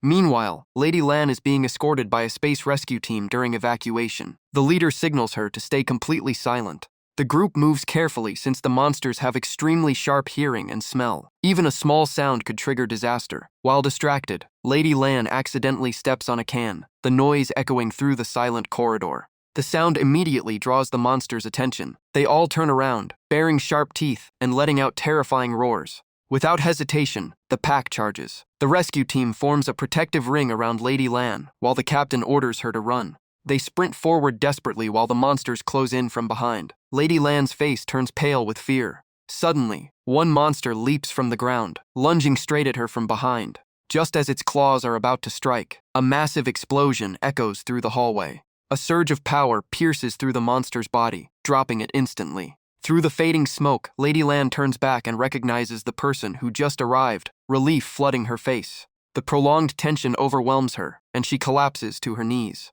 Standing before her are Li Shujun, Hiya, and Ling Wu. They arrive just in time. Ling Wu exhales in relief, saying they made it in time. But the relief doesn't last. The monsters immediately shift their target to Hiya's group and charge again with ferocious intent. Ling Wu stays calm and unleashes intense firepower, burning the incoming creatures. Hiya forms a spherical barrier, trapping the monsters inside while holding the line and preventing any advance. Even while fighting, Hiya worries about Lady Lan's safety and urges Li Shujun to evacuate her immediately. Li Shujun obeys at once. He grabs Lady Lan and runs, while summoning the Nightmare Fox to block pursuit and support Hiya and Ling Wu.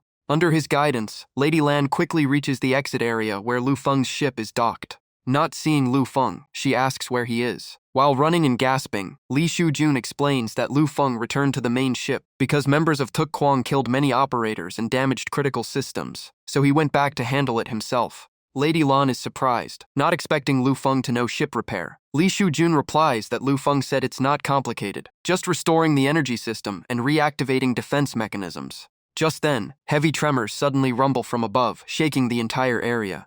A gigantic leg suddenly appears in front of them, shaped like a bird's limb but with deadly sharp claws. A massive unknown monster drops down from above. Its size dwarfs everything seen before, and its landing triggers a violent explosion that shakes the entire area. Seeing the creature, Lady Lan immediately recognizes it, and shouts that this is the mother monster of the entire swarm. Faced with a crisis, Li Shujun doesn't hesitate and instantly casts a spell to summon the Nightmare Fox. In an instant, the spirit beast returns. Its entire body glows with a blazing red aura as it stands directly in front of the mother monster. The clash between the two colossal beasts erupts. The mother monster's tentacles sweep in with devastating force, shaking the battlefield violently. Still unable to fully control the Nightmare Fox's power, Li Shujun makes a brief mistake and gets blasted away, rolling across the ground. He clutches his head in pain. Lady Lan rushes to check on him in panic. He forces himself to reassure her that he's fine. At that moment, Ling Wu's energy cannon fire rings out as she arrives to provide backup at the critical moment.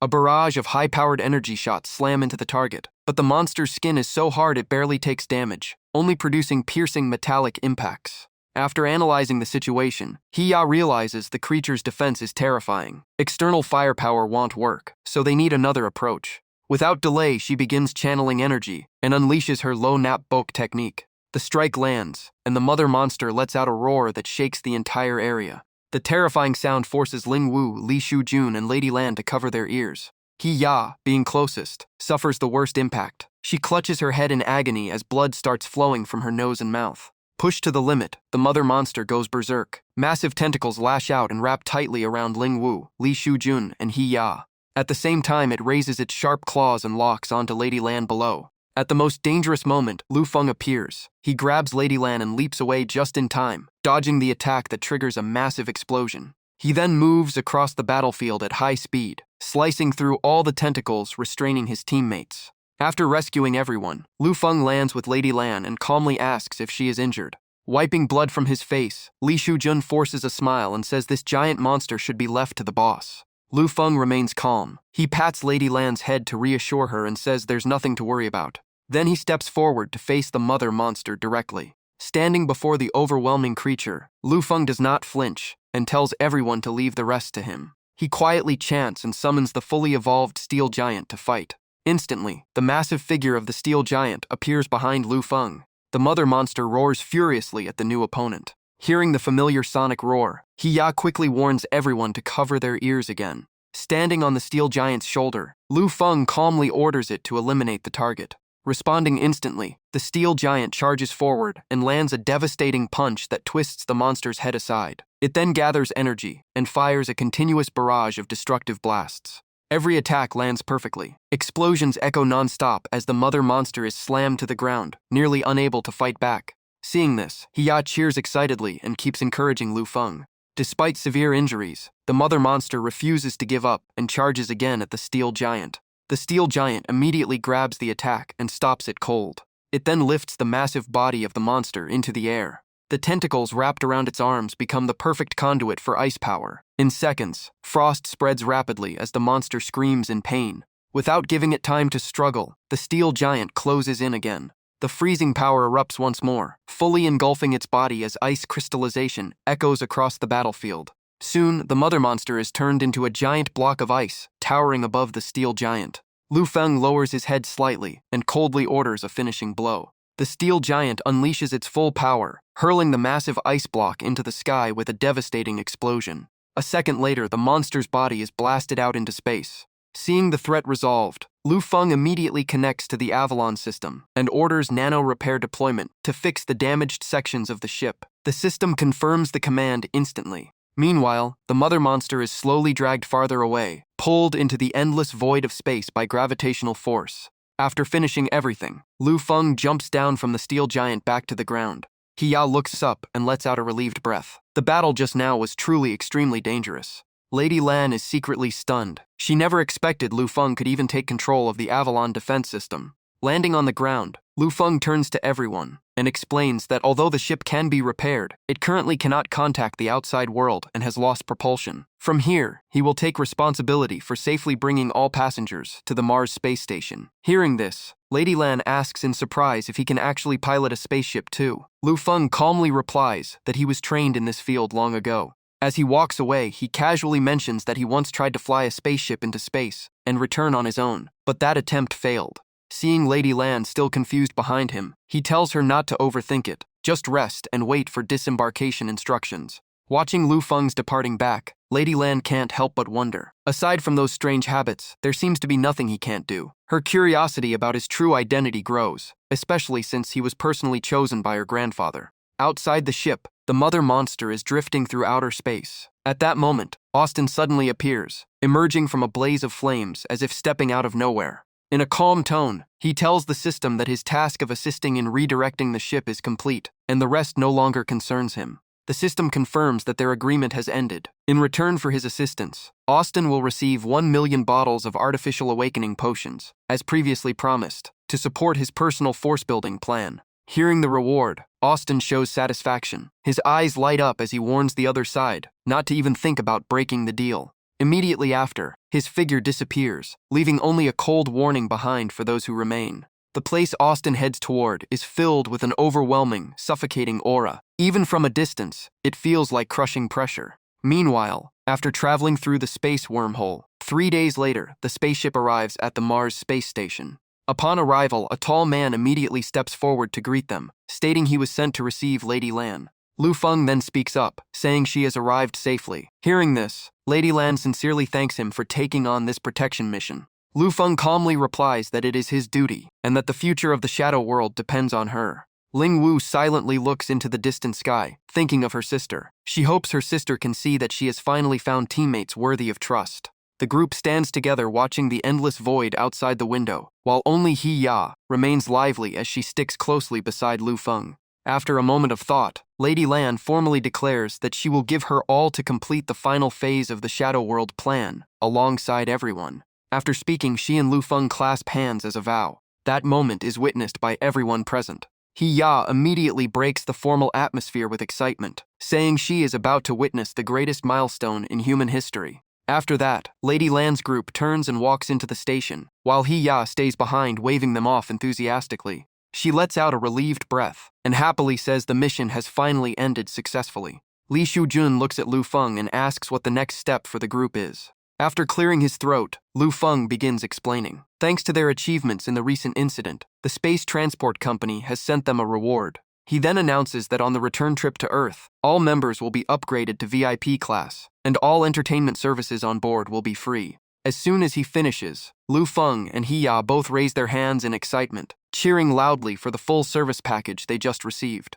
Standing behind them, Li Shujun can only sigh internally, thinking these two are truly beyond saving. Time passes. One day, Lu Feng wakes up quite late under the bright midday sun. As he enjoys the calm atmosphere, a new notification appears. The message is from Lady Lan. It states that the Shadow AI has predicted the first city on Earth being swallowed by the Shadow World will occur within 1 week, but the exact location is still unknown. After reading the report, Lu Feng immediately realizes the situation is more serious than expected. The Shadow World is invading much faster than previous predictions. Ever since Shadow Gates appeared, countless awakened individuals have rushed into those other worlds, seeking power and opportunities to grow stronger. But the real danger isn't only humans entering those realms. Creatures from the Shadow World can also cross the gates and reach Earth, bringing countless new threats in the form of brutal, extremely dangerous monsters. Thinking back to the mother monster he just faced, a massive octopus-like creature filled with killing intent, Lu Feng understands he must grow stronger even faster.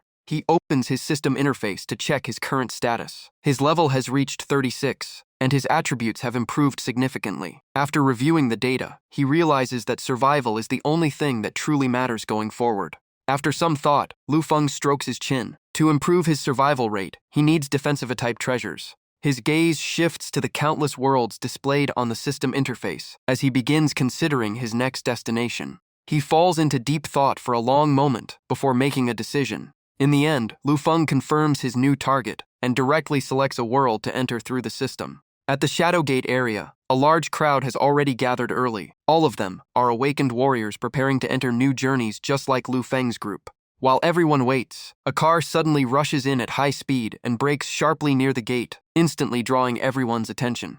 The car door opens, the sound echoing clearly in the quiet air. From inside, Anya steps out first with a cold expression. She immediately turns back and yells into the car, telling the other person not to keep sleeping and to get out quickly. A moment later, Lu Feng lazily steps out, eyes still half asleep, looking like someone just dragged out of a beautiful dream. The surrounding crowd starts whispering. In their eyes, Lu Feng looks like someone constantly relying on women. From rumors about him being linked with a goddess-level woman to now being driven by a powerful CEO, his image as a dependent keeps growing. As the two walk toward the gate, Lu Feng notices the stairs and asks what's going on. Anya bluntly replies that it's all his fault for dragging her here, forcing her to cancel important work. Meanwhile, the crowd continues discussing. Some mention that this group survived an Shrank incident in Frostfire City. They assume the woman is likely strong, while Lu Feng is questionable. Before they can speculate further, the gate begins to activate, and everyone moves forward. A strong wind starts blowing out from within the gate. A jade-colored light spreads outward, signaling that the other world has fully activated. Everyone urges each other to enter. And Ya still can't understand why Lu Feng insisted on choosing such a low-level world and even dragged her along. He simply smiles and says, tomorrow the world could end at any time, so there's no need to be so attached to work. After speaking, he leads her into the gate, saying this trip is just a way for her to relax after being overworked. When the light fades, the two appear in a barren desert, hundreds of miles from the central region. This is the ruin of an alien civilization from a level 5 shadow world.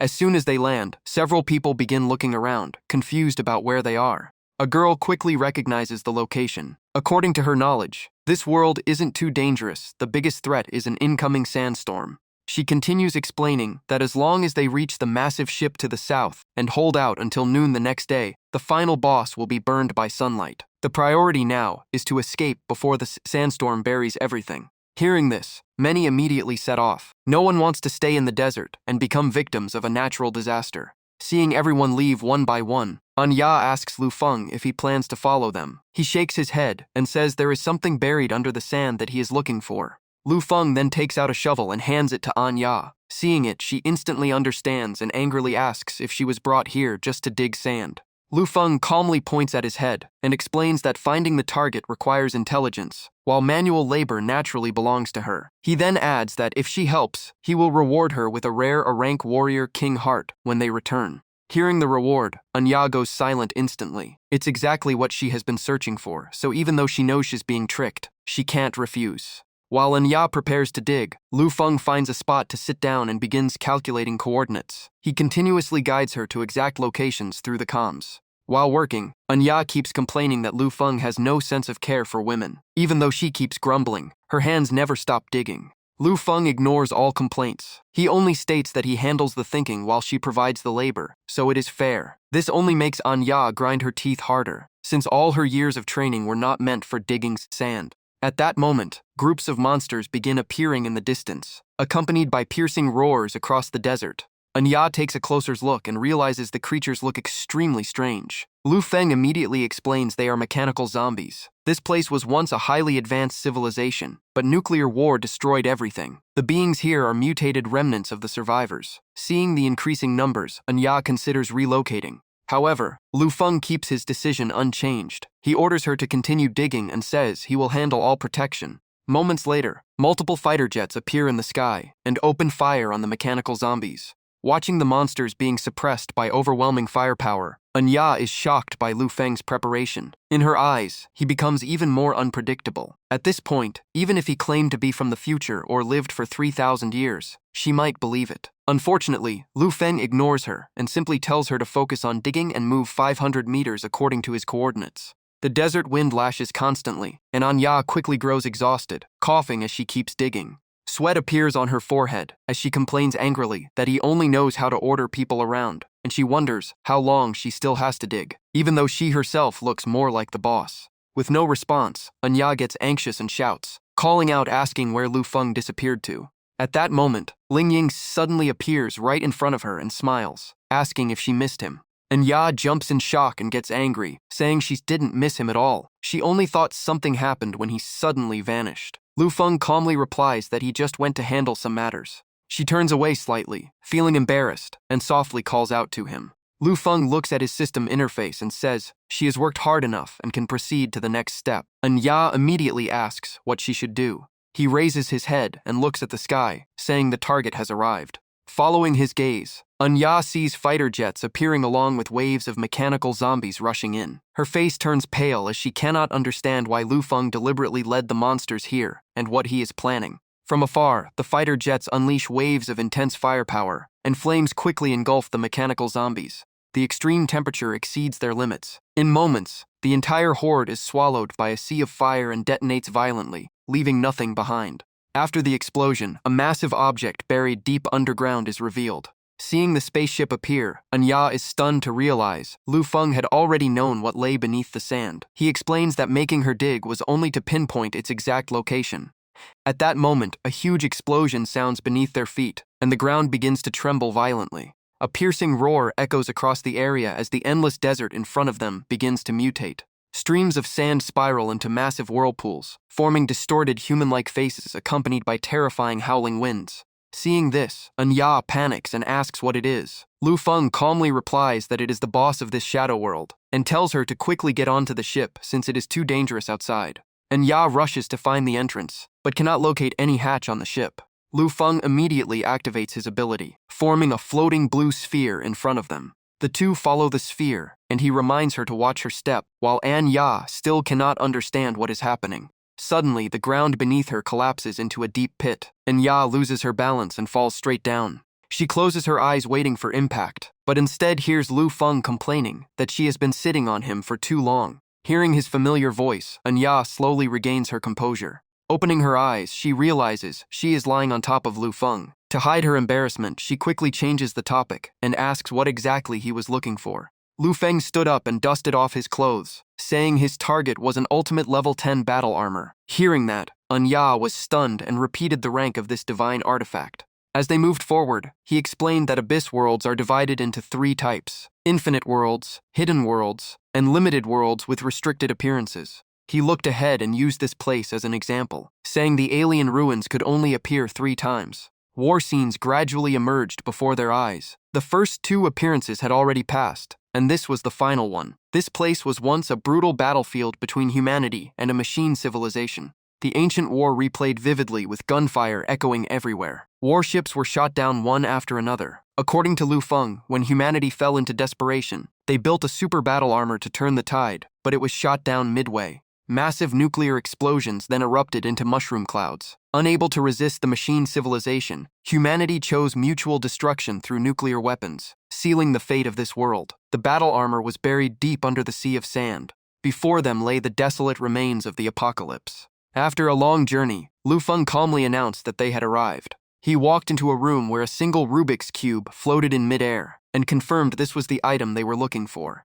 And Ya couldn't believe it at all, because the battle armor she imagined could never look like this. Before her eyes was only a palm-sized Rubik's Cube with nothing else around it. Lu Feng picked it up and explained it was the armor's self-protection state. He quickly rotated the cube's faces. To restore the battle armor, its pattern had to be solved correctly first. Once completed, the Rubik's Cube rose into the air and began absorbing all the energy in the room. Loud and violent sounds kept echoing from outside. Parts of the spacecraft began detaching from the hull and floating in midair. Each fragment spun around a blue core, creating a breathtaking scene.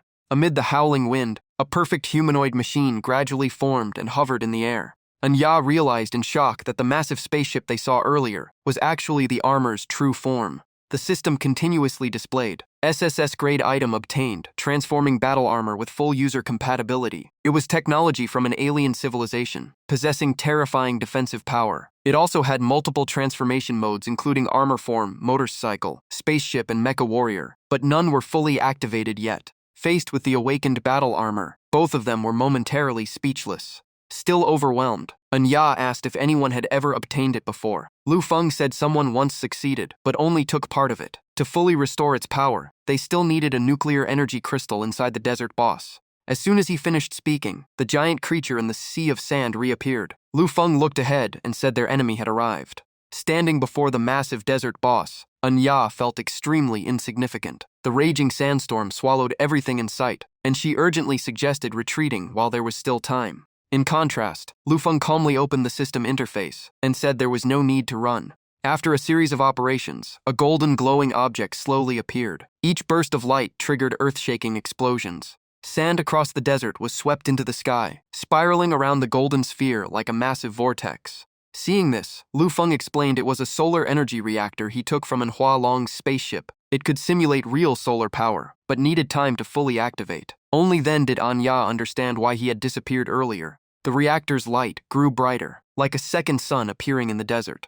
Observers behind the glass were shocked, as a blazing object like the sun had appeared in the middle of the night. Waves of violent tremors spread across the desert, all converging toward the energy reactor. The wind howled endlessly, layering sounds into an overwhelming pressure. After the process stabilized, the reactor finally condensed into a complete crystal floating in midair. Lu Feng calmly watched as the crystal slowly descended before him.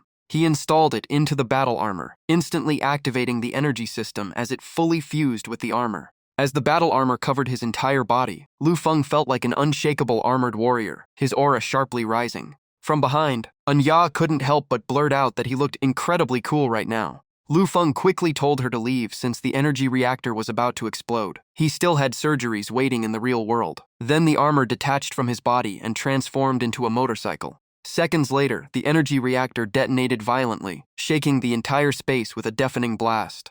The system announced the final boss of the alien ruin had been eliminated, and the mission was complete. All awakened users would be teleported out in 1 minute. Anya hugged him tightly as Lu Feng rode the motorcycle across the sea of sand at full speed. 1 week later, at the Giant Tower International Convention and Exhibition Center, a massive structure stood in the modern city, with spacecraft flying overhead.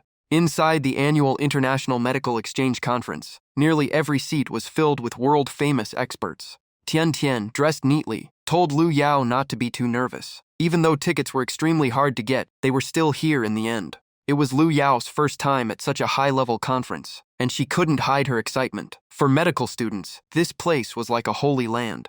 Hearing that, Tian Tian smiled and pointed at the stage, saying her idol was about to appear. The host announced as a red-haired woman wearing glasses walked onto the stage. She was Bertha, chief neurosurgeon at Johns Hopkins Hospital, professor at the University of Edinburgh, and a top expert in multiple major medical projects. She had long been known as a medical genius with godlike hands. Lu Yao looked at her idol with admiration. In her heart, Bertha was the perfect role model. She even used her photo as a wallpaper, though electronic devices were banned at this conference. Seeing her regret, Tian Tian explained the reason was that Dr. L would also appear. Since his identity had never been revealed, recording and photography were strictly forbidden. Even released videos would have his face blurred. Lu Yao could only marvel at how mysterious he was. Speaking of Dr. L, Tian Tian recalled the catastrophic international train accident in Xia City. Hundreds were critically injured, and it was Dr. L who, through Anne, personally performed surgeries on 74 of the most severe cases. That incident was what brought him into public attention.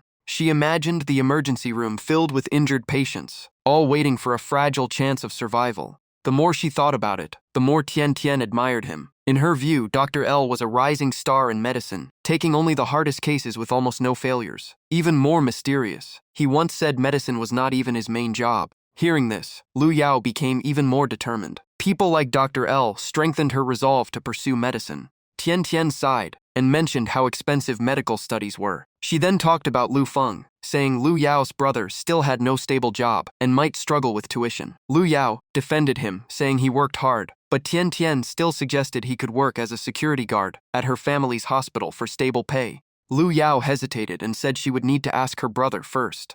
Just then, a familiar voice asked what she was discussing. She turned around in shock and saw Lu Feng standing behind her in a neat suit. Tian Tian politely greeted him and asked if he was there for a part-time job or service work. Lu Feng denied it. She still smiled and said part-time work was fine too, and that she had a better job offer for him. Before she could finish, Lu Feng thanked her and said they would talk later. He had to go on stage, because the organizers had assigned him the opening speech. He immediately walked away. Lu Yao was both embarrassed and anxious, thinking her brother was joking in the wrong place since this was a prestigious medical event. Even Tian Tian was confused, since even her father might not qualify to speak on that stage. Just then, Sun Wenbin, the director of Changgung Hospital, and Tian Tian's father, walked over with a friendly smile and asked what they were talking about. As soon as she saw her father, Tian Tian immediately grabbed his arm and acted spoiled, asking him to arrange a security position at the hospital for Lu Yao's brother. But when Sun Wenbin looked at the person she mentioned, his expression instantly changed. Under everyone's shocked gaze, he suddenly knelt toward Lu Feng's back and emotionally shouted that he had finally met Dr. L again. Tears streamed down his face as he kept expressing gratitude. He said that without Lu Feng's help, during that extremely difficult brain tumor surgery, everything would have failed, and the Sun family's medical corporation would have suffered a heavy blow. After saving the patient, Lu Feng had left quietly, and they had been searching for him ever since. The scene left Tian Tian and Lu Yao completely stunned. Their eyes widened as they finally realized that the legendary Dr. L was actually Lu Feng. Lu Feng turned around and looked at Sun Wenbin calmly, but with pressure in his gaze. He said he was only interested in special cases, and the rise or fall of the Sun family had nothing to do with him. He had already been paid in full, so they owed each other nothing. Just then, Bertha hurried over from below the stage and called out his name. But seeing Sun Wenbin kneeling in front of Lu Feng, she also froze in shock. Ignoring everything around her, Bertha quickly stepped forward, extremely excited. She openly admitted she saw him as her idol, wanted to become his student, and had studied all his surgical videos. In the end, she boldly asked for his contact information. In response to her enthusiasm, Lu Feng simply shook his head and refused, saying he had no intention of taking students.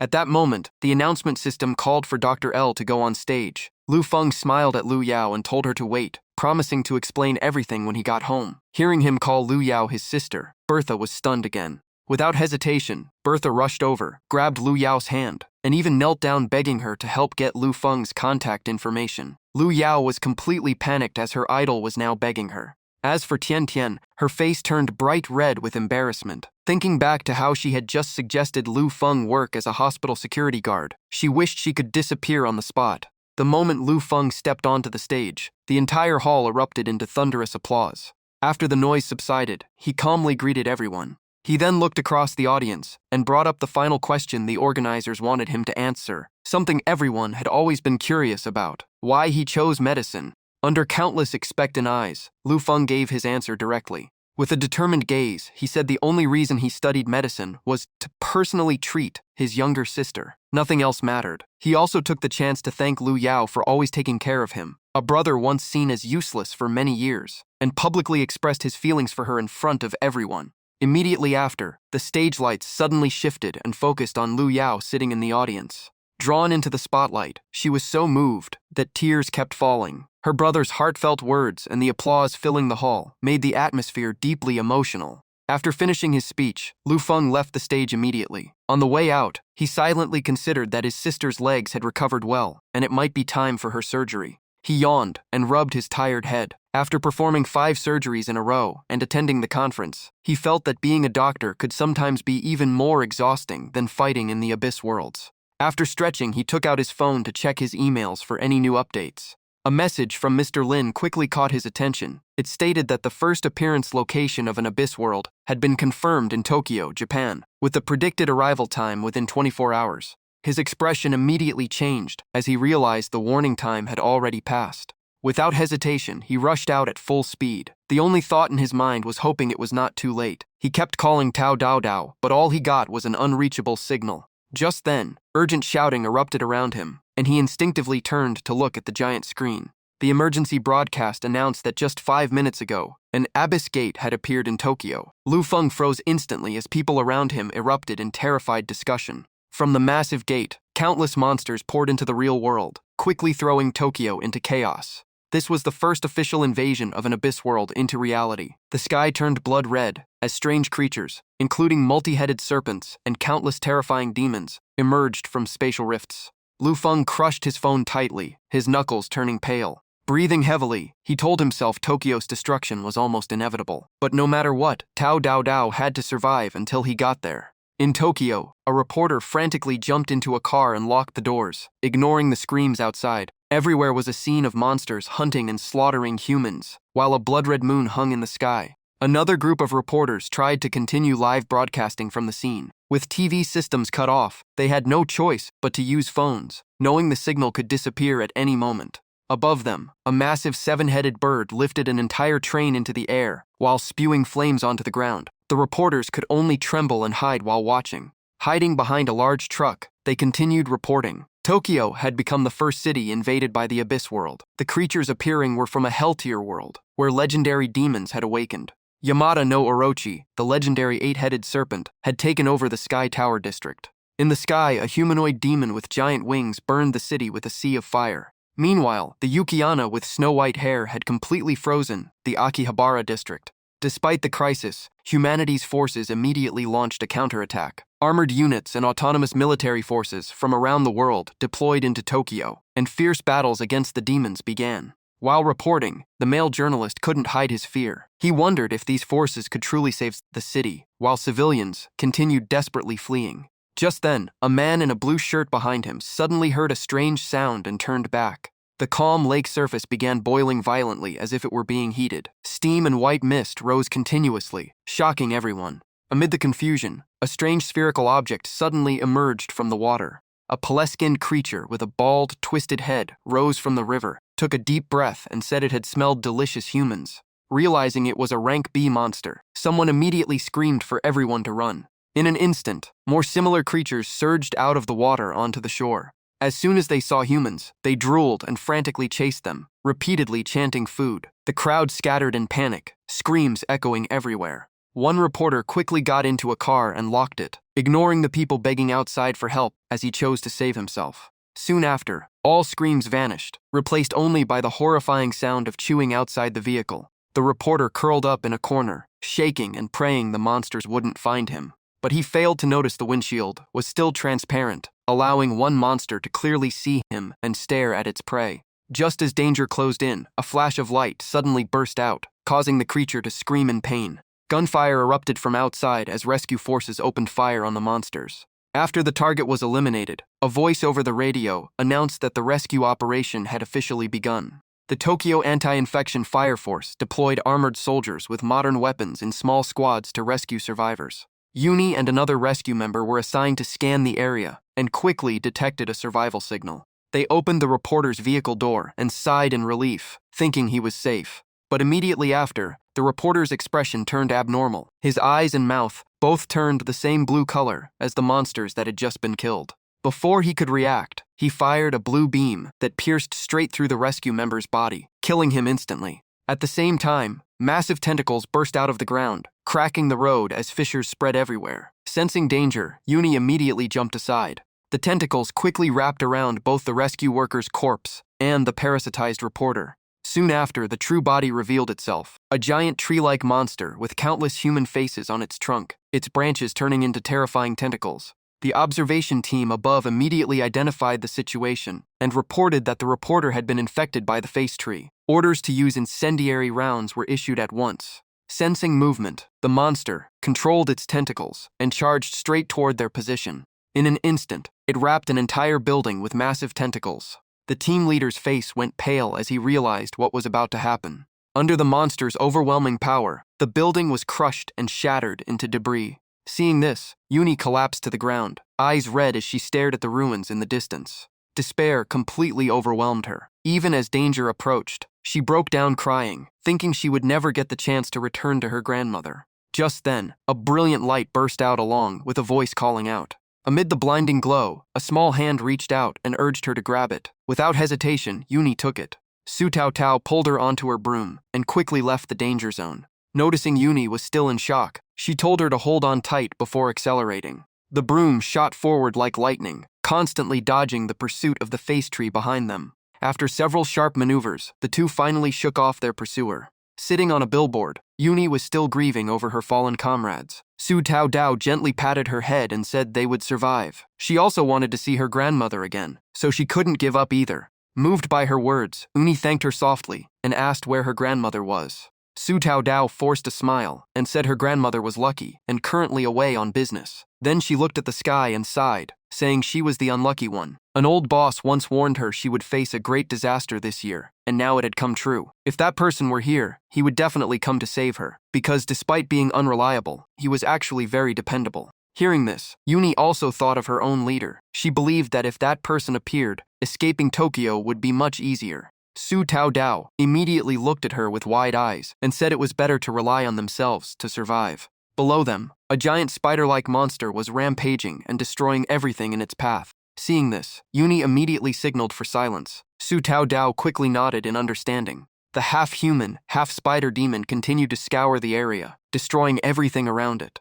After it moved away, Uni whispered that they were very close to the Abyss Gate, making this the most dangerous zone in all of Tokyo. With so many great demons nearby, escaping would be extremely difficult. Hearing this, Su Tao Tao nervously asked what they should do next. After thinking, Uni suggested heading to a shelter about 600 meters away and waiting for rescue. She believed the commander-in-chief of the anti-infection fire force was strong enough to handle the demons and would definitely come to save them. Su Tao Dao agreed, silently hoping that famous, strong-willed female commander would arrive soon. Thinking of that, she suddenly remembered the boss she usually called a scammer. Across the battlefield, humans and monsters were locked in brutal combat. Screams, explosions, and collisions echoed non-stop, turning the city into a sea of chaos and fire. In another area, a female warrior was being grabbed by the head by a monster. The overwhelming creature was a giant toad, while the captured person was Li Qiuzhong. Exhausted comrades struggled to stand and looked on in despair. In their eyes, if even the leader was overwhelmed, their chances of survival were almost zero. After observing its prey, the toad decided to swallow her whole. But what it didn't expect was that she had already prepared a bomb. The moment its mouth opened, she threw explosives straight inside. In an instant, a massive explosion erupted, blowing the monster's head apart. She seizes the chance and instantly rushes in, tightening her grip and slicing the remaining body of the monster in half. After the finishing blow, she calmly turns after round, rests her sword on her shoulder, and walks away without hesitation. Behind her, the massive corpse crashes down, kicking up a thick cloud of dust. Seeing this, the others finally realize the captain let herself be captured on purpose to plant explosives inside the enemy. They support each other and move closer, one of them urgently asking about her condition. She stays calm, saying her injuries are nothing serious and she can recover quickly, then suggests continuing the fight. However, the earlier explosion has drawn even more demons, and they are quickly surrounded from all sides. She tightens her grip on her blade, ready to fight. No matter the outcome, they will fight until their last breath. Just then, something suddenly tears through the air. A sharp breaking sound echoes through the chaotic battlefield. A mysterious man on a motorcycle appears right in the middle of the war zone. A gun is in his hand, instantly aimed at the monsters. A series of rapid shots erupts without pause. With just one man and one bike, he moves and fires at the same time, weaving through the ruins like he owns the place. Suddenly, he jerks the handlebars, and the bike drifts into a hard stop across the ground. Immediately after, he swings the bike around and charges straight back into the monsters. The motorcycle spins as he keeps firing non-stop, every bullet hitting its mark. The onlookers are completely stunned by his unbelievable strength. He then accelerates and slams straight into the monster formation, knocking them down in waves. After clearing the path, he stops right behind Maki. Lu Feng removes his helmet, smiles, and tells her to get on the bike, saying he came to pick her up. Maki looks at his face and coldly replies that he has the wrong person. Lu Feng immediately lists her personal details, from age and physical traits to secrets only she would know. Hearing this, her teammates are left completely shocked, unable to believe she has such a close connection with a man like him. Maki's expressions changes instantly as she lowers her head, grinding her teeth in frustration. She raises her sword to strike, but Lu Feng warns her that if she wants to save her teammates, she must get on the bike now. Maki questions how he knows so much about her, but Lu Feng coldly replies that there is no time to explain. He keeps urging her to decide quickly, leaving Maki torn between doubt and trust. In the end, she chooses to put her sword down. After getting on the bike, she looks at the demons behind them and asks how he plans to handle them. Lu Feng simply says he already has a plan, then immediately speeds off. Hearing the engine roar, the monsters all turn their heads. Realizing their prey is escaping, they instantly give chase like a pack of starving beasts. After creating enough distance, Lu Feng flips a switch, and a green liquid sprays out from beneath the vehicle. The liquid blasts backward, quickly coating the bodies of the pursuing demons. He then activates another mechanism. The tires grind hard against the road, sending out sparks. When the sparks hit the liquid on the monsters, a massive fire erupts. The entire horde screams and thrashes in the blaze. Lu Feng speeds away and confirms the threat is eliminated, and her teammates will be safe. Maki looks back at the scene, clearly impressed by his strength. Still, what troubles her more are the things he revealed. They have never met before, so how does he know her so well? Hearing her question, Lu Feng calmly explains they once fought together in the Black Void City, and everything he knows came from her own words. Maki immediately denies ever meeting him there. After a moment of thought, he says it is hard to explain. According to him, they were comrades across multiple parallel worlds, and he even knows countless of her private secrets. Hearing this, Maki frowns sharply and tells him to stop immediately. As they continue, Lu Feng asks for her help. He says he saved her teammates and now wants her assistance in finding someone. Without hesitation, Maki agrees, treating it as repayment. While accessing the tracking system, she explains that normal networks in Tokyo have completely collapsed, but their unit's secret communication system is still functioning. Maki quickly finds a lead and reports it back to Lu Feng. While reading the data on the screen, she is stunned. The file confirms Dao Dao is still alive and was last seen in Squad 5's mission, even saving Uni. Hearing this, Lu Feng immediately asks her to lock down Tao Tao's last known location. After checking the map, Maki suspects that if Dao Dao saved Uni, she may have been taken to the underground shelter of the anti-bio forces. But that place is extremely dangerous, located near the so-called Hell Gate, where most of Tokyo's demon kings gather. She explains that Tokyo has been split into multiple danger zones. The system displays a tiered map ranging from high-risk areas to the Hell Gate and the true Hell Zone. While riding, Lu Feng asks if this classification is based on monster strength. Maki confirms it is mostly based on that system. In the green zones, only demon soldiers appear with very few demon generals. A bird-like monster hunting civilians flashes on screen as an example. The red zones are far worse, filled with large numbers of demon generals and occasional demon kings. Monstrous creatures appear on the map, including giant spiders, gourd-backed entities, and twisted-haired female demons. The purple zones are almost guaranteed to be ruled by demon kings, with even higher beings possibly present. Giant serpents, masked Tenga-like figures, and two beautiful female demons are shown as examples. Lu Feng concludes that even demon kings are enough to force retreat, and if mythical beings appear, Tokyo could be erased in a very short time. Their current goal is to cross the Death Zone and reach the Hell Zone. Checking the route again, he confirms they are about to enter a pre-calculated path. At that moment, two massive samurai-armored monsters appear behind them, both demon generals known as the Slaughter Warriors. Seeing them, Maki turns pale, realizing they have been spotted. Lu Feng immediately tells her to hold tight as he accelerates to shake them off, while the two demon generals give chase relentlessly. To catch their target, they destroy everything in their path, from vehicles to massive high-rise buildings.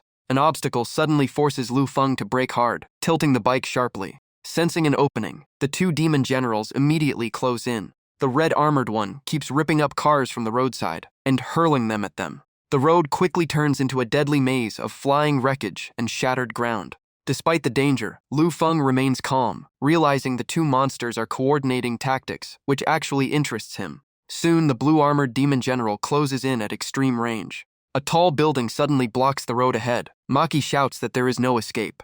but Lu Feng already has a plan and simply tells her to hold on tight. He then performs a daring front wheel lift. The front tire scrapes violently against the building's surface, creating a piercing screech. Lu Feng twists the throttle to full power and keeps pushing forward. The motorcycle rides vertically up along the building's wall. Maki clings tightly to him, unable to look down. However, even that maneuver is not enough to fully shake them off, as the massive demon general keeps up. Realizing the enemy is too persistent, Lu Feng suggests a coordinated attack. Maki replies that she is ready. In the next moment, she leaps off the bike, sword already drawn, determined to stop the monster herself. A cable shoots out from the bike, instantly wrapping around Maki's waist to keep her connected to the motorcycle. Watching her movement, Lu Feng warns she is acting too rashly, but still fully trusts her abilities. Without hesitation, Maki unleashes a barrage of sword strikes, aimed directly at the red-armored demon general's face. The monster swings its massive arm in counterattack, forcing her to dodge and retreat to a wider distance. Seeing her refined combat skill, Lu Feng is shocked as she executes the sky-severing slash. Meanwhile, the cable remains taut as she moves through the air in rapid exchanges. Seizing the opening, Maki delivers a perfect strike, cleanly beheading the blue-armored demon general in a single slash. Losing its head, the giant body can no longer balance and begins to fall downward. The impact creates a massive shockwave. Lu Feng immediately accelerates to pull Maki back to safety. Maki praises their coordination and is surprised that he understands her fighting style so well. Lu Feng simply smiles and says it is natural since they are old acquaintances. However, the chase is still not over. The red-armored demon general is still alive and keeps throwing debris at them, forcing Maki to warn him again. After climbing a steep incline, the motorcycle finally reaches the rooftop. It then launches straight off the building toward a bridge below, in a free fall. With precise control, Lu Feng lands the bike safely without any damage. Maki sighs in relief and says they have entered the death zone. Lu Feng remains calm and repeats her own words back to her. Disregard life and death. Fight if you refuse to submit. Hearing this, Maki regains her resolve. The bike speeds forward, leaving a long trail of smoke behind. Meanwhile, elsewhere in Tokyo, 3 mysterious figures stand in front of a burning building. A female mage confirms they have entered the Hell Zone and are only steps away from the Hell Gate. A black-robed figure known as Mu Ling speaks grimly, saying he has no other choice left. He recalls the past, where he once slaughtered an entire city of tens of thousands while cultivating the death spirit art. Under massive public pressure, Austin expelled him. To return under Austin and reclaim his place among the 12 holy apostles, he must complete this mission. In his memory, Austin sits on a throne forged from countless weapons. Behind Austin are several other figures whose faces remain unclear. Bujan agrees as well. He says that if Mu Ling obtains a mythical demon corpse and refines it into a death spirit of the same tier, Austin will definitely accept him back. This thought strengthens Mu Ling's resolve. From above, he looks down at the red-armored demon general and orders Bujan to deal with the nuisance. Bujan eagerly accepts and jumps straight into the battlefield. His overwhelming entrance startles even the demon general. Both sides lock eyes, and the atmosphere instantly becomes tense. The demon general strikes first. Bujan blocks the sword attack with a massive warhammer. One single swing of the hammer crushes more than half of the enemy's body, leaving it near death. The female mage arrives and angrily scolds him for destroying so much of the corpse that it is no longer usable. Bujan awkwardly laughs and admits he acted too instinctively. Mu Ling then walks toward the headless demon general corpse nearby and orders it to be used instead. He raises his staff, preparing to activate a special ability. Dark energy begins to rise from the corpse. Mu Ling's gaze turns terrifying as he commands the spirit to awaken. A black arm slowly crawls out, dragging out a violently struggling body. What emerges resembles the demon general's soul, but far more twisted and violent, roaring toward the sky. Bujan praises the scene without restraint. In his eyes, Mu Ling is a rare awakened aberrant, possessing terrifying abilities gained through countless sacrifices. Mu Ling explains that inside the world of 100 ghosts beyond the Hell Gate, he may be able to obtain a mythic death spirit. However, the place is filled with miasma that even strong beings struggle to survive in. Therefore, he believes they must bring a purification type awakened with them. Inside the water spirit orb of the masked girl, an image of Dao Dao in a red outfit appears. Although only level 37, her detox and purification abilities are extremely strong. If she is captured and brought to the Hell Gate, Mu Ling's plan will almost certainly succeed. Mu Ling asks the tracking specialist if Dao Tao's location has been confirmed. After checking the data in the orb, she replies that thanks to the super shadow tracking ability, the target has been narrowed down within the Hell Zone, with a very high chance of locating her. The three stand on the shoulder of a massive slaughter demon general, slowly advancing through the smoke-covered city. Mu Ling immediately orders departure, with their new target set on capturing Dao Dao alive. On another road, a swarm of raven demons lands around an unmoving body. They tear the corpse apart in a frenzy, their blood-red eyes sending chills down anyone who sees them. Nearby, behind a pile of trash, something is quietly hiding in the shadows. It turns out to be Chairman Lin and the boy Bai He. Seeing the scene, the boy bursts into tears. Chairman Lin quickly covers his mouth, telling him to stay completely silent, since the three-eyed raven demons have extremely sharp hearing. He then reassures him that his parents are likely at Shelter Point 12 nearby, and promises to bring him to safety. Bai He trembles all over, tears streaming down his small face. Elsewhere, soldiers try to hold back the raven demons but fail completely. Some panic and turn to flee. In an instant, one of them is overwhelmed by the raven swarm and collapses onto the street. Seeing this, the two hiding even more tense. In panic, Bai He accidentally steps on an empty soda can. The sound is small, but enough to break the silence. The raven demons instantly turn toward the noise, locking onto the source with murderous eyes and screeching. Realizing they have been exposed, Chairman Lin immediately grabs Bai He and runs. But in the critical moment, the boy trips over a rock. He falls hard, scraping his knee against the ground and crying out in pain. The distance between them widens as the raven swarm closes in. Chairman Lin is forced into a desperate situation. After a brief struggle, he grits his teeth and turns back to hold the monsters off, buying time for the boy to get up and run. The raven demons immediately swarm him, their sharp claws tearing through his sleeves. They do not stop at him and continue hunting Bai He relentlessly. At the most dangerous moment, a female swordswoman suddenly appears. Her blade flashes across the battlefield, cutting through the raven swarm and saving the boy from death. At the same time, Lu Feng arrives on his motorcycle. He points ahead and tells them to head toward the shelter while it is still safe. Bai He is about to follow but looks up and trembles, saying there are still many monsters in the sky. Looking up, they see the entire sky covered by raven demons, forming a dense black mass with no escape. Chairman Lin panics, realizing the earlier noise must have drawn even more of the swarm. Lu Feng calmly reassures them to go first, saying he and Maki will handle the rest. As soon as he finishes speaking, the motorcycle speeds off, taking Maki with him. The raven swarm immediately changes direction and chases after the moving bike. Lu Feng accelerates hard, riding onto the rooftop of a building, leaving thick exhaust smoke behind.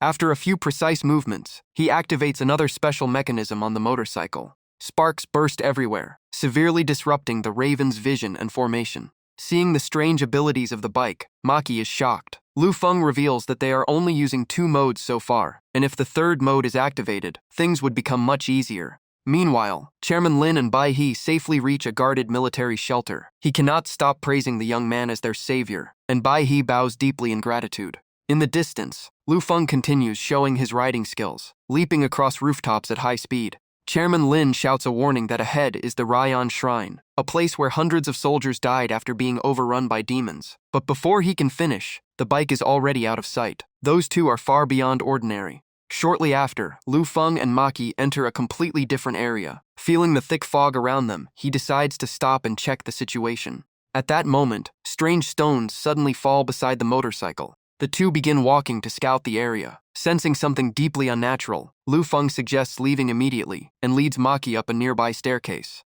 Using the terrain, they leap upward. From above, they see ancient-style buildings surrounding them. Suddenly, dull, heavy sounds echo from multiple directions. Maki frowns in confusion. It sounds like war drums. They exchange glances and immediately stay on high alert. Amid the thick fog, a figure slowly appears. The figure wears special forces gear and holds a combat rifle, but a grotesque Tengu mask covers his face, continuously releasing streams of white smoke.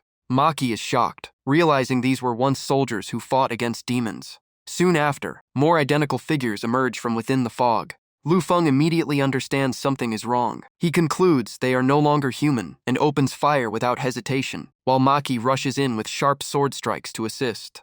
However, even after being shot or slashed multiple times, the figures keep moving as if nothing happened. Lu Feng quickly changes tactics, aiming directly for their necks.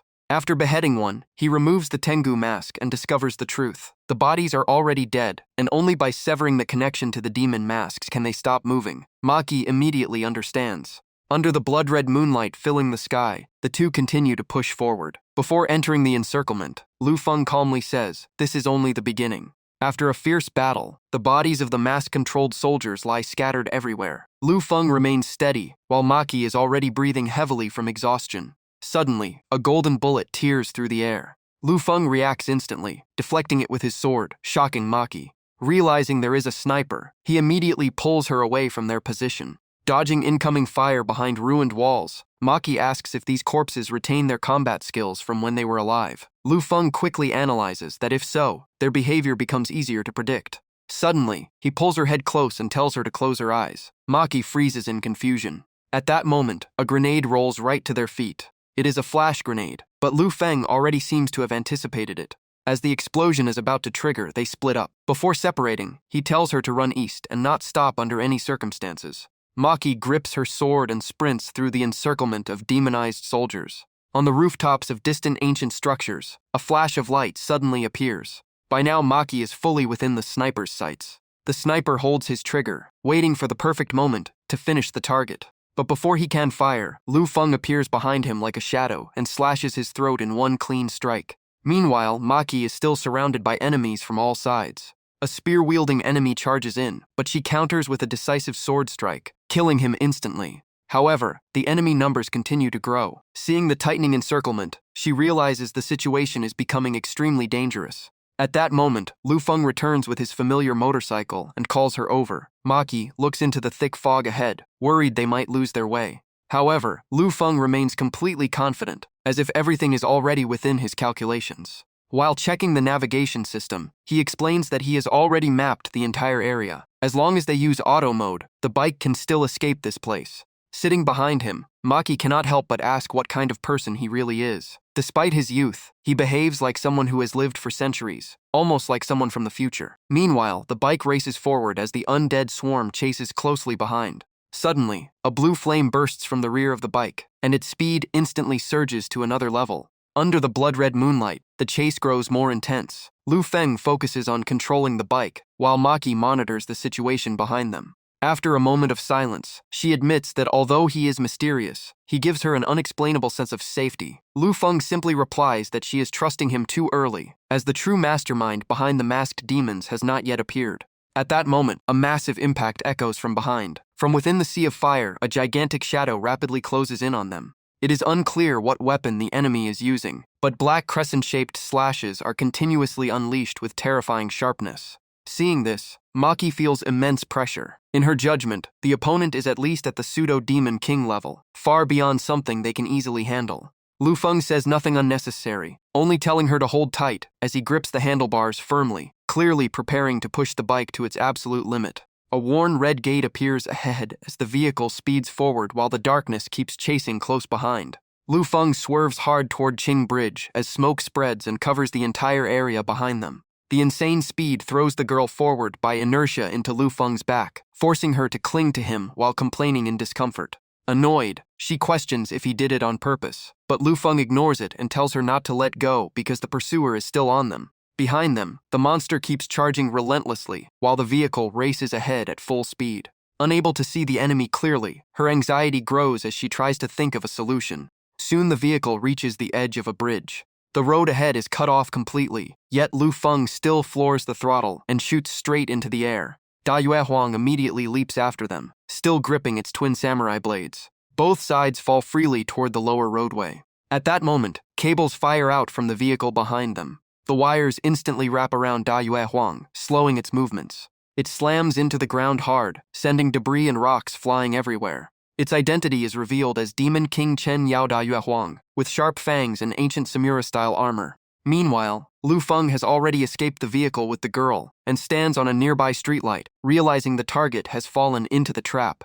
Da Ye Huang struggles violently, but cannot break free. Lu Feng calmly drops down and says it's useless, as his bike is in supergravity mode and even a Demon King can't pull it free. Realizing she is still being held in an awkward position, the girl asks Lu Feng to put her down. After setting her down, Lu Feng notices her blade and asks to borrow it, saying normal weapons can't handle the enemy, but her soul-cutting blade can endure hundreds of strikes. She quickly refuses, saying the blade is extremely hard to control, and Da Yue Huang is still too fast. She believes Lu Feng still can't handle it alone, even with the enemy restrained, but before she finishes, he already charges into battle with the blade. Blades clash non-stop, creating a breathtaking and intense exchange of strikes. She covers her mouth in shock, realizing he wields the weapon even more skillfully than its owner, while perfectly deflecting attacks, despite being slower. She quickly understands Lu Feng seems to predict every move of Da Yue Huang, acting before the attacks even begin. The brutal clash continues as rubble flies everywhere, but Lu Feng keeps the upper hand while Da Yue Huang is forced back in rage and unleashes a furious twin-blade assault, all of which Lu Feng blocks with sharp metallic echoes. Watching closely, she analyzes him in disbelief. His combat experience is monstrous for someone under 20, like a grand master with centuries of battles. Yet his raw power is only around level 30, far below Da Yue Huang. Seeing the glowing red eyes of the half-ghost king, she feels a chill and realizes Lu Feng could die if this drags on, so she must help him. Suddenly, Da Yue Huang erupts with power and lets out a terrifying roar. Lu Feng lowers his blade and calmly studies the transformation on his opponent's body. A blade suddenly drops from above straight toward his head. Seeing the strike inches away, the girl freezes, unable to understand why he is not moving. At the critical moment, the roar of the motorbike echoes from afar as it reaches its limit, wheels spinning and smoke surging upward. At the same time, more cables are launched from the vehicle. The bike crashes into Da Yue Huang, throwing it off balance and making its attack miss, with the blade only grazing Lu Feng's hair as he remains calm. The sword slams into the ground, exploding with a shockwave that tears through the area. The motorbike immediately changes direction again, using the cables to disrupt Da Yue Huang's movement. As Da Yue Huang spins out of control, Lu Feng drives his blade into the ground, leaving a deep crater. Lu Feng immediately pulls another sword from his backpack, as orange lightning crackles around the blade. His entire aura shifts, and he raises the sword high while a cold pressure spreads, signaling a finishing move. Without hesitation, he unleashes the technique particle shockwave slash. The blade light tears through Da Yue Huang's massive body and cleanly cuts it in half. The monster's eyes roll white as cracks rapidly spread across its face. After the finishing blow, Da Yue Huang's body turns into ash and disappears, while Lu Feng calmly walks forward.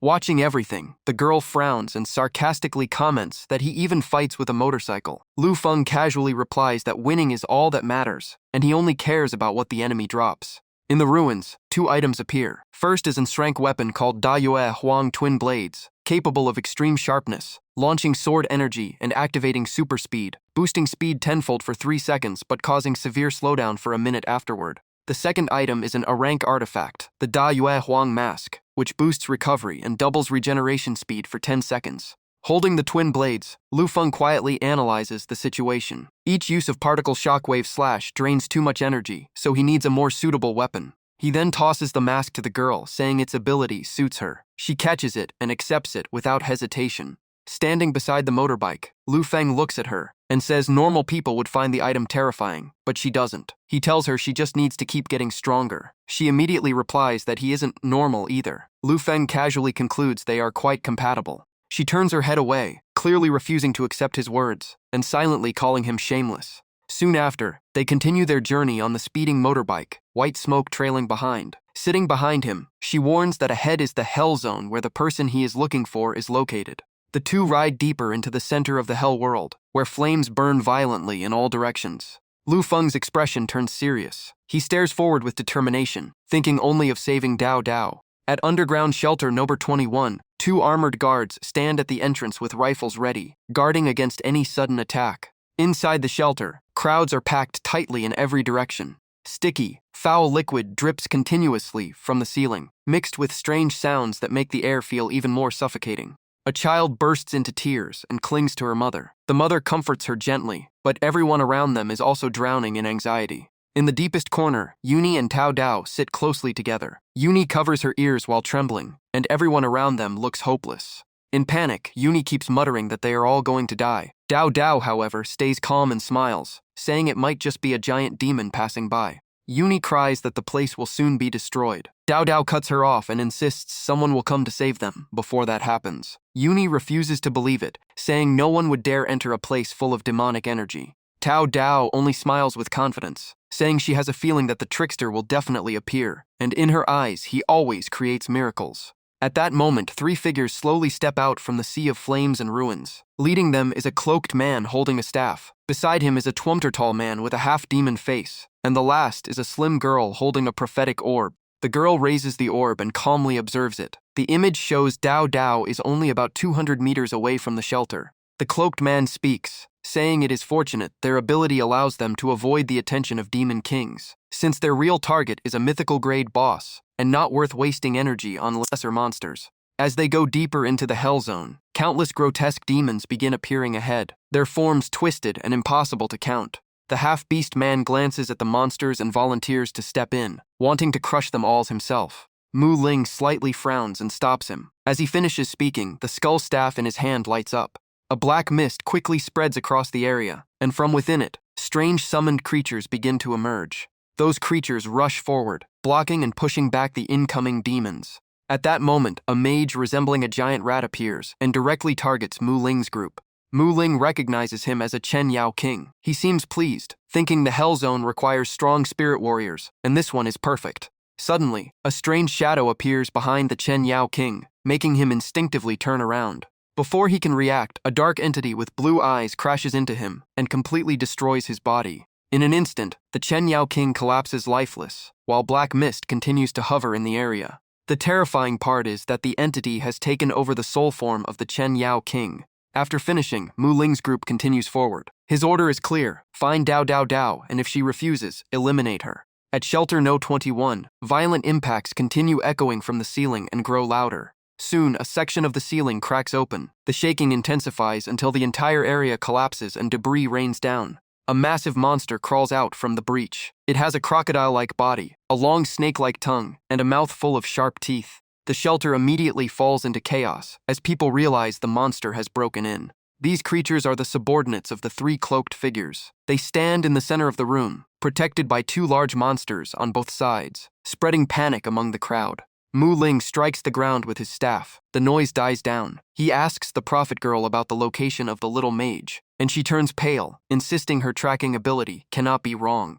The half-demon man warns that the enemy is cunning. He points out the Eye of Protection and explains Dao Dao. Dao likely noticed them early and escaped. Hearing this, Mu Ling coldly orders the extermination of everyone remaining in the shelter. The half-beast man immediately obeys and prepares to move. Realizing death is near, the crowd refuses to sit still and begins calling for resistance. The monster sneers at their desperate resistance. Moments later, screams echo continuously as blood stains the entire room. When the group leaves, only piles of corpses remain behind them. The prophet girl kneels and takes responsibility, saying failing to capture Dao Dao Dao is her fault. Mu Ling looks at his palm and smiles coldly, stating Dao Dao Dao cannot escape his control. Meanwhile, in another location, Dao Dao Dao and Uni are fleeing on a flying broom at high speed. Suddenly, Dao Dao Dao pulls Uni into an abandoned building and tells her to hide there. Seeing Uni worried, she explains the target is only her. Splitting up will prevent both of them from being captured. Uni anxiously warns that the Death Spirit Mage once destroyed an entire city and is more terrifying than demon kings, so she cannot survive alone. Dao Dao Dao calmly smiles and reassures her that she will be fine, then flies away on the broom in another direction. Watching her disappear, Uni silently prays for her survival. At an abandoned subway station, Dao Dao Dao sits on the stairs, tense and breathing deeply, telling herself to hold out until he arrives. She raises her staff and strikes the ground, creating a hidden protective barrier. Suddenly, an unusual sound echoes from afar. She jolts in shock, cold sweat pouring down. The monsters under the cloaked group have tracked her location. Their glowing eyes lock onto her as they advance. Surrounded, Dao Dao Dao trembles in fear, face pale, letting out a panicked cry. At the critical moment, a loud explosion suddenly erupts behind the monsters. The one who appears is Chen Yao King. Facing multiple demon kings at once, Su Dao Dao completely loses her composure. She is still just a little girl and has no strength to resist such terrifying beings. Fear overwhelms her, tears spill out, and she collapses to the ground. The man in black slowly walks up to her, his low voice pressing down like psychological pressure. He says that if she wants to live, the first rule is to stop resisting, while quietly observing her reaction. Crying uncontrollably, Su Dao Dao asks what his real goal is, and warns him that if he dares to hurt her, her boss will definitely come for revenge. He laughs and says she still has value and won't be killed. If she cooperates, she will be kept safe. The only condition is to go with him to the gate of hell. Hearing this, Su Dao Dao is horrified, knowing everyone avoids that place while he is heading straight into it. The man in black darkens his expression and says he needs her toxin purification ability, and she has no choice. He crushes her last hope by revealing that Lu Feng is already in danger despite being on his way. Hearing Lu Feng's name, Su Tao Tao cries harder and screams asking what they did to him. The prophet girl raises her crystal orb, showing Lu Feng inside. She regretfully says that under their leader's plan and her prophecy ability, he has been blocked by demon kings and is almost certain to die. Su Tao Tao is then forcibly escorted away, bound in iron chains, with their destination set for the gate of hell. Along the way, she keeps crying silently, praying for Lu Feng's safety. On the other side, Lu Feng is riding when he suddenly senses something wrong. He brakes hard, tires screeching and leaving long trails of smoke. The girl behind him asks why he suddenly stopped. Lu Feng looks up. A winged demon is hovering in the sky, locking its gaze directly onto him. The girl immediately recognizes it as a demon king and suggests changing direction, but Lu Feng calmly says it is already meaningless. At that moment, another demon in a kimono appears on the left and lands on the ground. A similar one appears on the right, differing only by its wings, like twin sisters. Not stopping there, a giant cat-like demon with glowing eyes emerges behind them. All 4 directions are engulfed in flames. 4 demon kings seal every escape route. Lu Feng calmly concludes that their path is completely blocked. The black-winged demon lets out a threatening roar. Flames surge violently behind them. The girl looks around in disbelief. Lu Feng grows serious and guesses they were cursed from afar, and the curse lured all these monsters here. The girl falls into despair, saying even 1 demon king is enough to kill them, let alone 4. But Lu Feng remains calm, stating he will not die so easily. In the burning sea of fire, he places his hand on the motorbike. Multicolored light rings spread out, triggering a series of system-like activations. Eye-shaped magic circles appear one after another. The curse on them is forcibly broken, causing a powerful shockwave. The girl is stunned, unable to believe he broke such a complex curse using only basic skill combinations. Without explanation, he suddenly grabs her wrist and says only 1 word. He pulls her into motion, accelerating while saying the priority now is to buy time.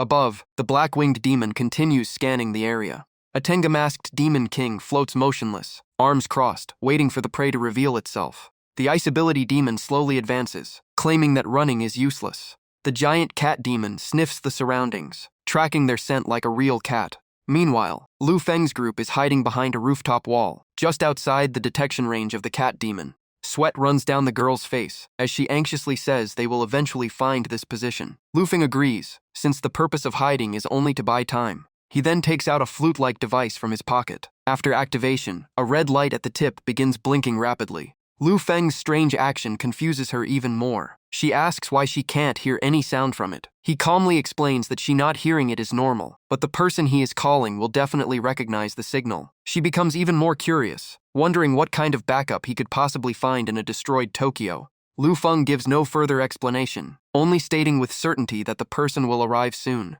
Elsewhere, the ice-powered demon suddenly senses something unusual while advancing. The black-winged demon in the sky also detects a strange signal and slowly descends onto a nearby rooftop. The cat demon below continues sniffing the area. Suddenly, it snaps its head toward a glass wall. Its sharp eyes pierce through the glass and lock directly onto Lu Feng's hiding spot, letting out an alarmed cry. The Tenga-masked demon king also notices and moves in. He raises his hand, preparing to strike. At that moment, a flash of light erupts in the distance. A figure rushes in with a sword at terrifying speed. In an instant, the blade cleaves down onto the Tengu demon king. The newcomer has white hair and a strong build. His sudden appearance unintentionally saves Lu Feng's group. The girl immediately recognizes him as the legendary sword demon, Wuda Chunren. Due to severe injuries, he only awakens for a very short time each year. In Japan, he is one of the strongest awakened beings. What shocks her most is that he never associates with anyone, yet Lu Feng managed to call him here. Wuda Chunren looks through the glass and shouts reassurance, saying she doesn't need to be afraid, and he still has a few minutes of activity to get her out. He then completely ignores the recovering Tengu Demon King as if it does not exist. However, the remaining Demon Kings do not let him leave easily and launch a barrage of attacks. Massive explosions erupt, shaking the entire area and sending flames soaring. Taking advantage of the chaos, Lu Feng immediately escapes with the girl on the motorbike. While fleeing, she looks back at the battlefield in dissatisfaction, saying using someone as bait to escape is too much. Lu Feng simply replies that Wuda Chunren is not so easy to kill. At that moment, a figure suddenly appears in front of them. Wuda Chunren, now furious, blocks their path with countless swords forming around him. He accuses them of using his sister's name to lure him out.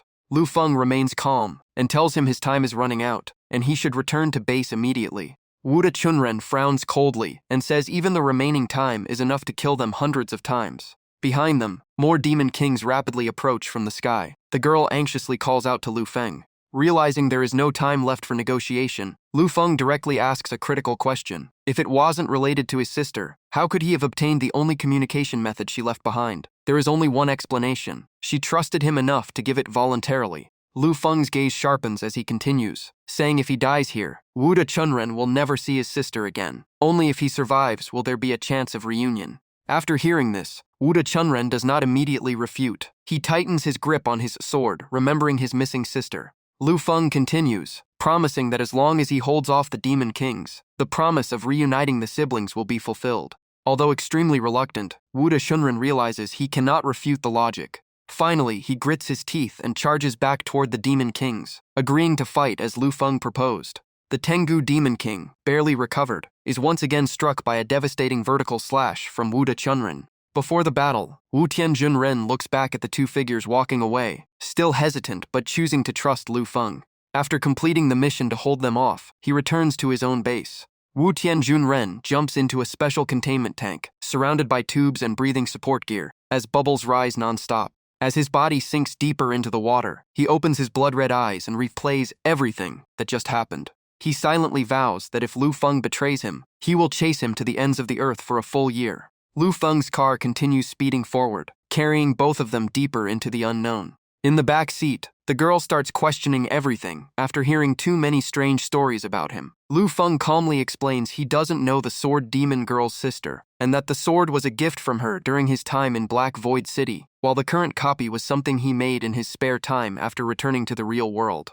She immediately shows a skeptical expression, and clearly doesn't believe him, while Lu Feng just shrugs it off with a faint smile. Returning to the main topic, Lu Feng states firmly that the curse was definitely orchestrated by someone, and Su Daodao's group may already be in serious trouble. Everyone realizes the real battle is about to begin, and the path of retreat has completely disappeared. Inside Shelter No. 21, corpses are scattered everywhere, too many to even count. The girl is stunned by the sheer brutality of the massacre. After a moment of silence, she lowers her head and worries about Yue Senji and Su Daodao, afraid they may have met the same fate. After surveying the scene, Lu Feng concludes their bodies are not here, meaning the little fox girl is still alive. He places his hand on a strange eye symbol carved into the wall. He suspects it is the magic eye, a clue left behind by their teammates. He then touches the closed eye on his own body, activating a special spell. Through the ability, visions of what happened in the shelter appear. He sees Su Daodao's group escaping alive, and also the black-robed priest and his allies appearing on the scene.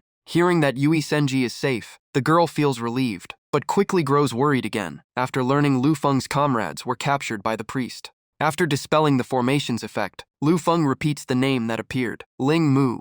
She explains his background. He is a feared necromancer, once one of the 20 saints of the Ark Guild. After slaughtering civilians in the city, he was expelled and became a madman even more dangerous than the Demon King. Not only is he dangerous, but his two subordinates are also extremely strong. One is War Axe, and the other is a masked girl carrying a crystal orb. All of them are mid-level awakened. After hearing this, Lu Feng immediately accelerates. He refuses to let Su Daodao be taken to the Gate of Hell, where mythical-level demons exist, and survival is nearly impossible. The girl warns that confronting Ling Mu will only end in death. Lu Feng's expression changes completely. His voice turns more determined than ever, saying he must stop him no matter how impossible it seems. At the Gate of Hell, thick black energy surges outward, as countless demons gather from sky to ground. Nearly every type of monster is converging there, as if participating in a sacrificial ritual. Waves of ghostly creatures move toward the gate, followed by a mysterious black-robed figure in the distance. It is Ling Mu's group. Su Daodao is being controlled beside the masked girl, while Warax leads the formation, crushing anything blocking their path.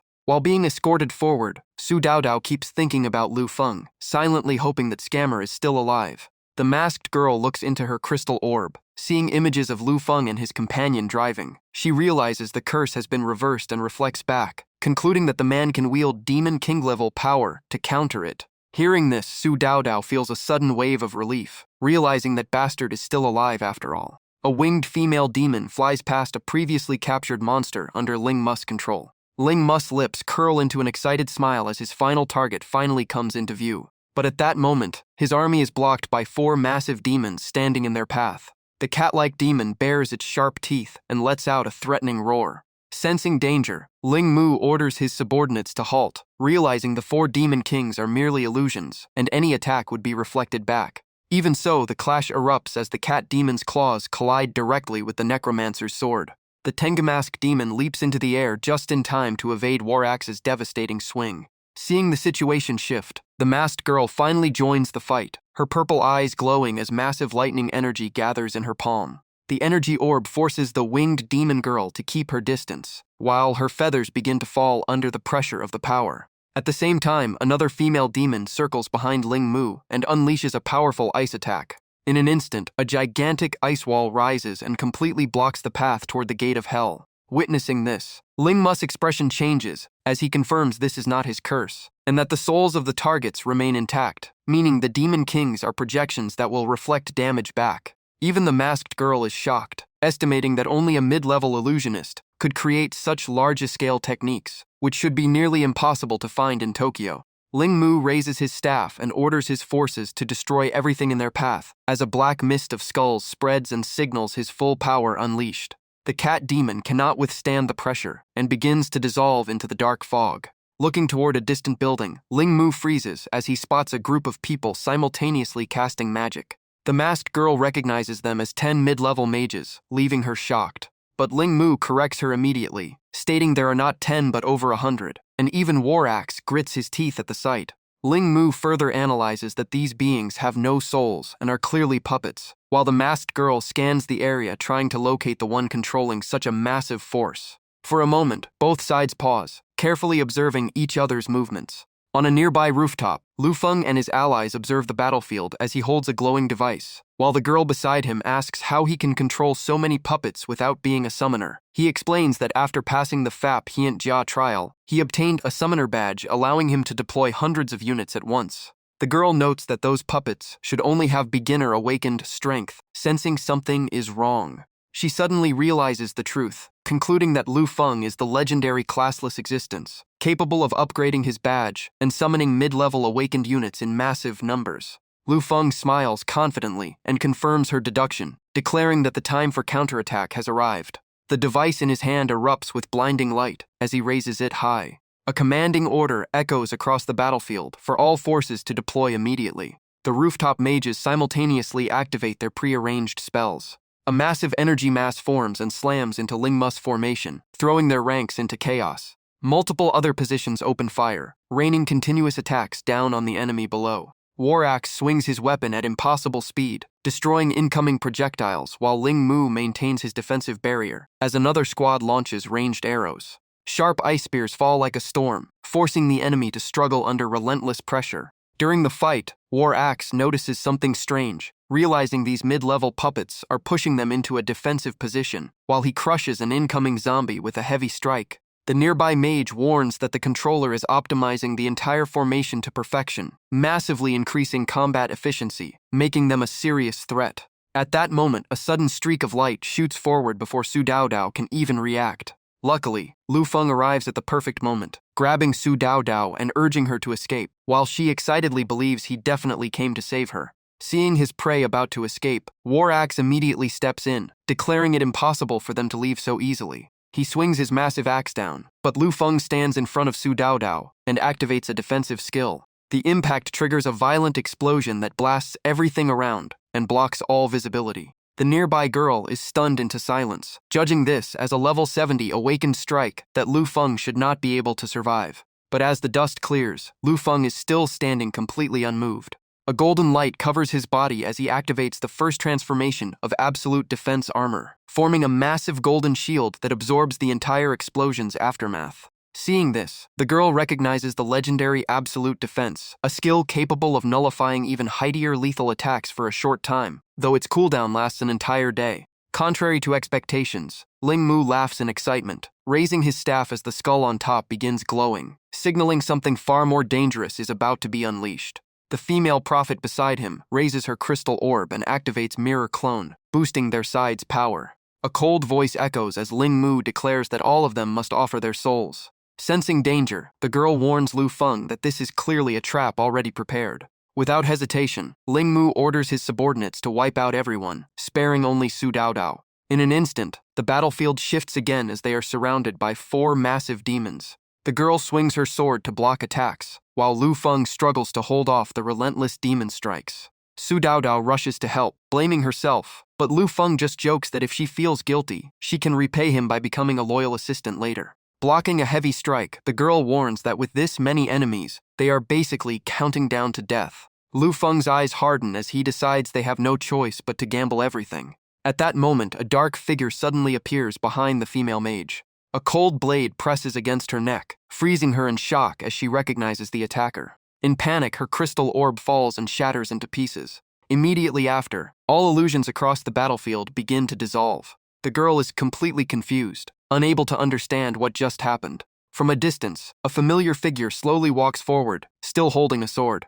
Luo Xue declares firmly that she will not allow anyone to harm her teammates. Su Daodao immediately recognizes her and calls out in joy. Luo Xue lands gently in front of her. After checking Su Daodao's condition, she asks if she is okay, and the girl replies that Lu Feng saved her in time. Lu Feng approaches jokingly, calling Luo Xue his guardian goddess who always arrives at the perfect moment, but she coldly replies that he is still holding back his true cards. Watching from the side, the girl is shocked that a famous figure like Luo Xue would use a surprise ambush tactic to rescue someone.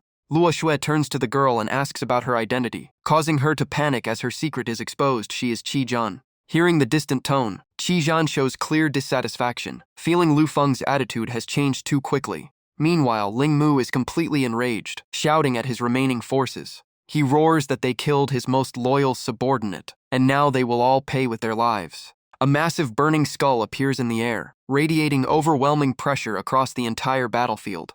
The flames feel like they come from the deepest layer of hell as Ling Mu unleashes his final trump card, a gigantic skeletal giant rising like a building. In the skeletal giant's hollow eye sockets, hellfire burns intensely, continuously feeding power into its body. Through the thick black smoke, a massive skull-shaped greatsword slowly comes into view. Ling Mu pushes his magic to the limit, fully sustaining the monster and maximizing its power. The skeleton grips its blade and brings down a devastating strike, splitting the ground into massive cracks. Qi Zhan narrowly dodges the sword and explains in shock that the skeleton is formed from the resentment of countless victims slaughtered by Ling Mu, making it nearly unstoppable even for high-level awakened. Under overwhelming pressure, Luo Xue immediately tells Lu Feng to stop hiding his strength and use his strongest card. Lu Feng simply smiles, saying she really is the one who understands him best.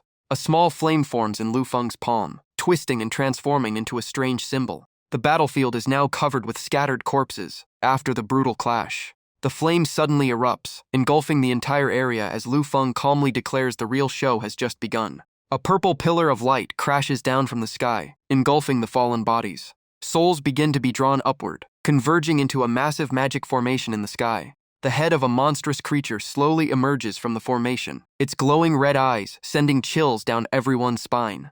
It immediately opens its massive jaws and charges straight toward War Axe at terrifying speed. The creature fully emerges, revealing multiple heads and grotesque tongues writhing across its massive body. Qi Zhan is stunned, realizing Lu Feng sacrificed over 100 mid-level awakened puppets and used their spatial abilities to forcibly summon Yamata no Orochi from Tokyo Tower. Even Luo Xue is shocked, warning that bringing such a being to the battlefield risks total loss of control. Ling Mu's expression darkens as he realizes Lu Feng's plan is even more insane than expected, and that a blood curse has already been planted to attract the Demon King's hostility. He recalls the moment Lu Feng rescued Su Daodao and realizes the curse was likely planted back then. One massive head of Yamata no Orochi lowers beside Lu Feng as he calmly points forward and orders it to target Ling Mu.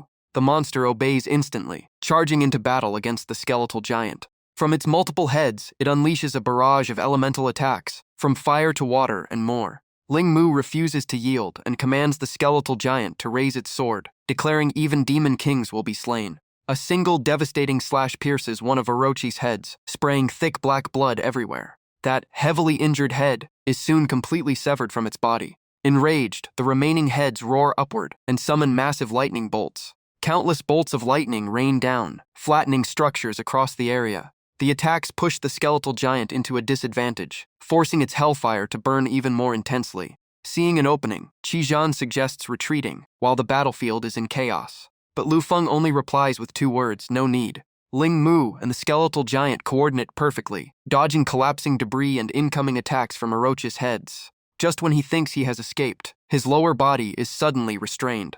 In an instant, he is dragged deep into the massive body of Yamata no Orochi.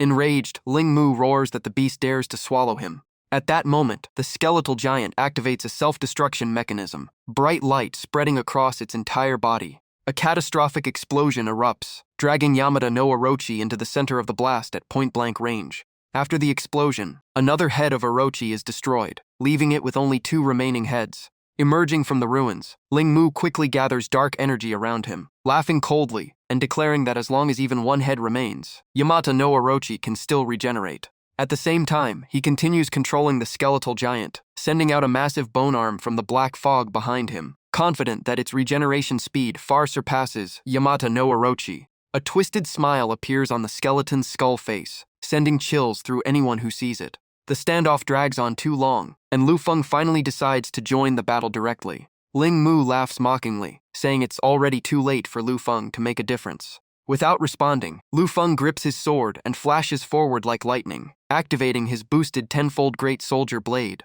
As he closes in, he cuts through every obstacle in his path without slowing down. Ling Mu immediately senses danger and orders the skeletal giant to return and protect him. But Lu Feng has already finished his killing move. High-frequency thunder shock tears through the battlefield and strikes directly, even bypassing the skeletal defense. Ling Mu can only watch helplessly as his magic collapses piece by piece. Exhausted and defeated, he falls to the ground, leaving a final message that they will meet again. Holding twin swords, Lu Feng calmly walks forward and reveals Ling Mu's secret. He can store part of his soul inside his shadow beasts to resurrect later, a method he has used to survive death 3 times. But this time is different. Lu Feng declares his journey ends here, and decisively cuts down the shadow creature hiding beneath the cloak. In desperation, Ling Mu screams that he will steal Lu Feng's talent and all his shadow beasts. Lu Feng raises his hand, a strange glow forming on his glove, and Ling Mu lets out a piercing scream. This is the unique ability of the Classless One, allowing him to seize skills from dying targets, even unique talents. Ling Mu's power is completely drained, and his unique talent Shadow Puppet is stolen and absorbed.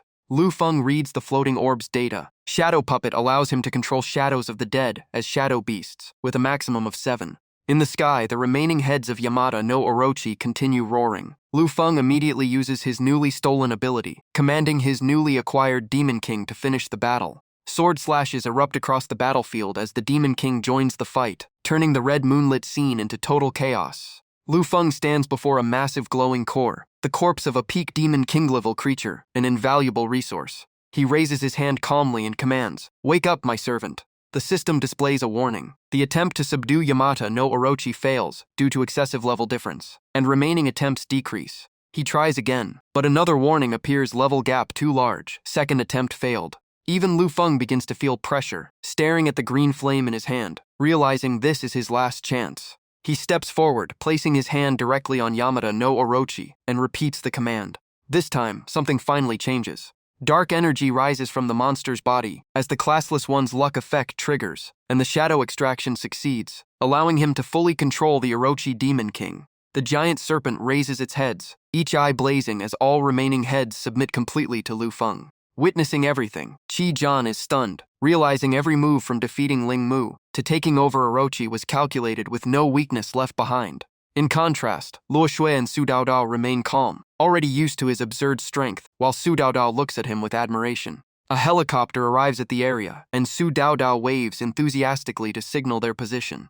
After returning to normal form, Lu Feng leads everyone aboard, deciding to leave Tokyo behind. Inside the helicopter, Yue jokes that they look like a family of 3, making Luo Shui turn away in annoyance, while Su Daodao falls asleep peacefully on her lap. Luo Shui gently strokes the girl's hair as she rests her head on him and checks on her condition. Only steady breathing of deep sleep answers him as the helicopter leaves the bloody battlefield behind, heading toward the sunrise on the horizon. Elsewhere, a group in black robes gathers in front of a massive castle gate. They anxiously discuss rumors that Lord Otten has been in seclusion for days, fearing a major shift in the world is coming. Inside the dark chamber, Otten sits on a large throne, his expression completely hidden in the shadows. He thinks back to Ling Mu, his most loyal subordinate, believing Ling Mu hunted mythical beasts just to return under his command. Rage suddenly erupts in him. Otten slams the throne and shatters it, swearing revenge on the one who killed Ling Mu. His eyes turn cold as he decides to first recruit Lu Feng, exploit his value, then eliminate him when the time is right.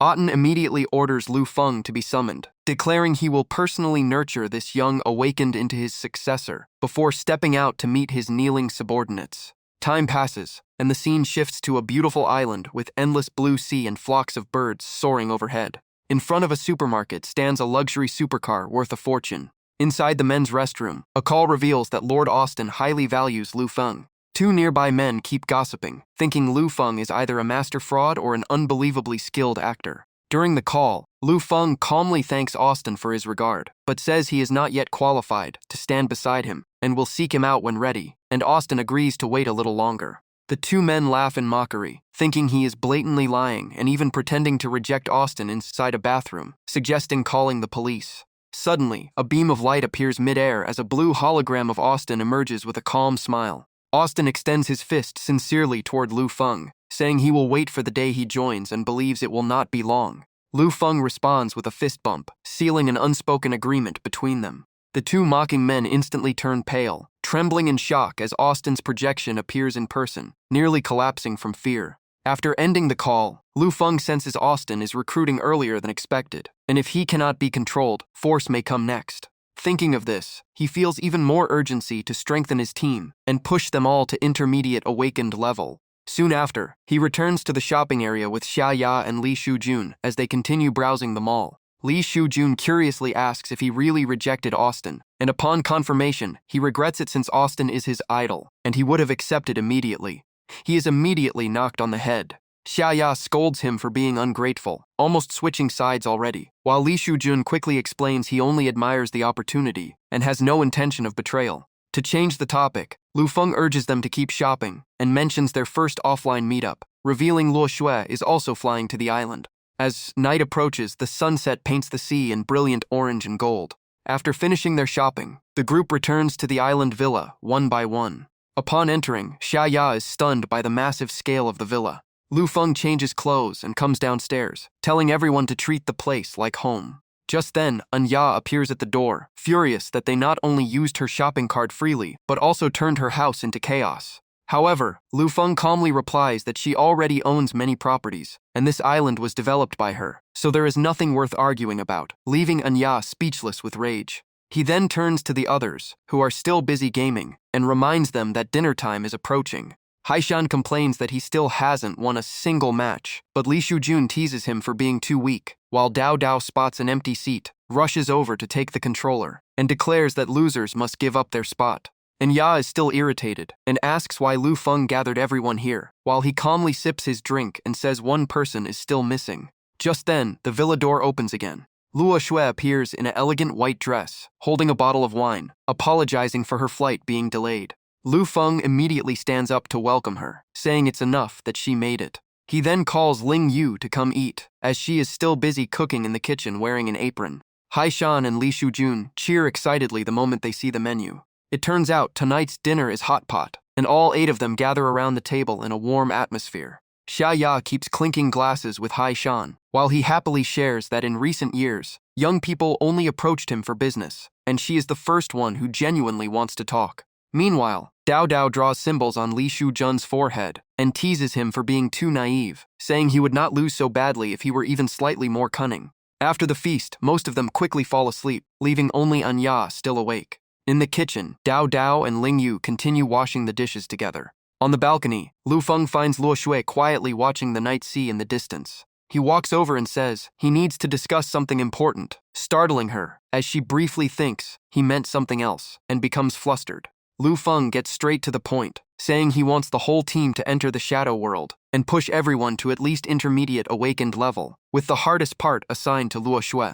She immediately sighs in relief as if a burden is lifted and quickly agrees, leaving him confused as he asks what she thought he was going to say, but she nervously denies it. They continue planning. Luo Shui says she is level 50 and the others are above level 40, asking if they can handle class advancement. Lu Feng confidently states he will get everyone to at least level 50 and help them complete their class upgrades. Suddenly, a hand wraps around his shoulder from behind. It is Anya, who leans against Lu Feng and joins the conversation. Based on her knowledge, each class has different requirements in the shadow world, making a full team advancement seem unlikely. Lu Feng explains this is a special shadow world with only one entrance, making it worth the attempt. And Ya then leans closer and playfully whispers that if he really succeeds, she will reward him generously. Lu Feng simply smiles, clearly not refusing the offer. Seeing her getting too close, Luo Shui immediately pulls her away and tells her to go rest since she has been drinking. But before leaving, Anya still clings to Lu Feng and repeats her promise.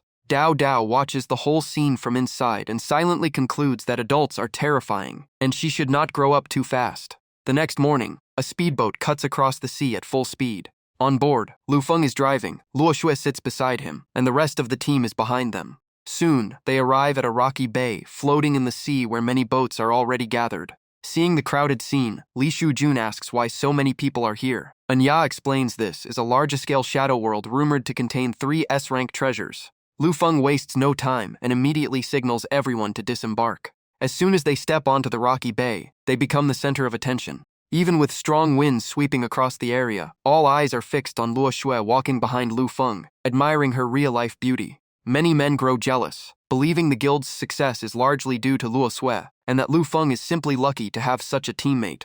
Li Shujun looks around and realizes this place is packed with experts. Even many famous intermediate awakened have already arrived. The attraction of this treasure is clearly massive, and ahead of them stands a group in black outfits, exuding a mysterious aura. At this moment, Ling Yu confirms that the 3 top leaders of the Devouring Light organization are also present. She reminds them that the assassin who appeared during the escort mission for Dr. Ai Lin was from this organization. A blonde man representing Devouring Light steps forward and questions Ling Yu about the Avalon incident, asking how their members died, since all related information seems to have been sealed. Ling Yu coldly replies that she doesn't know. Lu Feng immediately steps in, blocking the man's gaze, and states that failed missions and dead operatives simply prove their lack of strength and are not worth investigating.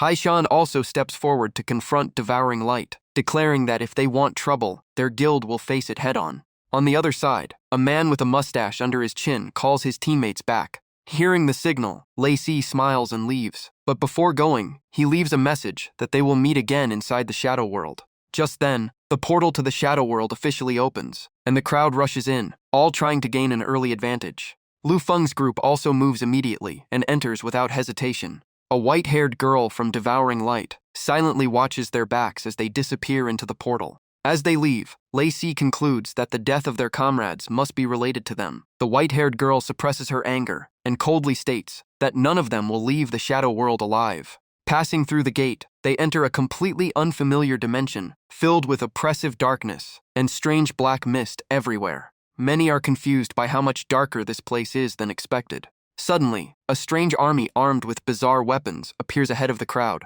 A nearby girl panics, unable to understand what she is seeing. One man raises his staff, and the orb at its tip releases a golden light, casting a skill to illuminate the area. As the light spreads, the surrounding mist is torn apart. Immediately after, a massive beam of light shoots straight into the sky. With visibility restored, everyone sees a giant light pillar ahead, and around them are countless military formations, standing in perfect ranks. The sound of metal clashing echoes continuously, and beside the soldiers are strange war horses with distorted forms. Someone quickly identifies them as the Shrank Death Cavalry Legion of the Shadow World. Individually, they are not terrifying, but their sheer numbers are overwhelming.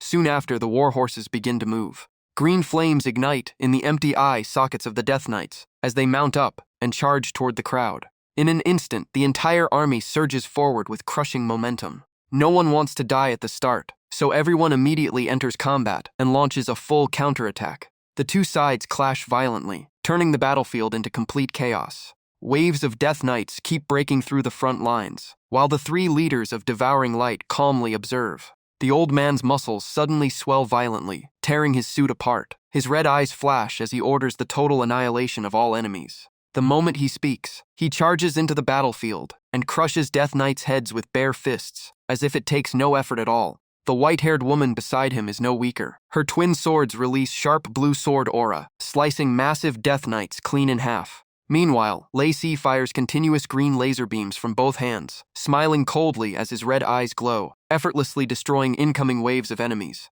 However, not everyone is that strong. Screams echo across the battlefield as many fall one after another, pierced by spears and quickly overwhelmed. Smoke and fire fill the war zone. A mercenary barely blocks attacks with a laser sword, and realizes in despair that the enemy numbers are overwhelming. At that moment, his teammate spots an ancient temple in the distance and believes it might be a safe haven. Hearing this, someone immediately shouts for everyone to run toward the ancient temple and takes the lead in fleeing. The crowd quickly follows, ignoring the injured people desperately calling for help behind them. Xia raises her hand and forms a massive barrier, trying to block the charging wave of Death Knights. Straining to maintain the shield, she turns back and shouts that she is about to lose control. Luo Shui grows anxious and asks Lu Feng if they should join the battle. He remains calm and tells everyone to conserve their strength and leave the path clearing to him. He then kneels down and places his hand on the ground. A surge of violent blue-purple energy erupts like a tidal wave. Lu Feng calmly summons his subordinates.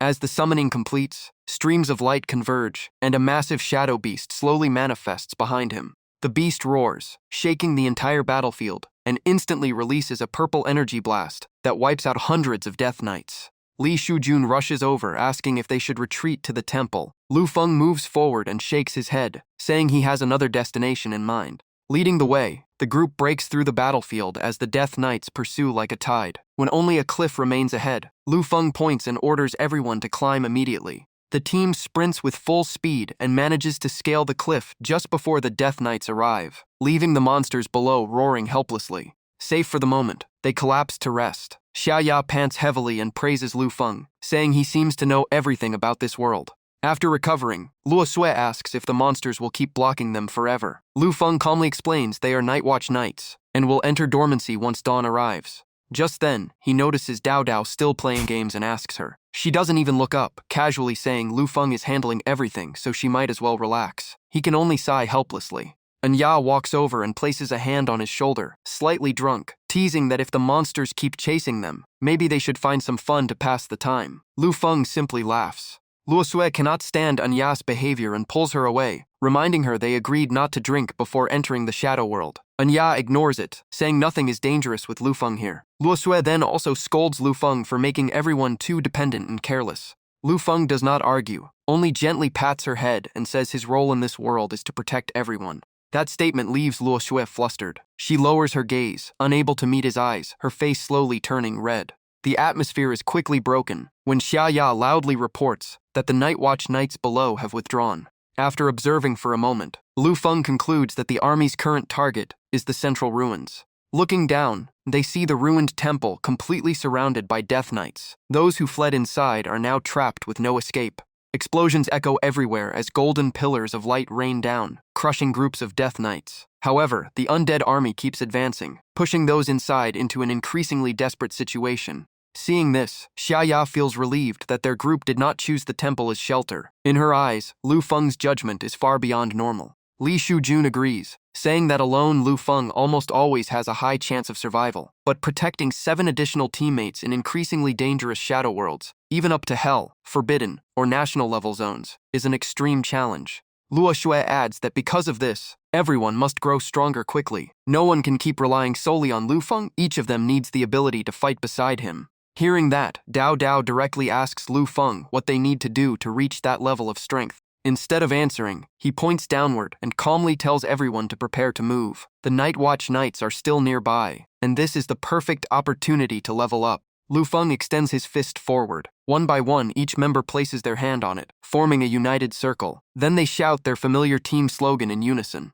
At the entrance of an underground tomb deep within the Eternal Night Forest, a massive Death Knight like a mountain stands guard before the gate. Around the ancient tomb, patrol squads keep moving non-stop. The commander leads on horseback, followed by rows of Nightwatch Knights marching in formation. Lu Feng and his team hide in the treetops, silently observing everything below. Once the opportunity appears, he immediately gives the attack order. At the signal, Ling Yu opens fire with her sniper rifle. Gunshots echo through the night, breaking the silence of the area. The Death Knights are caught off guard and fall one after another. Seeing the ambush succeed, the entire team immediately leaves their hiding spots and charges down into battle. Xia lands and kneels to inspect the ashes. After a closer look, she confirms all the Nightwatch Knights have been burned to charcoal. Nearby, Li Shujun is shocked to learn Lu Feng only prepared 6 special fire bullets, perfectly matching the 6 guards. Without hesitation, Lu Feng leads the team straight into the tomb, urging them to speed up in case the commander returns at any moment.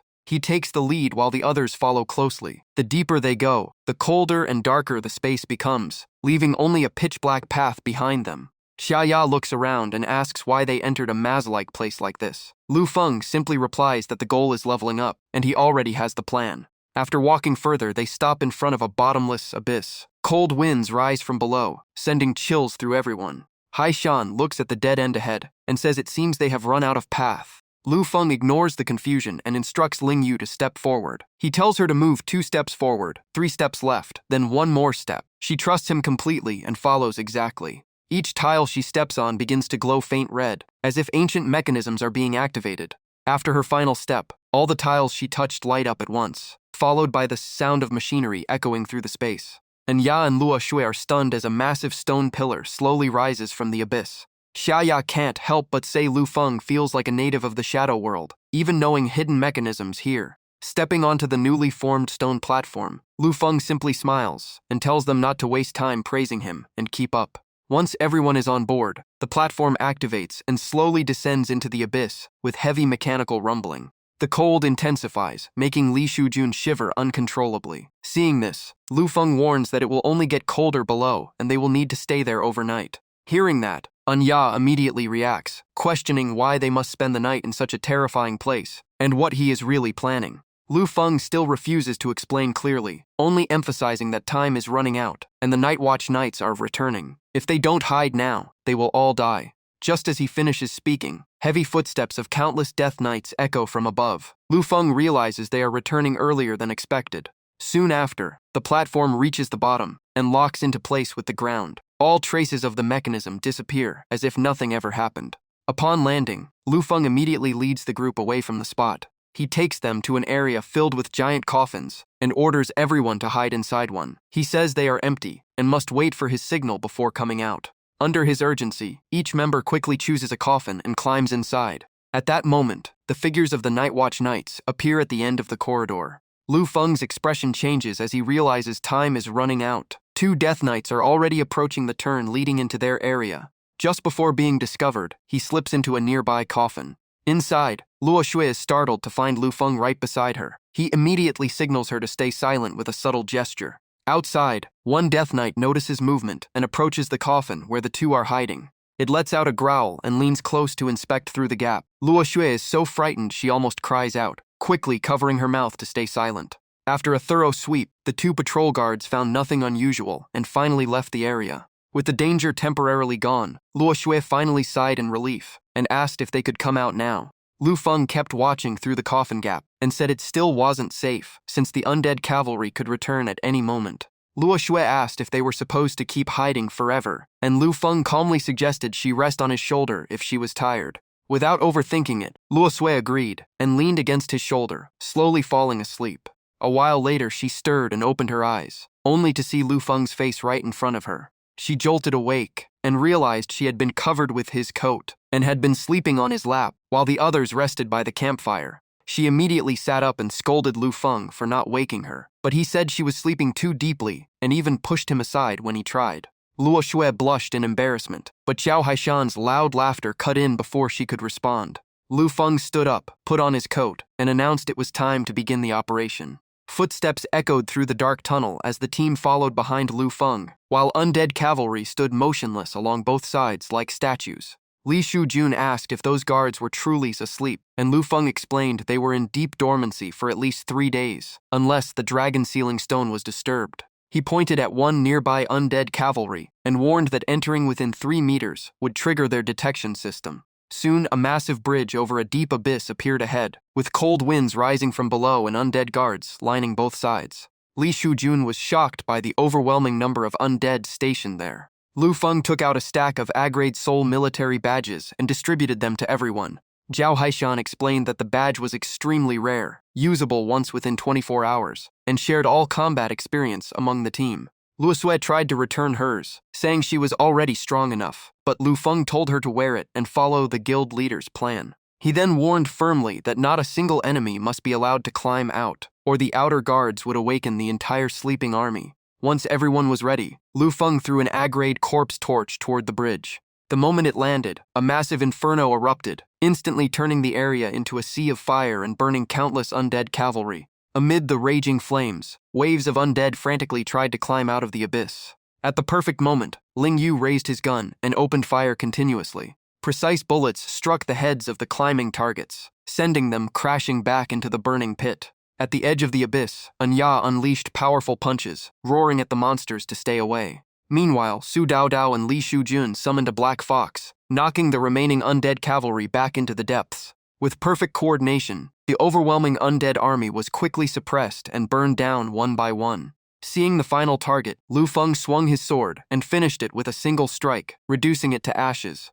After the battle ended, everyone's levels surged. Ling Yu reached level 48, Li Shujun hit level 45, and Su Daodao climbed to level 43, all amazed by the massive EXP gain. Zhao Haishan was even more delighted, breaking through to level 51, while Luo Shui also reached level 54. Xia Ya suddenly shouted that she had found an item from the abyss and reported a key, also reaching level 47. Lu Feng calmly confirmed it was the key to open the temple gate, a crucial step for the team's next progression. He inserted the key into the lock and slowly turned it. Instantly, the mechanisms inside the tomb began to activate with a heavy rumbling sound. A massive gate slowly creaked open, as if it weighed thousands of tons, releasing a wave of bone-chilling cold from the gap. The team stepped inside, and right beyond the gate, a grand ivory-white temple gradually came into view. Lu Feng led the way, with the rest following closely behind as they advanced toward the temple hall. Li Shujun's curiosity kicked in, and he asked what was inside the temple. Xia Ya immediately replied that it must be an extremely powerful existence. As the closer they got, the heavier the pressure felt. Without hesitation, Lu Feng pushed open the temple doors and led everyone deeper inside. The scene inside made the whole team freeze. Towering giant statues stood before them. At the center of the entrance was a knight in battle armor, both hands resting on a sword, radiating overwhelming authority. On the left stood a hunter warrior holding an axe and shield, his armor carved in intricate detail. On the right was a female warrior with a spear and large wings behind her, resembling a guardian angel. What unsettled everyone most was Knight Statue's face. Though carved realistically, under the dim flickering light of the dark temple, it gave off a disturbing, eerie feeling. Anya frowned and complained that the killing intent from the statues was too heavy, making every step uncomfortable. Ling Wu agreed, even saying that if these statues awakened, none of them would survive. Lu Feng remained calm and said there was no need to worry, as the statues would not activate for the next 3 days, unless someone triggered them. At that moment, Li Shujun suddenly clutched his head in pain. The pressure from the statues was directly affecting his mind. Seeing this, Luo Shui immediately suggested the team retreat for now. However, Lu Feng shook his head and refused. He said he already had a plan, then reached out toward the scrolls appearing before him and chose the pink one. The moment that scroll was selected, all the remaining scrolls instantly burst into flames. As incantations were chanted, multiple buffs and protective spells activated one after another. A 5-colored aura enveloped the entire team, and everyone immediately gripped their weapons and entered combat stance. After finishing preparations, Lu Feng pointed his sword at the knight statue and told Su Daodao to further reinforce the seal on the target. Hearing the command, she immediately cast her spell, forming a glowing sealing array in midair. In an instant, the knight statue was locked down by 2 layers of golden and purple seals. Lu Feng seized the opportunity and leapt into the air. Anya watched and said it was their turn to act. He tightened his grip on his twin swords and charged straight toward the statue's head. The 2 blades pierced directly into the statue's forehead. At the same time, a cold blue light lit up in its previously empty eye sockets. A painful roar echoed throughout the temple. The knight statue's face twisted violently under Lu Feng's continuous strikes. Without giving it any chance, he kept unleashing relentless twin-sword attacks, cracking apart large chunks of stone. Finally, the massive statue could not hold on any longer and collapsed with a violent tremor. Lu Feng landed lightly on the ground, and his level also rose to 48. The massive experience gained was instantly shared among all team members. As a result, Ling Wu reached level 50, Xiaya reached level 49, Li Shujun jumped from level 45 to 47, and Su Daodao climbed to level 46. Lu Feng explained that in the Shadow World, giant statues were one of the most efficient experience sources for anyone below level 50. Each statue was like a massive EXP vault. While speaking, he shifted his target to the right side statue. He explained that a normal fight would be dangerous, since the statues could self-destruct. But now the situation was different. With that, he charged forward and unleashed a much stronger than normal slash at the angel statue. Not only him, Zhao Haishan also swung his axe. A surge of blue energy crashed down and shattered the statue into countless fragments. Li Shujun refused to fall behind and summoned his beast, directly knocking another statue away. On the other side, Xia Ya launched a green energy orb that easily crushed her target. Under the team's relentless assault, the statues kept collapsing one after another. Lu Feng smiled and told everyone to enjoy this easy EXP farming moment. Just then, a blinding beam of light suddenly appeared in front of him, illuminating the entire dark tomb. The burning scrolls from earlier flashed one last time before exploding into countless tiny fragments. The fragments quickly converged together, finally condensing into a metal that landed in Lu Feng's hand. The golden badge floated in mid-air, crackling with arcs of electricity. A system notice appeared, stating that due to a special effect, the item had been upgraded from S rank to SS rank. Its description followed: SS Giant God Token, capable of summoning an enhanced giant statue after collecting them from previous statue kills. Lu Feng casually stored the token and said these rewards would suit his teammates better. With a wave of his hand, pink light streams flew toward each of them. Ling Wu received a green Arank poison vial containing divine corpse toxin that could infect targets and gradually turn them into zombies. Li Shujun obtained an Arank ring with a red gem sealing the power of a giant's statue. Anya also received an Arank item called Giant God's Wrath, a pair of gauntlets that unleash massive power at the cost of the user's soul. Once all 7 members reached level 50, Lu Feng immediately led the group forward, announcing it was time to head to the royal capital for the Advanced Awakener class transition ritual. Violent bolts of lightning tore through the night sky and struck the central plaza. Meanwhile, a 5-person team from the Changlan Chiyi Guild moved through the silent streets. A cloaked young man felt uneasy at how dead the city was. According to logic, a royal city holding a boss and legendary treasure should be heavily guarded. As he spoke, he scanned the surroundings. Piles of scattered skeletons across the area made him increasingly uneasy, sensing something terribly wrong. A girl wearing glasses also felt the abnormality and suggested they leave the city immediately before it was too late. However, the muscular man didn't care at all. He said they had already come this far and had no reason to fear, his overconfidence leaving the team speechless. The girl continued insisting, recalling reconnaissance lessons from her grandfather, but suddenly froze upon seeing something horrifying. A strange beetle-like creature appeared on a nearby wall, slowly crawling toward them. Realizing the danger, she immediately warned everyone not to touch it. Unfortunately, the burly man ignored her warning, scoffing that one stomp would crush it. The moment he struck, the creature dodged and leapt onto his leg. A scream of agony erupted as unbearable pain surged through him. A deep, horrifying hole appeared in his leg, sending chills through everyone who saw it. The insect then pierced through his body and emerged from his mouth. His eyes rolled back and his body twisted grotesquely. At the same time, the ground beneath them began to crack open as something surged from below. Countless insects poured out of the fissures like a flood, quickly surrounding the group. In panic, the girl with glasses shouted for everyone to retreat immediately. The cloaked young man cast fire magic to stop the swarm, but the flames had almost no effect. The insect tide kept surging like a wave. In desperation, the group turned to flee and finally began their escape. During the retreat, the blonde-haired man suddenly tripped and fell to the ground. The swarm instantly covered him, tearing at his body as his screams of terror and despair echoed while he begged for his life. But the monsters did not stop. They devoured him completely, while the remaining members of the Changlan Chiyi Guild were pushed to the brink, their desperate resistance failing as the screams echoed everywhere. Those cries of despair reached the city gate, making those outside wonder if they could hear screams coming from within.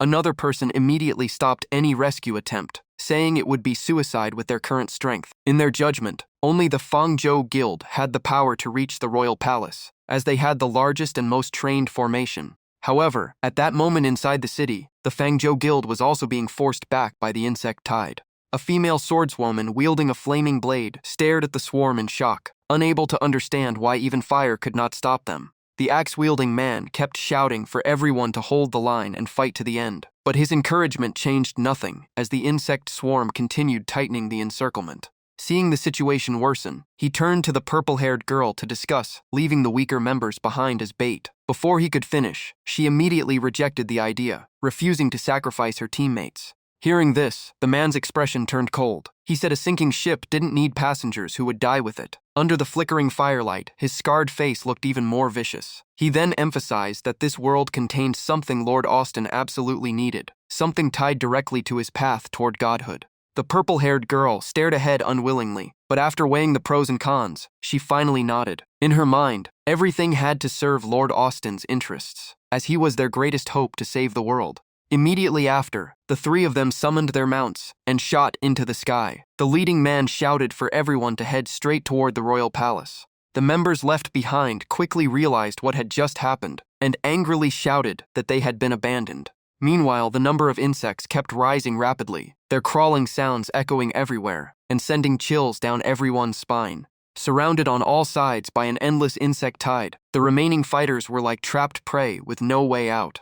At that moment, a massive black arm slowly rose from the center of the swarm. Countless insects merged together, forming a gigantic humanoid monster. Its blood-red eyes glowed in the dark. Seeing this from above, the man riding the flying beast turned pale, unable to believe what he was witnessing. The first unlucky target was the blonde-haired man riding a white warhorse. The monster then reached out and grabbed the purple-haired girl by the wing, as if preparing to crush its prey. Screams of panic erupted instantly. Faced with imminent danger, the dragon-riding man immediately activated Blood Escape Art. A deep red barrier enveloped him as the monster below slowly advanced. But all resistance was useless. In an instant, the dragon was drained of all life force, leaving only a skeletal frame behind.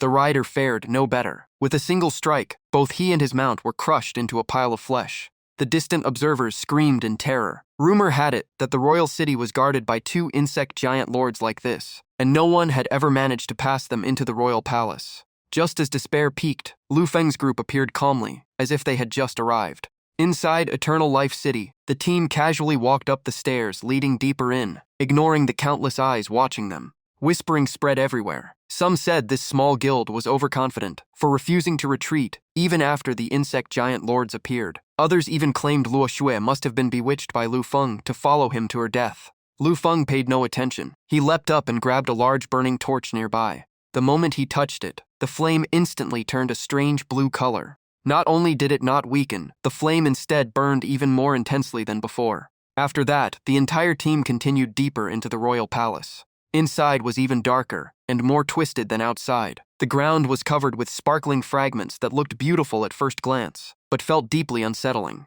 Xiaya felt her stomach churn so badly she nearly vomited. She covered her mouth and said she would definitely have nightmares tonight. Li Shujun wasn't any better, realizing there were too many insect spawn types around them. Lu Feng reassured everyone that the insect spawns would not actively attack them. Indeed, along the way, the monsters avoided their path entirely. The observers outside finally understood the secret lay in the torch in his hand. It was that item which kept the insect spawns from approaching. However, another strange phenomenon shocked everyone. All the surrounding torches had gone out at some unknown point. No one could understand why this happened right after Lu Feng took that one torch. Deeper along the path, Lu Feng's group encountered another team trapped in a deadly ambush, writhing in pain and desperately calling for help. Seeing this, Luo Xue couldn't help but soften. She said they couldn't just leave them there to die while the insects were slowly consuming their bodies. Stepping into this place was their own choice, and being swallowed by the insect tide was the price of that decision. Besides, time was running out, and they had to reach the royal palace before the torch completely burned out. As they pushed forward, countless corpses of humans and beasts appeared scattered everywhere. In another area, a red-haired girl from the Swordfang Wolf Guild was breathing heavily. She told the vice leader in despair that they might not survive this time. The white-haired elder beside her wore a grim expression. He admitted their team had already been locked on by the insect giant lords. Unless a miracle happened or someone drew the monsters away, they had no hope of escaping. But just as he finished speaking, the red-haired girl noticed something unusual. A group of people was calmly walking beneath the towering monsters. It was none other than Lu Feng's team. Seeing this, the trapped survivors felt like they had found a lifeline. But others mocked them for being foolish, saying that instead of using the chance to slip into the royal palace while the giants were distracted, they were actually walking straight into danger. Even with danger right before them, the insect giant lords did not slow down and continued advancing toward their target. Watching the grotesque insects fused into massive monsters made everyone shiver. Some even swore that if they made it back alive, they would never tolerate even a single bug again. As the monster prepared to strike, Luo Xue immediately warned everyone to stay alert. The insect giant lord lifted its massive foot high and slammed it down, repeating the same crushing attack that had destroyed another guild earlier. In the face of it, Lu Feng did not waver. His eyes stayed locked on the torch in his hand. The flame on the torch instantly spread outward, forming a massive overlapping magical formation. The fire erupted violently, its heat rising at an insane speed. In an instant, all the insect giant lords in front of them were reduced to ashes. Seeing this, the surrounding insects immediately recoiled. None dared to advance, and instead opened a path for the team. The members of other guilds watched in shock. The red-haired girl regretted that if they had followed this group earlier, they would not have ended up in such a miserable state. But her thoughts were cut off by the white-haired elder, who urged everyone to escape immediately, as the insect giant lords had changed targets and were now focusing on them. While continuing up the stairs deeper inside, Lu Feng revealed that the torch would only last until they reached the royal palace. Once inside, they would enter an area where the insects could not invade. After walking for a while, Xiaya suddenly noticed that one member of the team was missing and spoke up in confusion. Li Shujun also grew worried, suspecting that the person might have fallen behind. Anya suggested the possibility that he left the team on his own. Lu Feng thought for a moment and gave a different judgment. Based on his understanding, that person would not leave without an important reason. Whatever the cause, as the leader, he could not abandon a teammate. After speaking, he handed the torch to Luo Xue and ordered the team to continue forward, while he turned back to search for the missing member. Li Shujun immediately tried to stop him, saying going back into the insect tide was suicide. Lu Feng simply replied that if he did not go, that person would surely die. He did not want to lose any more teammates. Even Anya tried to stop him, saying he was not a god and could not save everyone. A protective barrier quickly wrapped around his body. Still, Lu Feng remained determined, believing that protecting his teammates was his responsibility. In the end, Luo Xue agreed. Before he left, she reminded him that the guardian shield would only last 3 minutes, so if he could not find the person, he must return immediately. Lu Feng nodded and promised he would bring his teammate back safely, then dashed into the danger zone like a streak of light. In no time, his figure disappeared completely into the thick fog. Elsewhere, Zhao Haishan was traveling alone through the sea of insects. Strangely, none of them attacked him. The reason was the ring on his finger. The rank item called Blood Human Ring was burning his life essence to create a red energy field that kept the insects away. However, he knew very well it would not last long. As he moved forward, he kept checking the signal on a tracking device in his palm. It was a marker of his teammate, and he could not ignore it. Old memories suddenly flood Hai Shan's mind, back to his youth on the battlefield with comrades, where the charge cries still echo like it was yesterday. He recalls speaking with a comrade after losing sight in one eye, still encouraging everyone to survive and make it back alive. Then he remembers their gatherings around a meal, laughing and drinking together, promising that their children would be like family, and no one would die first. These memories reignite his resolve. Haishan swears to honor the fallen and find the signal source no matter what before he collapses. Meanwhile, in another corner, the girl with glasses curls up in despair as insects close in, while her repellent item is about to completely fail. Suddenly, the wall behind her explodes as if hit by a massive impact. From the rubble, Haishan reaches out his hand and firmly tells her to come with him. She takes his hand but feels guilty, thinking she dragged him into this. As he leads her away, Haishan says her grandfather is gone, but from now on he will take that place and protect her as family. But before they can escape, a giant blocks their path. Sensing danger, Haishan pulls her in and narrowly dodges a fatal strike. He decides to stay behind to hold the enemy back so she can escape, but she refuses to leave him to die. At that moment, the giant's massive fist crashes down like a falling mountain, but Lu Feng's shield appears just in time to block it. Haishan shockingly asks why the guild leader is here. Lu Feng calmly says he came to bring him back, and they'll deal with his unauthorized departure later. But first this monster must be handled. The girl asks who this newcomer is. Haishan proudly introduces him as their guild leader, and even jokes he'll set them up if they survive. She's stunned by how young yet powerful he is. Lu Feng steps forward calmly, dual swords already in his hands. He shoots into the air and unleashes a descending slash, followed by a rapid chain of sword strikes. The giant throws another devastating punch, but Lu Feng's defense remains completely steady. Using the opening, he lands directly on the giant's hand. The missed punch slams into the ground, sending debris flying everywhere. The girl panics, shouting that the giant's transformation state makes them nearly invincible and theoretically unbeatable. At the same time, more giants are drawn by the noise and quickly surround the area. Facing total encirclement, the girl falls into despair, and Haishan apologizes to Lu Feng for dragging him into a near-death situation. But Lu Feng calmly asks who said they are going to die here. He declares he will take everyone out safely, raising a golden crown-like artifact. A massive giant god statue is instantly summoned with overwhelming pressure. The gem on its body erupts with intense light. In an instant, it transforms into a majestic warrior, and its sheer presence alone blasts the surrounding giants back, making them roar in shock. Lu Feng orders the statue to crush all enemies in front of them. The statue activates gravity control, turning every giant in range into exploding masses that disintegrate completely. The battlefield is covered in the remains of green monsters, while Lu Feng stands on the statue's shoulder, its slow speed offset by overwhelming defense and counterpower against large enemies. One single strike wipes out all the giants, leaving the others in shock at Lu Feng's terrifying strength. After the battle, Lu Feng hands the girl an item and tells her to leave immediately. She recognizes it as a forced teleport crystal, an extremely rare item said to be formed by combining countless teleport crystals. He explains this level 3 artifact can send the user out of the shadow world to any location outside. With his special formula guaranteeing perfect success, he was able to craft it. He then gives it to her and tells her to survive. With the girl already gone, only Haishan and Lu Feng remain. Haishan thanks him sincerely, but Lu Feng just smiles and says allies on the same front don't need gratitude. The gravity skill is still active, allowing them to walk in mid-air onto the giant statue's shoulder, where Lu Feng signals the return to the guild. Back at the base, the remaining members are still waiting anxiously. Shu Jun wonders why the guild leader is taking so long, while He Ya confidently says there is nothing to worry about with Lu Feng's power. Suddenly, a massive staff drops straight down from the sky. It slams into the ground, shocking everyone in the guild. At the top of the staff are the two they have been waiting for, calmly announcing they have returned.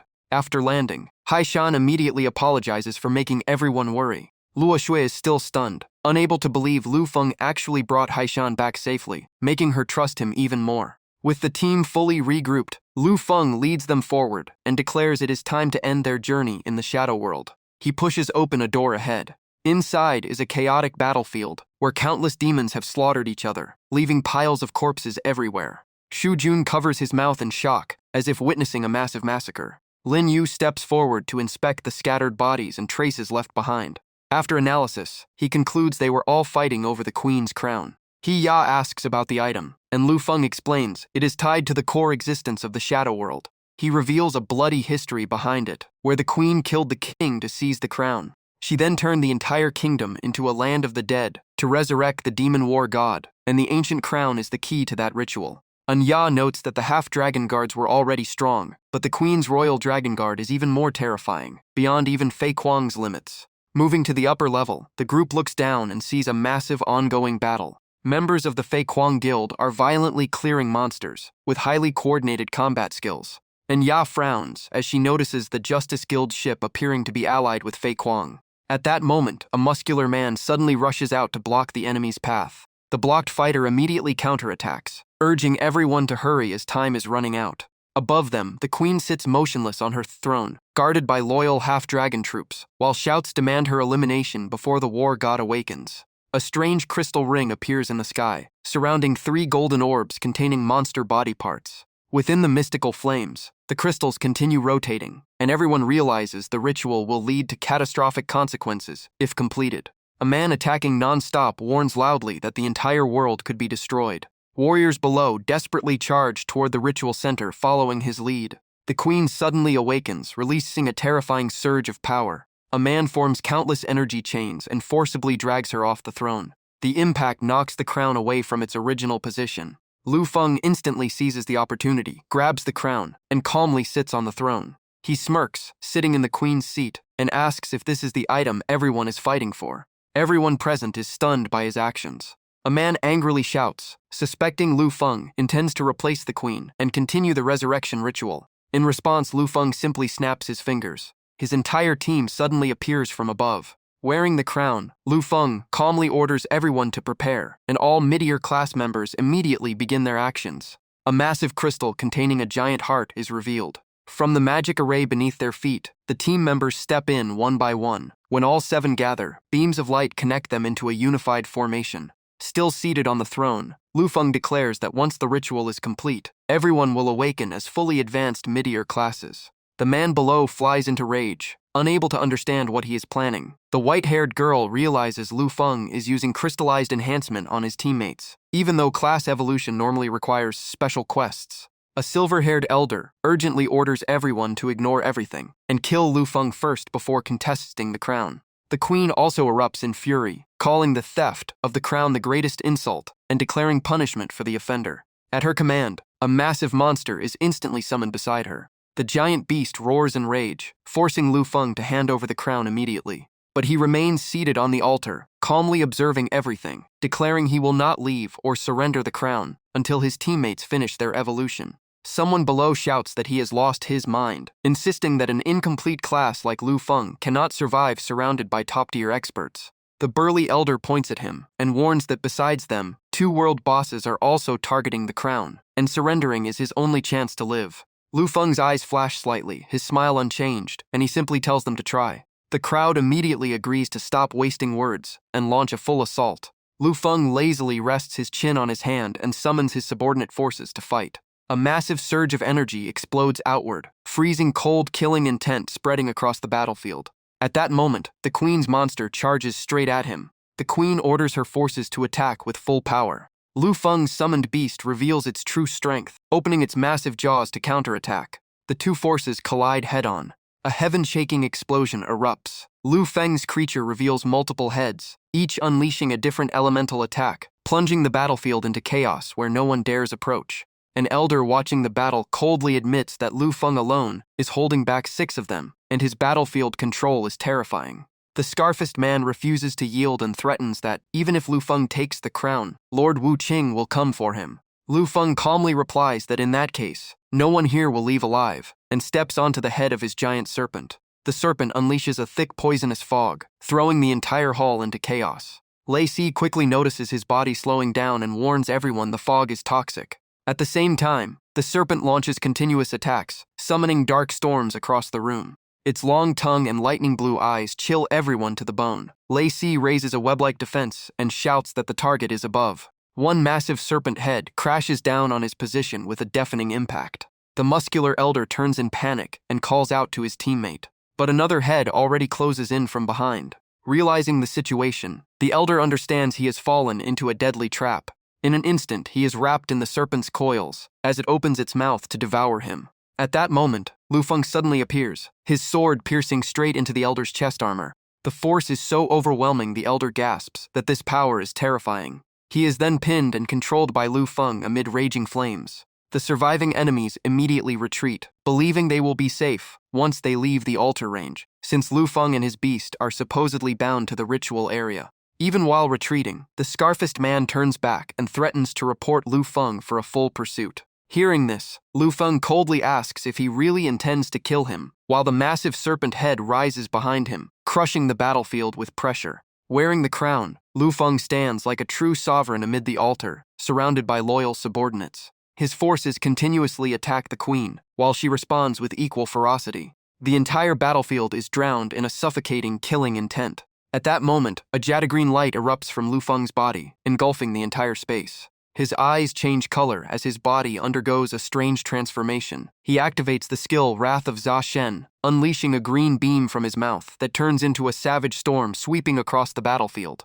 The sheer power of the attack makes everyone who sees it turn pale, screaming for each other to retreat. But it is already too late. Many are pulled directly into the terrifying energy storm, screaming in pure despair. The energy vortex keeps twisting and crushing space itself, grinding everything in its path. No one dares approach the zone of destruction. When the attack finally ends, only thick smoke remains. A deep trench stretches across the ground, as if space itself has been torn apart. Everyone is horrified by the aftermath, sensing a level of destruction that feels almost divine, as if gods themselves had fought here. On Lu Feng's side, smoke still rises from his mouth as he breathes heavily. Catching his breath, he evaluates the skill as best suited for large-scale clearing, but far too wasteful against small targets, with severe side effects that require caution. At that moment, a massive creature appears behind him, still burning with hot smoke and surging flames. The queen, having taken the full hit, can no longer withstand it and collapses unconscious. Even Lu Feng is slightly surprised by his own attack. It is far too powerful, having severely affected both world bosses,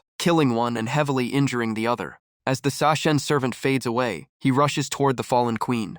Without hesitation, he places a special bracelet on her wrist. The Insect Emperor bracelet, originally intended for Shu Jun, with potential beyond even the giant insect race. Once equipped, the queen's appearance rapidly ages, her hair turning white and skin wrinkling like an old woman. Satisfied, Lu Feng prepares to take her away. But his eyes shift again, and a familiar surge of power rises once more. A golden pillar of light shoots into the sky. A system announcement declares the final boss linked to the Demon War God ritual has been defeated. All awakened participants will be teleported out in 1 minute. Lu Feng's teammates descend one by one after jumping down from above. He happily checks her status and realizes everyone has successfully completed their class upgrades. War Giant, Saint Swordsman, Elemental Master, Combat Specialist, Illusionist, and Dark Mage all have evolved. Lu Feng looks satisfied at the result. With the team's evolution complete, he declares their confrontation with Feng Zhou has officially begun, and the day of facing Austin has finally arrived. After that, everyone returns to the real world. At West City Hospital, Lu Feng walks down the corridor wearing a white doctor's coat. His calm presence as a top surgeon draws the attention of everyone around him. Due to the influence of the shadow worlds, injuries and accidents are increasing. In the medical field, Dr. L is regarded as a legend for never failing a single surgery. Nurses quietly discuss how such a famous figure often appears in this small hospital, revealing he once had ties here in childhood and was helped by the former director. At that moment, his phone rings. Jiao Jiao scolds him for not answering calls, and Lu Feng calmly says he just finished surgery. He mentions a student from her school and says he will personally perform a leg recovery surgery in a month, but Jiao Jiao insists he must come home for dinner today. After listening, Lu Feng simply ends the call. In the ward, a girl named Si Chi lies injured. She was a victim of severe school violence at West City Academy, with her face scratched, her left arm badly fractured, and her body nearly ruined. Lu Feng gently reassures her that he has treated her wounds with the best methods, so no scars will remain.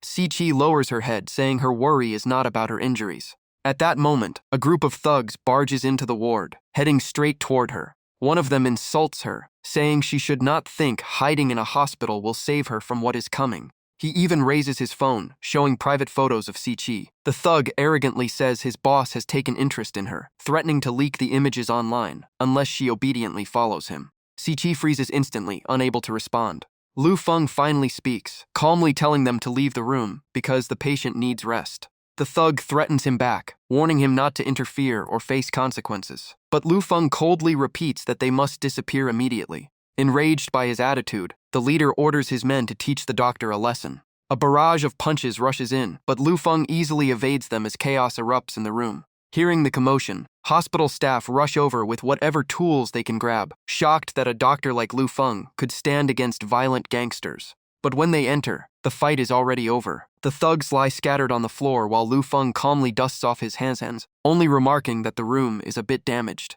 Everyone in the hospital stands frozen in disbelief. Si Chi fears the gang will come back for revenge. Lu Feng remains calm and says his younger sister is also being treated here, so he will not allow any danger to remain. Meanwhile, on a school rooftop, a blonde thug forces a student to repay a debt, coldly saying he has only 2 choices: jump off the building or kneel and lick his shoes. Cornered, Pang Pang begs for mercy, saying he cannot jump because his paralyzed mother at home depends on him. The surrounding thugs mock him, saying the only way out is to lick their shoes and maybe get a few more days to live. Suddenly, a female voice interrupts, ordering them to stop. The leader turns toward the voice. Seeing Si Chi, he smirks and mocks her, asking if she plans to use herself to pay off her classmates' debt. The group laughs, saying the debt is not something so easily resolved. Behind Si Chi, a familiar figure appears, and she immediately recognizes the blonde young man she once met. The leader sneers, mocking her for finding support, but upon learning the man is just a community doctor, he orders him thrown off the roof. The henchmen surround Lu Feng, joking that someone his size will fly far if thrown down. One of them charges straight at him, but Lu Feng calmly grabs his wrist, twisting it as the man screams in pain. With a single burst of force, he sends him crashing into nearby objects. The scene freezes the entire group, even the leader's expression changes. They cannot believe what just happened as Lu Feng continues, taking them down one by one. The leader panics and hides behind his men, desperately ordering them to attack. The thugs still try to act tough, claiming one man cannot face them all. Unfortunately, reality proves otherwise as each of them is thrown off the rooftop, one after another, their screams echoing through the air. Soon, only the leader remains, trembling as he kneels and begs for mercy. But Lu Feng shows no hesitation, grabbing him by the collar and dangling him over the edge of the roof. Terrified, the leader reveals his father is a powerful council member, trying to threaten him. Before he can finish, Lu Feng releases his grip. The man plummets downward, still screaming threats in panic. Witnessing everything, Si Chi panics and tells Lu Feng to leave before the police arrive, but he calmly replies that none of them will die. It turns out He Ya has created a floating energy sphere below, catching all of them mid-air. She complains that such weaklings dare cause trouble for their boss. She then detonates the sphere, splattering them with a sticky substance. Next, she transports them to a forested area and drops them there. One by one, they fall like ripe fruit hitting the ground. The leader barely landed and immediately clutched his mouth in pain after breaking a tooth. Even in that miserable state, he still threatened that his father would revoke Lu Feng's medical license, so he could never work as a doctor again. Lu Feng calmly replied that his father could barely protect himself now, let alone take revenge on others. At that moment, the leader's phone kept ringing non-stop. He quickly answered, thinking his father had come to help him deal with Lu Feng. Instead, he was hit with a furious scolding. His father screamed that his position as council member was ruined and accused him of offending a doctor who had saved many powerful figures. Before he could finish listening, he dropped the phone in shock. His father kept yelling that everything he built was gone, and even he and his wife were about to end up in prison. Only then did he truly panic and rush to beg Lu Feng for help. But Lu Feng coldly said not only his father, but he himself had to take responsibility for the school to stay stable. Back home, Dao Dao was happily humming while preparing a meal. Just then, Lu Feng walked in, and she immediately noticed he was back.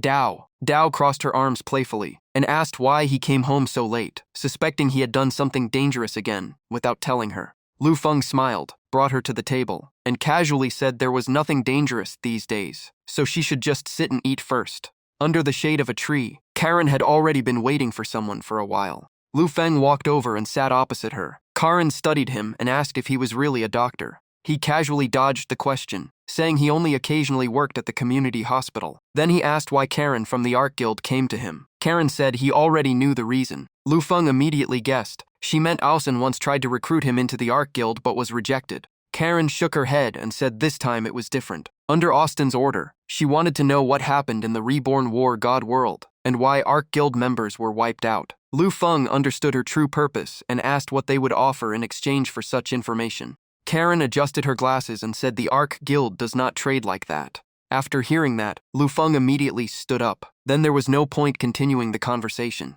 Seeing him leave, Karen quickly called him back, saying that if he handed over the Queen of Blood crown, Otten would appoint him as vice-guild leader of the Arc Guild. In her description, Otten sat on a throne covered in swords, while Lu Feng would stand just below him, holding immense power, fame, and resources as a top hero. But Lu Feng remained indifferent. Karen emphasized again that the offer was generous, especially since the Arc Guild might soon dominate the entire world. He directly refused, saying he never even possessed the Queen's crown, and when the Arc Guild was in trouble, he wasn't even there because he was performing surgery. Then he turned to leave. Karen's expression turned dark. She shouted his name and insisted that Austin must obtain the Queen of Blood crown. Lu Feng didn't care at all. He said Austin's public image as a savior was perfect, but insiders of the Arc Guild should know he pursues absolute justice and is willing to sacrifice anyone. This time, Lu Feng seemed to be the target. At that moment, a flash of electricity flickered behind him. Lu Feng asked Karen if she truly believed in that so-called absolute justice. Karen firmly said she believed Austin would save the world. She then relayed a message that once Austin returns from the hell-level abyss world, he will personally bring Lu Feng to the Arc Guild headquarters. Hearing that, Lu Feng laughed and said being personally hunted by a savior was quite an honor. As he left, he gave one warning. Someone once fought alongside Austin in Black Void City, and he advised Karen to stay away from him, or she would eventually become a sacrifice. Karen stood there confused. In her eyes, no matter how fast Lu Feng grew, he was only a level 50 awakened. In the light rain, she removed her glasses and said Otten was the only level 200 transcendent awakened in the world, an existence almost impossible to shake. She still hoped Lu Feng would change his mind and trade the crown for survival. At that moment, a glowing blue spatial gate opened. Everyone quickly gathered, while some complained they never should have entered this abyss world in the first place. Anya ran up beside Lu Feng, complaining she skipped a board meeting because of this mission, and worried how her company elders would react. Lu Feng simply pointed at everyone else, saying they were all abandoning their own duties too. Xiaya walked over with a smile, saying she had been busy lately recruiting more subordinates. Ling Yu added that her cafe had closed, so she was currently unemployed. Nearby, Li Shujun seriously asked whether Lu Feng had finished his homework. Hearing this, Anya could only hold her forehead in frustration. Lu Feng coughed lightly and said that since they were a team, everyone had to contribute. Anya explained she came because this abyss world was crucial for him. After recent conflicts with the Art Guild, her business instinct told her a major war was coming. Lu Feng agreed, since the top reward here was the life-saving card he needed against Austin at max level. Hearing that, Li Shujun showed a worried expression. Anya firmly stated she would secure that reward, no matter the cost. Lu Feng teased her for being unusually serious. She replied that investment must be followed through, or all previous effort would be wasted. After everyone assembled, the group entered. Lu Feng warned that the target treasure was within reach, but this world was extremely dangerous, so they had to stay alert. A voice echoed from the sky, welcoming them to the sleepless city, a land of the future, freedom, and crime. To survive, they must become ruthless and stronger than their enemies. Below, chaos erupted as war machines roared and people screamed for blood. A jet vehicle flew overhead and quickly descended to the ground. The hatch opened and 4 shady figures stepped out. The leader asked about Today's cargo, and his subordinate reported they had captured many goods that would sell for a huge profit.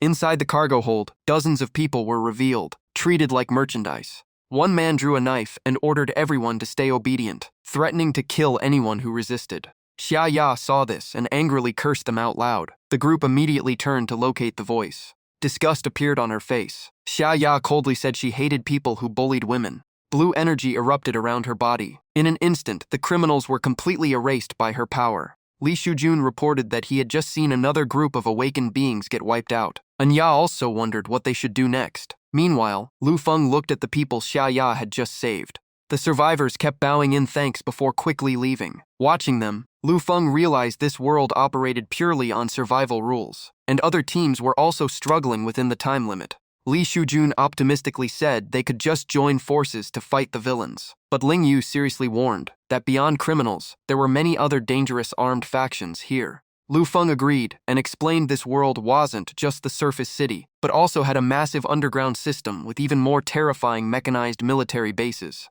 Hearing that, Li Shujun felt the pressure spike. Xia Ya encouraged everyone, saying as long as Lu Feng was here, there was still hope. At that moment, a mission screen appeared, stating the exit was sealed, and awakened ones could not leave normally. The mission required everyone to survive for 30 days. Some couldn't believe it since there wasn't even a clear boss. Amid the chaos, a man in golden armor said the solution was to kill all other awakeners. The girl beside him looked excited by the rule. Li Shujun finally understood alliances were nearly impossible since everyone wanted the final reward. Ling Yu added that a player versus player war was only a matter of time. Anya then asked Lu Feng if he had noticed anything. He said in a low voice that Abyss Worlds had many variations, but this set of rules was completely different from anything he had seen before. Xia Ya was shocked that even Lu Feng didn't expect a forced slaughter scenario. When asked what to do next, he admitted he had never encountered a world like this before. Anya grew even more worried, since they absolutely had to obtain the final reward. There might still be another path no one had tried yet. Xia Ya immediately guessed he was planning to break the current rules of the game. But he shook his head, saying he wasn't going to break the rules, just create an entirely new way to play. Elsewhere, the city was still engulfed in flames. A system announcement suddenly reported that Team 15 had been wiped out. Many were shocked at how fast a team had been eliminated. Some analyzed that during the protection period, magic and tracking abilities were disabled, so most teams could only hide or ambush each other. Soon after, the system announced only 49 teams remained. A girl in a car concluded that a powerful hunter must be targeting players. The driver immediately changed direction, looking for a safer place to hide. In another area, a terrifying wave of power swept through, taking countless lives. A white-haired girl stood at the scene, saying that dying without pain could also be considered a form of mercy. Beside her, an old man in golden armor placed his hand on a begging victim's head and crushed his skull with clear enjoyment. Corpses were piled all around him, and his next target was Lu Feng. The white-haired girl reminded him that Lu Feng was someone Austin wanted to recruit. The old armored man instantly got angry, saying Lu Feng had killed many of their people and must pay the price.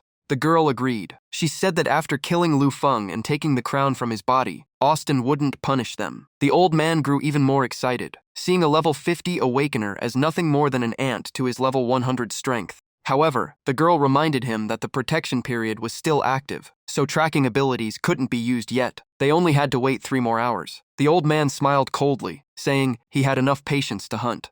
The white-haired girl then smiled with calculation and said Lu Feng didn't actually have 30 days left. but only 6 hours to live. In an underground market, a girl was locked inside an iron cage. The crowd below kept bidding, raising the price from 15,000 to 20,000, then 30,000 currency units. When the final bid was set, the host announced excitedly that the girl had been sold. The winning bidder pulled her closer with a lewd grin, saying he would make her enjoy the night.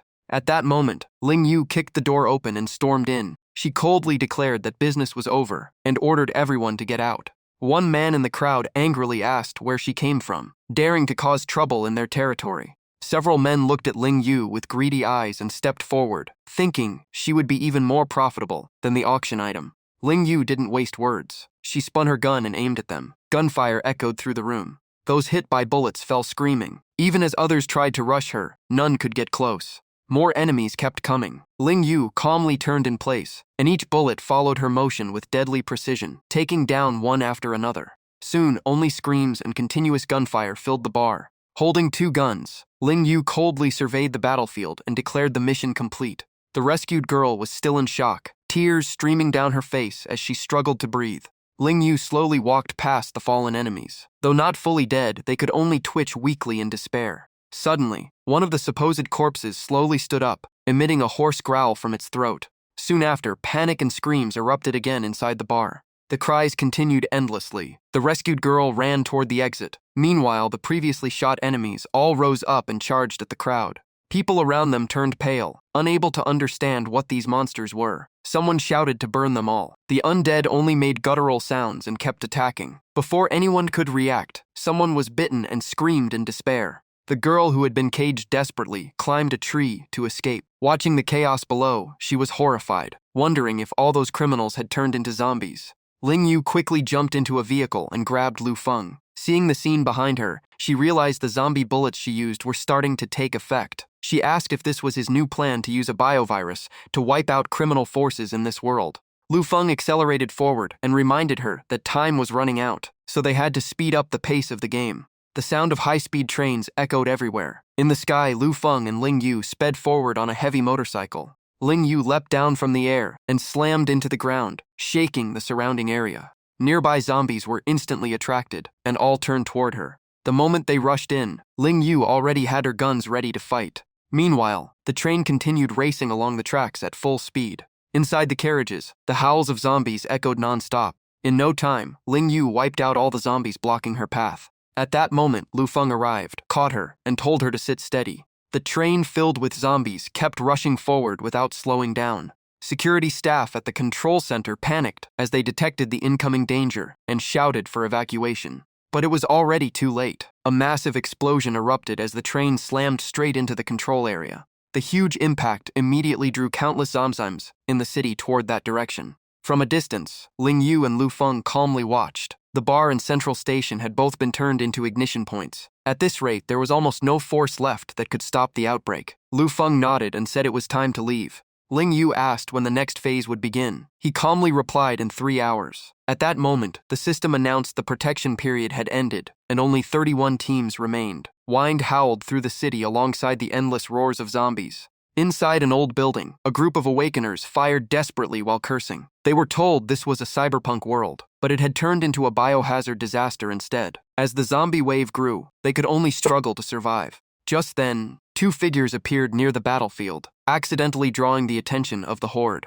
The man in golden armor didn't bother dodging and punched a zombie away instantly. Looking at the endless sea of zombies, he showed irritation, seeing them as nothing more than an endless swarm of insects. The woman beside him quickly reported she had located Lu Feng, but they needed to clear this nuisance first. Sirens echoed continuously through the streets. Inside an ambulance was Lu Feng's group. Xia Ya sat in the driver's seat and reported that Ark Guild had locked onto their target. Lu Feng remained calm, saying they would enter the inner world first and deal with it later. Above them, a helicopter circled, sweeping a spotlight over the ambulance below. And Ya said that without the current chaos, they would never have been able to approach this place. The ambulance continued deeper into the target zone. Lu Feng explained that the virus had spread across the outside world, so they stole the ambulance and disguised themselves as a virus research team to get inside more easily. The area he mentioned soon appeared ahead, filled with skyscrapers and technology far beyond the outside world. Inside the tallest building, a child was using a device directly connected to their brain. Shockingly, all nearby subordinates respectfully addressed the child as city lord. A subordinate silently sighed, recognizing him as the Nightless Monarch, the supreme ruler of the Nightless Land. System records showed that flesh bodies were too weak. 500 years ago, the Nightless Monarch transferred his consciousness and soul into another vessel, achieving immortality and ruling this land ever since. The city lord then asked what exactly that virus was. A world had already collapsed, and now this place was also at risk of losing control. A subordinate reported that the military had been deployed to handle small outbreaks, and medium zones had been successfully sealed off. Another added that the largest outbreak had gone beyond control, and they could only try to prevent it from spreading further. He also reported that the virus infection and regeneration speed was abnormal, and all attempts to develop a cure had completely failed. Hearing this, the city lord slammed the table in anger. To him, population was the foundation of the Nightless Land. If everyone died, there would be nothing left to develop or wage war on other worlds. The subordinate immediately lowered his head, trembling, as he took the blame. The city lord showed no interest in further punishment. To him, the priority was surviving the crisis. Even if the population dropped, they could simply capture people from other cities, use drugs and brainwashing to turn them into a war force. A subordinate quickly reassured him that virus research experts had already been deployed. If they found a solution, the remaining military still had a chance to survive the disaster. Meanwhile, the ambulance marked 120 continued speeding down the road. The navigation system kept issuing signals, instructing the driver to go straight at the upcoming intersection. Looking outside, Lu Feng noticed heavy military presence everywhere. One mistake would lead to fatal consequences. And Ya added that not only the army but also countless drones were patrolling the skies. If they were detected, escape would be nearly impossible. The vehicle continued racing forward at extreme speed. Despite the tension, Lu Feng remained calm. He had already modified all identity data of the group in advance. Seeing this, Xiaya laughed and told everyone to trust him and not worry. Lu Feng announced they were 3 minutes away from the final restricted zone. They would switch vehicles there and be received by an escort. Ling Yu asked who it was. He guessed it was likely a mid-level official and said he would handle it. The group immediately followed his plan. No one objected. The ambulance quickly headed toward the predetermined meeting point. A sudden brake sounded, and the doors opened. Everyone stepped out one by one in research uniforms. Waiting for them was a woman in a black suit, accompanied by a female soldier in armor and an escort unit sent by the city lord to receive the research team. The armored female soldier removed her helmet and said coldly that this was an assigned mission. She stated her senior would lead the research team to handle the crisis. In his researcher disguise, Lu Feng immediately sensed something was wrong. A hidden anomaly had appeared. He stayed calm and quickly calculated countermeasures. To avoid deeper questioning, Lu Feng shifted the conversation toward the most severely infected zones. The female soldier agreed. She said they would have time to discuss old matters on the plane and led them toward the aircraft. The massive transport plane slowly took off, strong air currents sweeping across the area. Inside the cabin, the armored woman sat next to Lu Feng and asked if he remembered helping her revise her thesis years ago. He immediately confirmed it casually. Hearing that, she seemed pleased and mentioned her thesis studied injecting viruses into living organisms to observe reactions, her favorite research field. Lu Feng pretended to recall everything clearly and smoothly shifted the topic back to the current outbreak. She did not suspect anything and began explaining. According to her report, out of 72 regions, 19 had outbreaks, 6 were completely wiped out, and the remaining were under different levels of lockdown. When asked about the most serious issue, she said zombie clusters were mostly contained, but soldiers in other regions were still getting infected. They initially believed it was airborne and deployed protection measures, but results were poor. Now the only option was full biochemical armor for the army. She then asked Lu Feng for his opinion. Lu Feng remained highly alert, realizing the woman was deeply knowledgeable in virology. To maintain his cover, he gave a professional analysis. He stated that beyond normal transmission, the virus could create mutated entities like living nuclear reactors, emitting biological radiation that accelerated infection spread. If not handled, contamination would worsen rapidly. Hearing this, the woman couldn't hide her admiration. Even she had never considered that line of reasoning.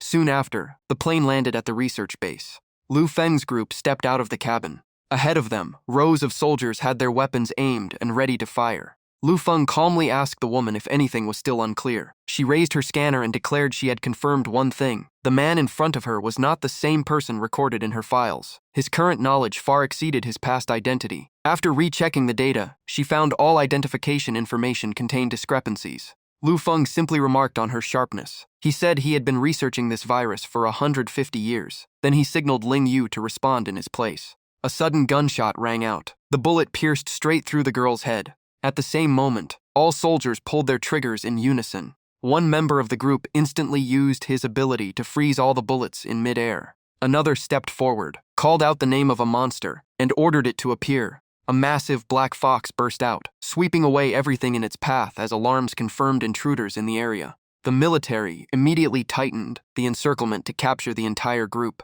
Hundreds of drones swarmed in from the sky, covering the entire space above.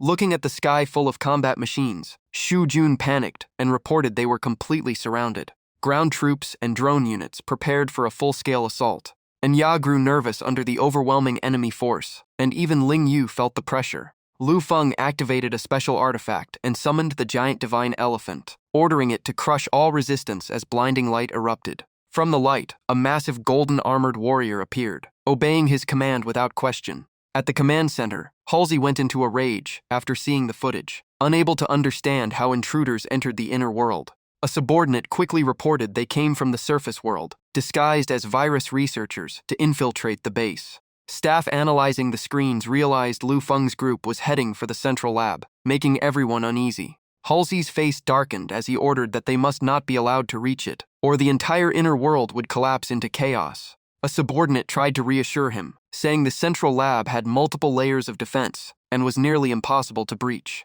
But unexpectedly, Lu Feng's group broke in with ease as all security locks suddenly disengaged. Once the doors opened, countless zombies surged out like they had been unleashed from chains. In the dark, the giant black fox scaled the skyscrapers while the group rode on its back to move upward quickly. Outside, defense forces opened fire on the zombies as chaos erupted and the blockade collapsed.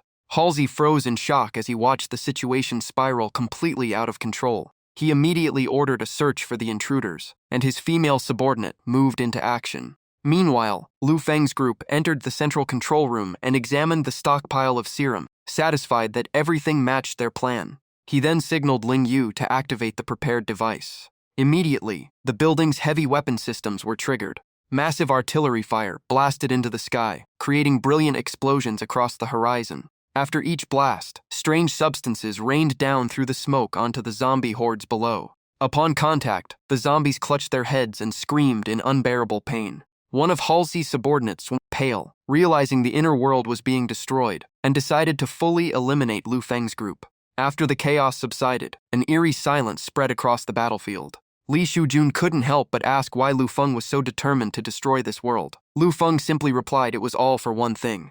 Before them, a radiant energy core appeared. Lu Feng explained it would only manifest once the central world collapsed, serving as the ultimate reward. And Ya massaged her forehead in frustration, worried about the consequences of provoking the ruler of this place. Lu Feng calmly analyzed the situation, saying their position was defensively strong and only Bu Ye Junju was a real threat. Shu Jun then asked if even Lu Feng couldn't handle him. He patiently explained that Bu Ye Junju had existed for over 5 centuries. His power was unfathomable, and even high-level awakeners rarely survived a direct fight with him. With their current strength, Lu Feng was not ready for a frontal battle. However, he had a fatal weakness. He could not leave Fu Chengzhu for too long because he relied on a life support system. If he exceeded the limit, his life would be in danger. As long as they avoided directly invading that area, they would remain relatively safe. Meanwhile, on the surface world, the zombie hordes outside had been sealed under thick layers of ice.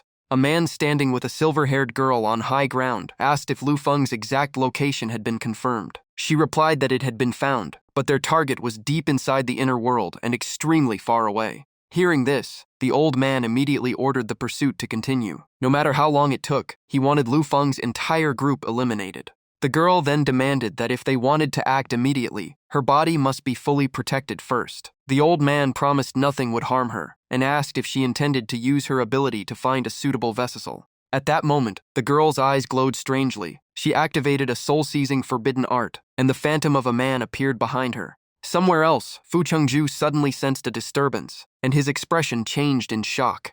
The boy's consciousness was rapidly drained, leaving him unable to speak another word. The 2 subordinates panicked and called out to Fu Chengzhu, but when the boy opened his eyes again, his gaze had completely changed. A strange voice declared that a new city lord had now taken over. Standing behind them, Xiaya teased that Lu Feng was impressive, even forming connections in the apocalypse. Anya crossed her arms and argued that communication with the outside world should be impossible in this cursed realm, suspecting he might have old ties here. At that moment, Ling Yu suddenly warned that an extremely powerful enemy was approaching. Outside the base, Halsey's forces had already been waiting in formation. Surrounded by zombies, they fought while prioritizing the extermination of all infected creatures. The female warriors struck repeatedly, quickly clearing wave after wave of undead. After crushing the blocking zombies, they continued their mission to locate the hidden intruders. Suddenly, a massive ice spear-like projectile shot in at terrifying speed. One female subordinate failed to dodge in time and was instantly frozen into an ice statue. A cold voice mocked them for only knowing how to obstruct. The attacker revealed himself as Fu Chengzhu. Killing intent surged around him as he called out Lu Feng and demanded they come out and die. Observing the situation, even Lu Feng admitted this opponent exceeded their current capabilities. He said that if they kept defending, they would all be wiped out. He planned to draw the enemy away alone, while the others stayed hidden. Anya immediately objected, unwilling to let him face it alone. At the same time, Ling Yu stepped forward, offering to take his place. He refused to stand by and watch everyone die. If Ling Yu went out, it would only lead to death. Right now, only he could stall her using hit-and-run tactics. Without hesitation, he shattered the glass and leapt out of the high-rise building. Shards flew everywhere as he told the others to hide immediately. He landed in the central area using the Luo Wu barrier technique.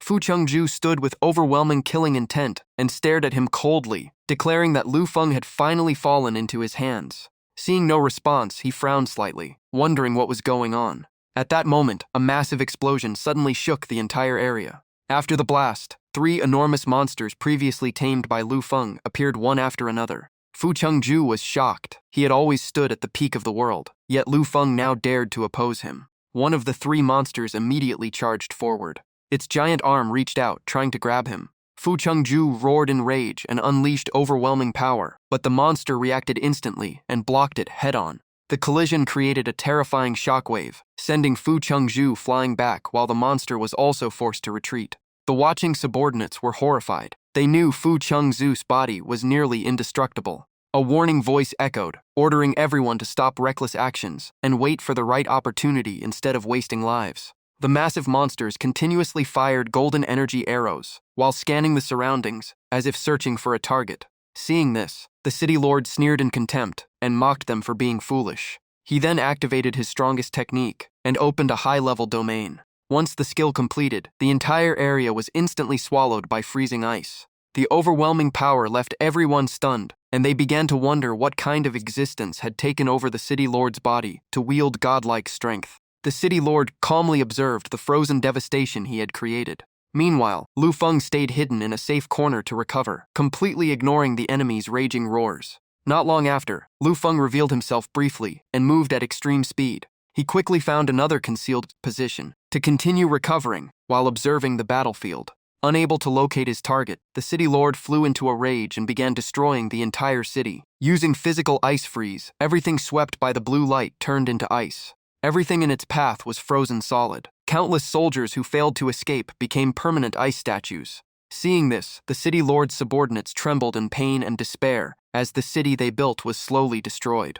But the city lord continued his massacre, turning the entire area into a frozen wasteland. His destruction finally forced Lu Feng to appear. He rushed out surrounded by a protective barrier. The city lord's face darkened as if he had been robbed of something precious. He roared in fury, questioning what right Lu Feng had to defy Lord Austin's order. His voice echoed across the battlefield as lethal cold energy spread uncontrollably. His rage pushed him completely out of control. Explosions rang out amid the violent storm as a massive vortex formed, warping space itself, while he roared that Lu Feng would regret it in hell. Killing intent filled the entire battlefield, threatening to bury everything along with Lu Feng. Standing at the center of the storm, the city lord pointed at his target and declared the end. The vortex immediately surged forward to crush Lu Feng. Faced with danger, Xiaya shouted in despair for him to retreat immediately. In response, Lu Feng leapt into the air. The explosive force shattered the ground and everything around him. While rising, he activated a protective shield. A sphere of energy wrapped around him and propelled him straight toward the city lord.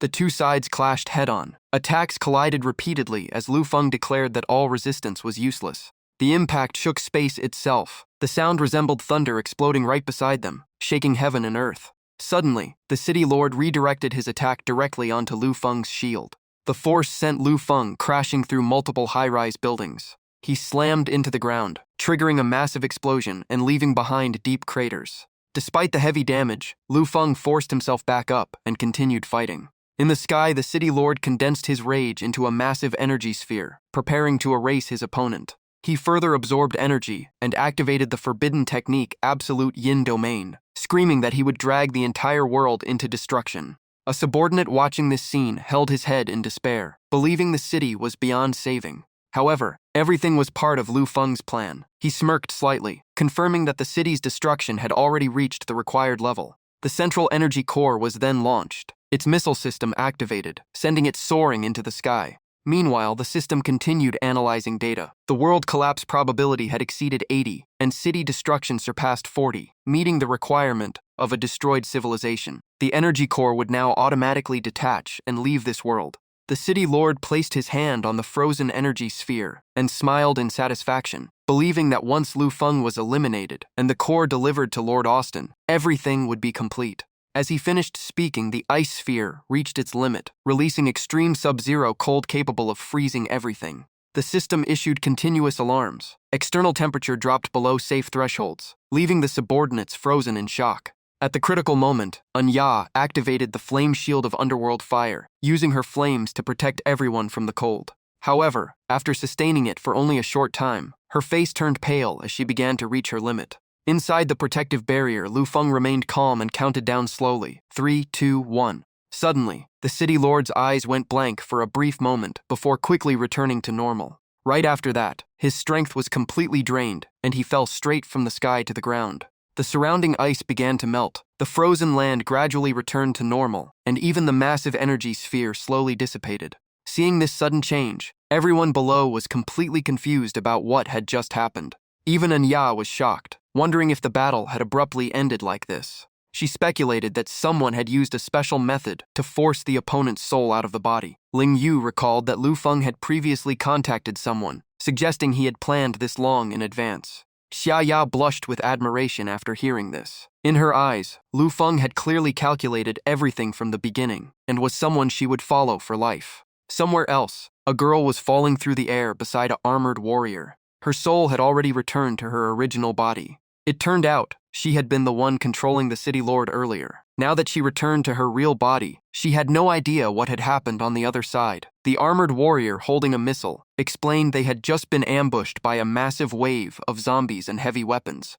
The golden armored man gritted his teeth and admitted they had been completely caught off guard. Meanwhile, the fat young man in orange armor looked extremely pleased. Smoking while holding his phone, he reported to Lu Feng that everything had been executed according to plan. He laughed and said he didn't understand how Lu Feng knew all the secrets of a firepower specialist like him, but the promised payment must not be forgotten. Hearing this, Lu Feng immediately confirmed he would pay in full. After all, they had once fought side by side. In the surface world, a plane suddenly exploded in midair. Chaos erupted everywhere. Fatty and Uni sat on top of a tall building watching the scene below. Fatty realized the sound echoing around them was an air raid alarm. The system continuously broadcast that the main energy source of Night City had disappeared, and the self-destruction sequence was about to begin. A worried voice asked what was happening, while the white-haired girl floating in the air urgently delivered bad news. According to the alert, a nuclear strike would hit the city in 3 minutes. Marie ran while unable to believe she had heard the word nuclear. Everyone else was furious that after struggling so hard to survive, the world was about to be erased anyway. The countdown continued. A man slammed the control desk and explained that if the global mortality rate exceeded 80, the system would automatically launch nuclear bombs to wipe out the civilization. His face was filled with anxiety because the energy core had vanished, meaning no one could stop the disaster anymore. Alarm sirens continued to echo everywhere, marking the remaining time before the nuclear explosion. Li Shujun panicked, saying the 30-day limit had not even ended, and the game hadn't been cleared yet. So how could they survive this? Ling Yu replied that once civilization was destroyed, they would all be within the blast zone. And Ya remained calm and ordered everyone to find shelter first. Behind her, Xia Ya firmly believed Lu Feng would find a way to save them. As the countdown continued, a massive green energy sphere was slowly lifted into the sky. Lu Feng stood beside it, touched the surface, and calmly said it was time to activate the next evolution phase. Immediately, the sphere released a massive pillar of light that shot into the sky and spread across the ground. Its structure constantly reassembled, merging and splitting, while the system continued issuing nuclear countdown warnings. Anya was the first to notice something unusual and shouted for everyone to run toward the sphere. At the same time, surrounding buildings began to collapse and suffer severe damage. The path ahead where Li Shujun was about to run showed dangerous signs of cracking. Seeing this, he screamed in panic. Just then, a hand suddenly grabbed his collar and pulled him back. It was Anya. After saving him, she reminded him to be careful. Ling Yu looked around anxiously and said this was the only remaining underground shelter in the area. Li Shujun was nearly hysterical, feeling time had run out and they were all about to die here. The nuclear countdown continued to echo non-stop. At the peak of tension, violent winds suddenly rose ahead. A spaceship appeared in the distance and quickly closed in. The hatch opened, and Lu Feng stood inside, calmly apologizing for being late. Seeing him, Anya immediately called out in relief. Xia Ya also smiled brightly, knowing their leader had finally come to save them. Seeing their reactions, Lu Feng gave a rare smile and urged everyone to board the ship immediately to escape the danger. Right after that, a strange device was suddenly activated. From within it, a red energy sphere emerged, while another vehicle hovered in the sky above. On that vehicle were a girl and a man. The girl kept urging him to hurry because the nuclear bomb was about to detonate, while the man replied that he was already at maximum speed. The white-haired girl realized the entire cursed world had been sealed off, meaning no one could escape. The man beside her angrily claimed the ambush came from those two and vowed to make them pay. A cold voice declared that the target had been locked, and they would pay with blood. Meanwhile, Lu Feng's spaceship continued circling in the sky. Seeing this, both the man and the white-haired girl widened their eyes in shock. Inside the ship, Uni lowered his head to thank everyone for saving him. Fatty also reminded them that the debt still had to be paid in full. Lu Feng simply replied calmly that he would settle everything once things stabilized. At that moment, the system reported that Austin had personally appeared to hunt him down. Seeing the ship preparing to leave, the white-haired girl unleashed her power, determined to trap them all and drag everyone to death together. A massive surge of energy spread across the entire area. In moments, it engulfed Lu Feng's spaceship completely, and Ya urgently warned him to be careful. However, the ship continued to ascend as the system began the final 3-second countdown to detonation. The nuclear bomb was fully activated and shot upward into the sky. The pursuing enemy roared in rage, shouting that they would not escape. But before he could act, the explosion erupted. A blinding white light swallowed everything, followed by fire and shockwaves wiping out the entire region. The blue energy from the nuclear blast was so powerful that even he could not withstand it. Lu Feng remained calm and ordered everyone to sit tight before pulling the control lever. The spaceship immediately warped into another dimension, escaping the blast radius. Inside the cabin, violent turbulence shook everyone, but Lu Feng remained completely composed. Behind them, the massive explosion lit up the sky as their escape succeeded, and they had already put a vast distance between themselves and the epicenter. Uni cheered in relief that they had survived. Fatty was equally excited, praising the ship's performance. After calming down, Anya asked about their next step. Lu Feng explained that even though they were high above, they were still within the nightmare world of Buddha City, and escaping to the outside world required a special item. Hearing this, Xia Ya became excited, saying it would be interesting if they could really do that. Lu Feng immediately dismissed the idea and said their priority was safety first, and they would deal with that later before returning. The system quickly announced that the Night City had been completely destroyed. The game had ended early, and survivors would be teleported out. Meanwhile, the spaceship continued drifting away over a sea of flames below. 3 days later, the scene shifted to London, a modern and radiant city completely different from the previous battlefield. Inside a large building, a system-related lecture was being held, attracting a large audience. A red-haired girl asked Luo Shui why she spent such a large sum of money just to get a private meeting with Dr. L after the event. Luo Shui calmly replied that she wanted him to perform brain surgery on her grandfather. However, Luo Shui was deep in thought. The conflict between Po Xiao and Fang Zhou had already begun, and Austin was still trapped in the hell-level nightmare world. Once he returned, Lu Feng would inevitably face the strongest hero of humanity. Countless thoughts crossed her mind. She remembered Lu Feng saying that Austin was far more terrifying than anyone imagined. Even though he currently had almost no chance of winning, Luo Shui still decided to stand by his side to the end, like the image of Lu Feng's group marching toward the battlefield ahead. Luo Xue clenched her fists in determination. Before stepping into the coming battles with Lu Feng, she had to cure her grandfather. No matter the cost, she would make Dr. L take the case. Just then, a reporter suddenly shouted for everyone to look ahead. News that Dr. L had appeared instantly threw the crowd into chaos. Without hesitation, Luo Xue rushed forward and knelt in front of him. She begged him to save her grandfather and promised to give up anything in return. The man known as Dr. L gently patted her head and smiled. He said her grandfather's surgery was already scheduled, and she didn't owe him anything.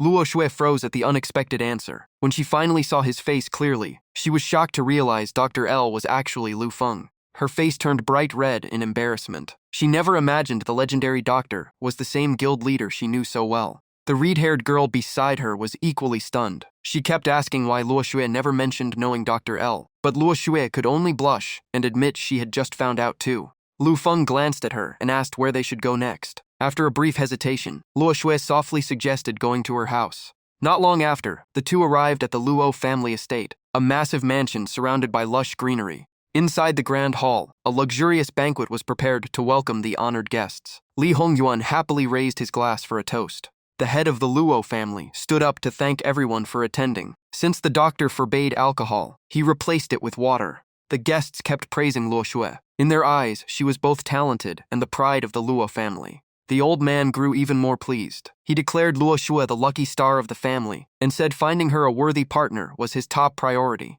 At that moment, footsteps echoed from outside. Luo Xue walked in with someone beside her and politely greeted her grandfather, saying she was back.